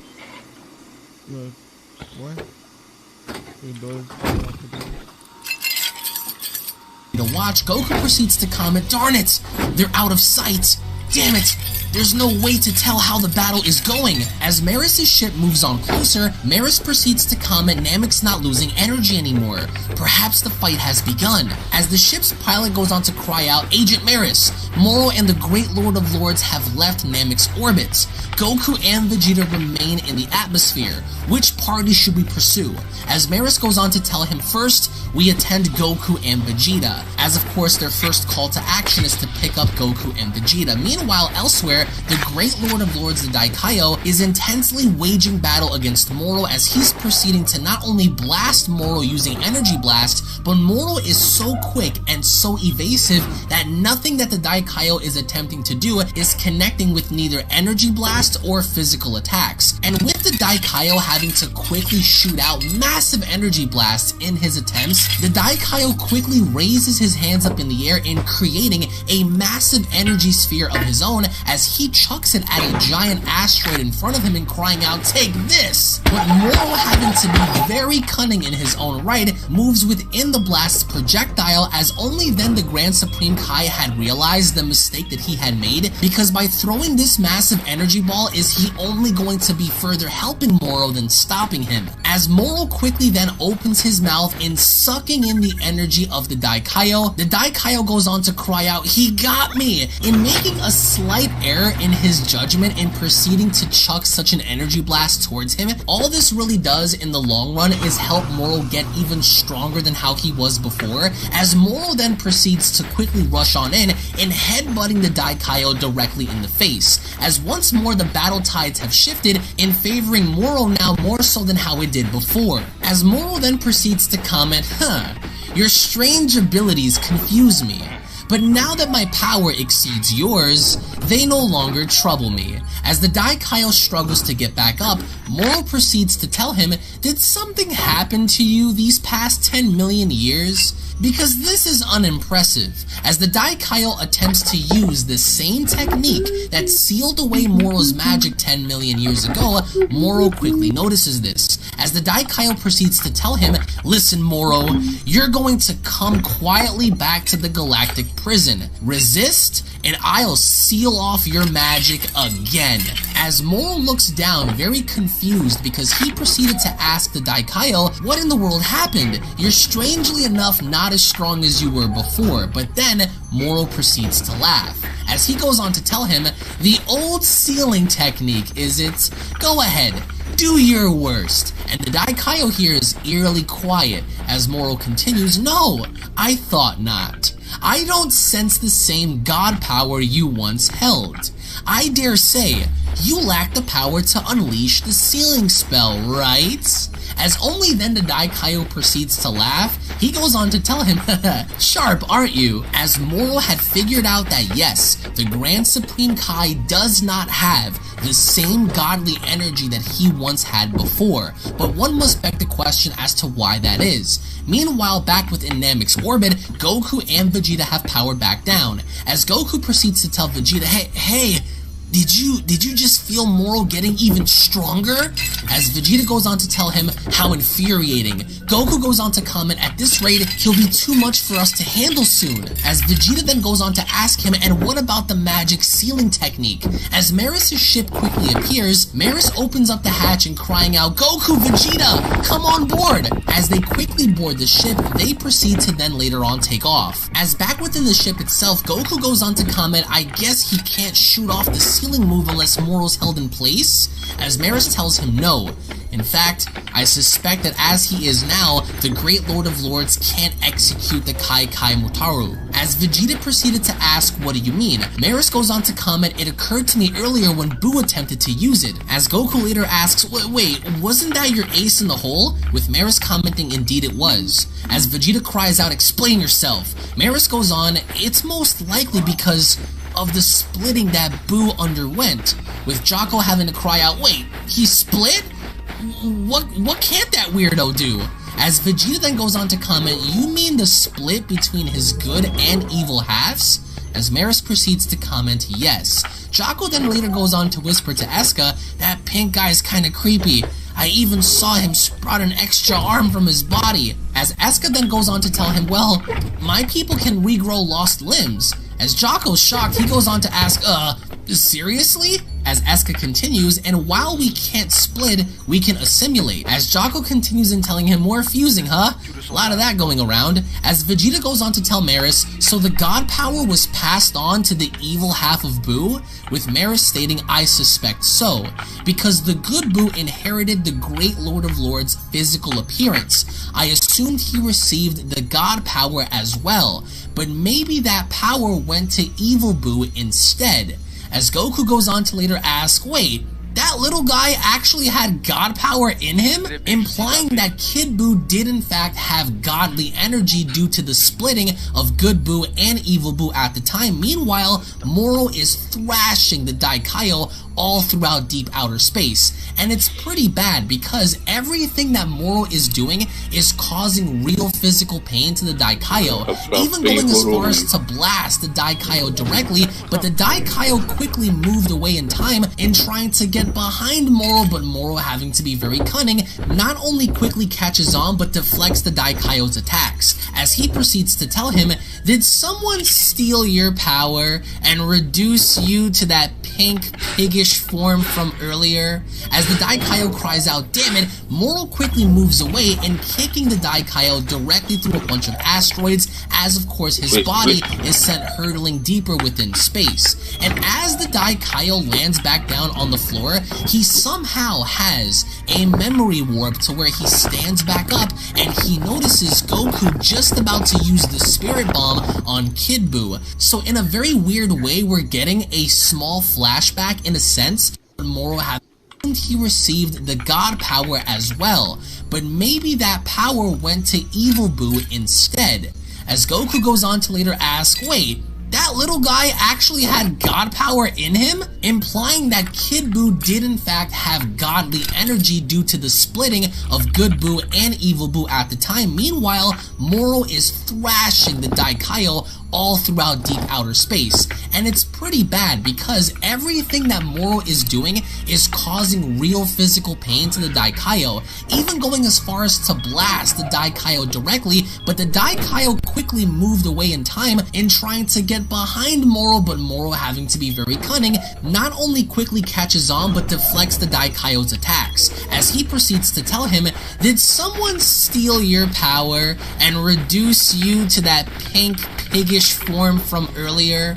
As the Daikaio cries out, damn it, Moro quickly moves away and kicking the Daikaio directly through a bunch of asteroids, as of course his body is sent hurtling deeper within space. And as the Daikaio lands back down on the floor, he somehow has a memory warp to where he stands back up and he notices Goku just about to use the Spirit Bomb on Kid Buu. So in a very weird way, we're getting a small flashback in a sense to where the Daikaio is observing Goku using the Spirit Bomb against Kid Buu. And no, this wasn't during the time of the actual event, so the Daikaio wasn't physically there, but he is somehow there and able to retain the memories of Buu in witnessing Goku use the Spirit Bomb against Kid Buu. As even then the Daikaio proceeds to say to himself, I see.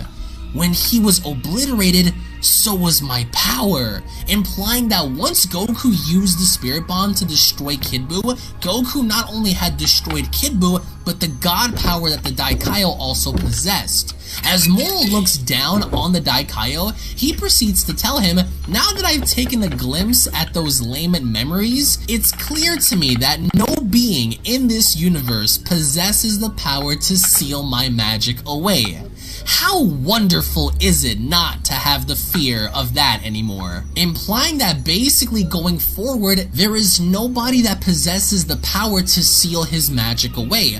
Meanwhile, back within the ship, Vegeta goes on to cry out, techniques like that never actually get the job done.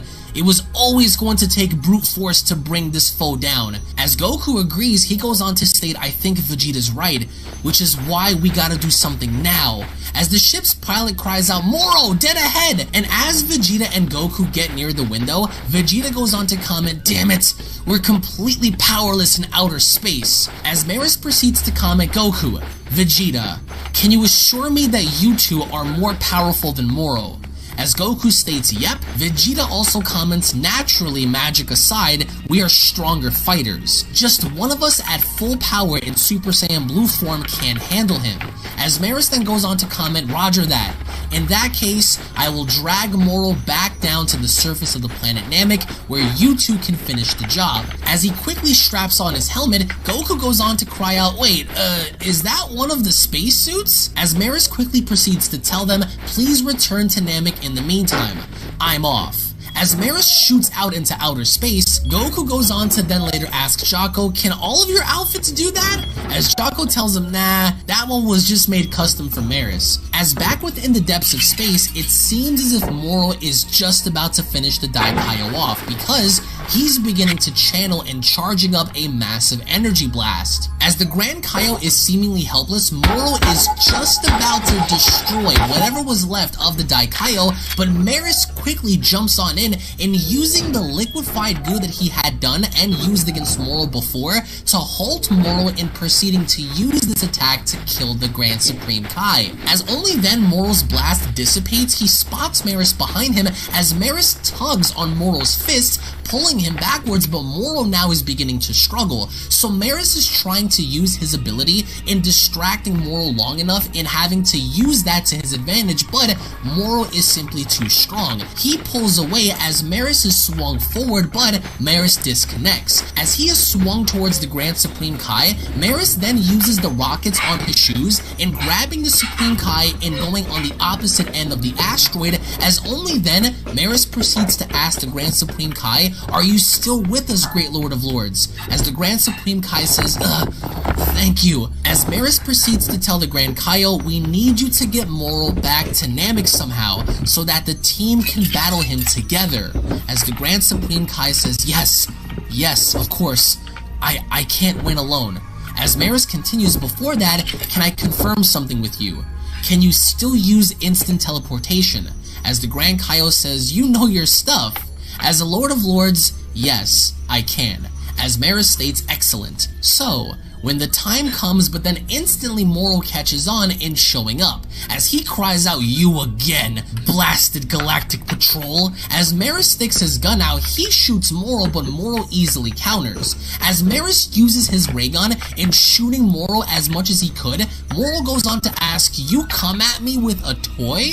But Maris still proceeds to do so, and as he shoots Moro, Moro is so quick, almost as if he's using Ultra Instinct, which no, he's not, is quickly evading every one of his ray gun blasts. As Moro then proceeds to cry out, cease this futile farce! But Maris doesn't stop in his pursuit of trying to get his attention, but only then, Moro is very infuriated, as he proceeds to state, I said, That's enough! As he shoots a blast directly at Maris, Maris quickly jumps out of the way, but Maris's intention wasn't to shoot Moro directly, no. It was in fact to tear a part of the rocks up behind him and allowing that to fall on top of Moro, distracting him long enough for Maris to use the same capturing essence he once did and grabbing onto the rock itself and using that as a weapon against Moro. But as Moro slowly tilts his head back, he notices that Maris is trying to use this rock as a weapon, as he then proceeds to smash right through the rock by punching it, which once again is only used as a ploy, a distraction, a diversion to get Moro to pay attention to Maris more. As Maris then proceeds to swing right up in front of Moro like Spider-Man, he uses the rockets on his feet in blasting Moro directly in the face. And even though these rockets can't really do anything or prove to be effective enough in stopping Moro in his tracks, what this simply ends up doing is blinding Moro momentarily, as Moro cries out, "Curse you, my eyes!" As the Grand Supreme Kai quickly lunges behind Moro, he grabs Moro in a full Nelson. As Moro turns around, the Grand Supreme Kai proceeds to tell him, "I've got you now," and uses instant transmission in teleporting back down to planet Namek. Meanwhile, on Maris' ship, Goku and Vegeta are observing this. As Maris cries out, "Spot on," Goku then proceeds to state, "I'm sensing Moro's chi back on Namek now. Let's go after him, Vegeta." As he then proceeds to later thank Maris, Goku uses instant transmission to take Vegeta and himself back down to planet Namek. And as they does so, they immediately end up in front of Moro. As Moro turns around, Goku goes on to tell him, "Moro, ready for a fair fight? We're at full power now, so you won't get away again." But Moro is eerily staring into both Goku and Vegeta. Meanwhile, back on the ship, Chaco goes on to state, "Those two will have that guy beat now for sure, cause you know, they're a tiny bit stronger than me." As they all seem to agree and are very happy that Moro is now back down on planet Namek. Meanwhile, on Namek, Moro seems to look around again as he goes on to tell them, planet Namek, it still holds energy? What a waste to leave food on my plate." As Vegeta proceeds to tell him, "I don't think you comprehend the situation. We're about to destroy you once and for all." But then Moro laughs. In fact, he's laughing directly in their face. As he then proceeds to laugh even louder, he goes on to tell them, "So foolish, so naive.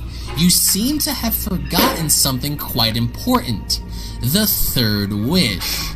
As Goku and Vegeta stare blindly into Moro, the manga chapter comes to a close. Now, I do want to go on ahead and point out some inconsistencies in this manga chapter. The first being that Goku and Vegeta can't physically survive outside of a planet's atmosphere, which has been proven to be false before when looking back at the original Dragon Ball series, when Son Goku used his power pole along with a rabbit and his gang to travel to the moon and back. We've seen how Goku was okay during that time, and that was way before Dragon Ball Super and even Dragon Ball Z. But even when looking at the initial battle involving Bardock and Frieza, Goku and Beerus, we've seen these individuals above the atmosphere before, but now for them to insist that Goku and Vegeta cannot survive within the depths of space is going to cause a lot of division within the community, as it does contradict the overall narrative that we've seen prior in Dragon Ball and Dragon Ball Z. But again, Mignon.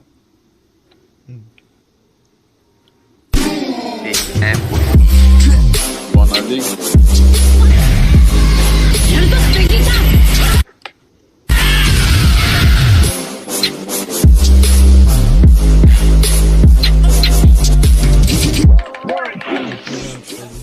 A dark cloud looms over our hero's head as Dragon Ball Super manga chapter number 50 is now officially in the history books, as Goku, Vegeta, and the Grand Supreme Kai continue their relentless pursuit in further apprehending the Eater of Worlds and escaped galactic prisoner Moro, who now has his full magical abilities restored and is now back to full strength. As their previous attempts have failed, a fight to the death is now about to begin as Moro's wish has finally been revealed. Our heroes now scramble scramble to figure out how to counter Moro's army of prisoners as they piece together a strategy to stop him. The pursuit in defeating and capturing Moro continues, but despite having to be outnumbered, the sadistic and sinister Moro has a few tricks up his sleeve. As once more before we begin, if you are new to this channel and have a love and passion for both anime and Dragon Ball, then be sure to go on ahead and punch that subscribe button and turn on all notifications to never miss a single upload, as well as if you love Dragon Ball and are excited for the upcoming manga chapter in the future, as well as much more from the Dragon Ball franchise, then be sure to go on ahead and slap a like down below and give this video a big thumbs up as we kick off Dragon Ball Super manga chapter number 50 entitled Great Escape inside of the Galactic Prison,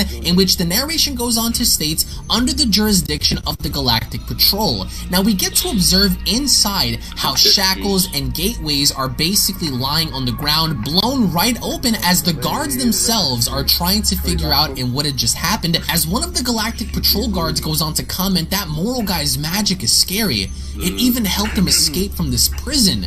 As the second guard goes on to reply, he melted the bars, which signifies that they are currently inside the captivity zone to where Moro once stood. As the guards continue, and the Galactic King wants this repaired quickly, that's a tall order. As the second guard replies, yeah, since Captain Maris set out to recapture Moro, we gotta have things on tip-top shape on our end. But Moro was able to break through the prison's super strong defenses already.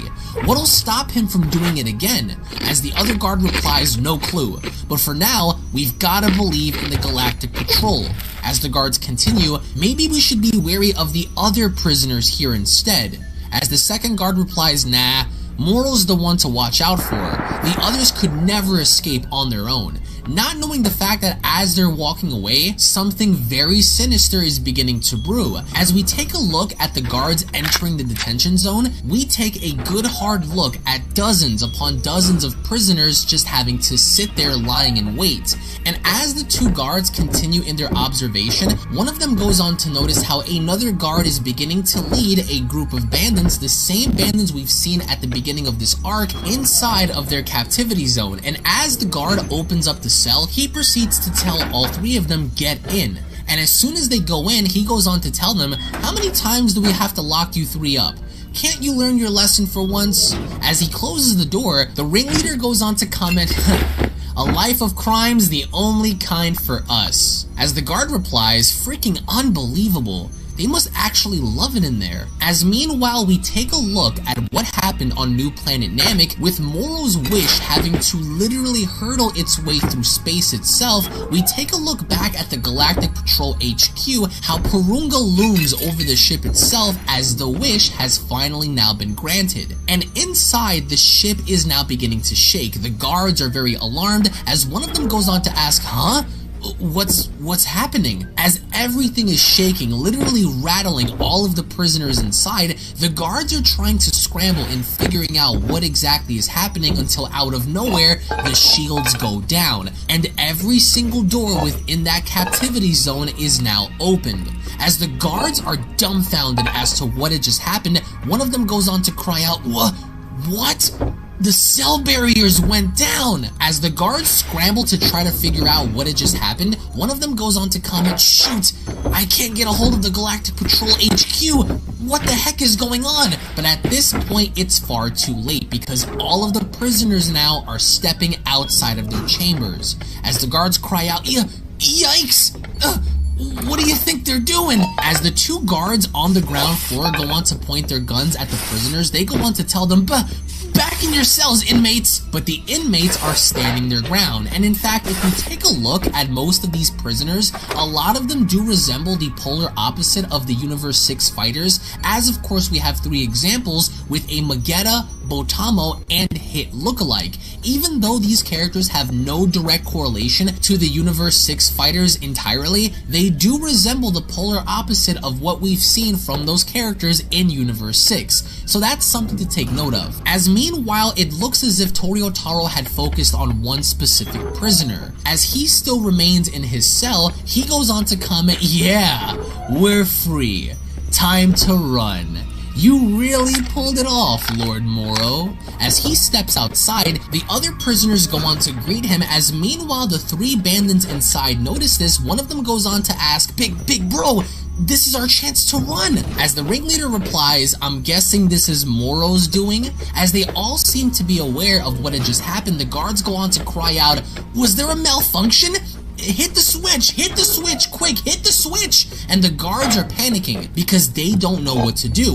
As the other guard replies, this is bad, the power's out. As the main guard replies, well, how is that possible? As we then take a look back at all of the remaining prisoners, they go on to cry out, the barriers are down! Is this our chance to make a break for it? As they finally do, we take a look at how all of the inmates now are beginning to run the asylum. As the main prisoner charges right in, he grabs one of the guards' gun and quickly aims it down in his face. Bursting right through the glass as he aims the gun at the guard's face, he proceeds to tell him, I know our ship's here, so you're gonna hand it over, Kay?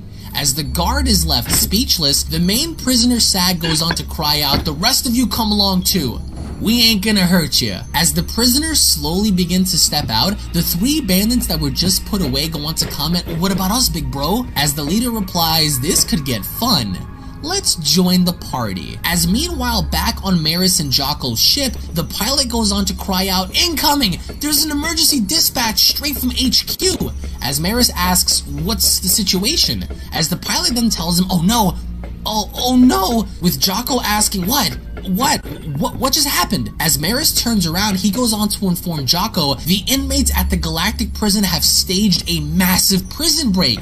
As Jocko cries out, what? Say what? Nobody can seem to believe what had just happened, but the inmates now are finally free. As we go back to New Planet Namek with Goku, Vegeta, and the Daikaio having to stand over Moro, they all begin to quickly realize what Moro had done, as Goku goes on to cry out, you let them loose? But why? As Moro laughs, he goes on to tell them, here they come. And with Goku and Vegeta looking up, Goku goes on to point out, look, Vegeta, up there, as a massive ship finally begins to approach the atmosphere. This is the same ship that Sag had been talking about. As we go back to Maris and Jocko, Maris goes on to comment, and the incident actually occurred 1 minute ago? As the pilot responds, yes, the message came late because we lost contact with the prison. 1 minute ago? That was right about when Moro made his wish, right? As the little Namekian boy then goes on to cry out to everyone, I'm remembering! As Jocko turns around, he goes on to ask, remembering what? As the little Namekian boy goes on to reply, Moro's wish! The final one! As Jocko asks, oh yeah, they brainwashed you and forced you to state the wishes, right? As everyone goes into panic mode, Maris goes on to cry out, in that case, with Moro then having to state yes. For that final wish, I demanded that every prisoner in the Galactic Prison go free. As indeed, this turned out to be Moro's final wish, as he is playing the role of Bane in the Batman movie in setting the Gotham prisoners free. Vegeta and Goku go on to comment, a spaceship? Is it them? As Goku comments, I'm feeling a lot of chi signatures in there. And with the ship slowly beginning to turn, we then observe how the ship itself lets out a massive energy blast as Goku goes on to cry out, look out! And this blast is so impactful that we could see the effects of this blast literally from space. This blast was so powerful that it causes Goku, the Daikaio, and Vegeta to quickly dodge for their lives. As only then Vegeta goes on to ask, a surprise attack, Goku goes on to comment, you think it's the freed prisoners? And in fact, it is. Because with Moro standing on top of the ship itself, the main prisoner Sag kneels down before Moro as he goes on to tell him, at your service, Lord Moro. As Moro then replies, you've brought a small army, I see. Well done indeed. As promised, I will share my power with you all. And as Goku and Vegeta continue to stare back up, Vegeta goes on to comment, Moro's up there now. With Goku replying, he must have been waiting for his pals to show up. As only then they begin to notice an aura of energy surrounding the ship itself. As Goku and Vegeta are dumbfounded as to what is going on, Goku then goes on to comment, the ones inside, I just felt their chi grow. I think Moro's used his magic again. And with the ship's doors now beginning to open, the prisoners now are all beginning to escape. and their primary focus at this point is Goku, Vegeta, and the Daikaio. And with all of the prisoners touching ground, there is a moment of tension as Goku and Vegeta then go on to comment, so this is why he seemed so confident a moment ago.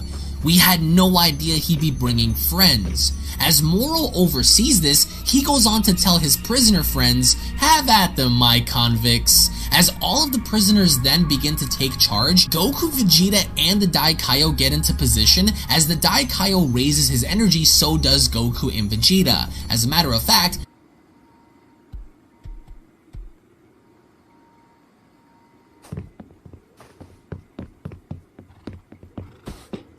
Charging battery.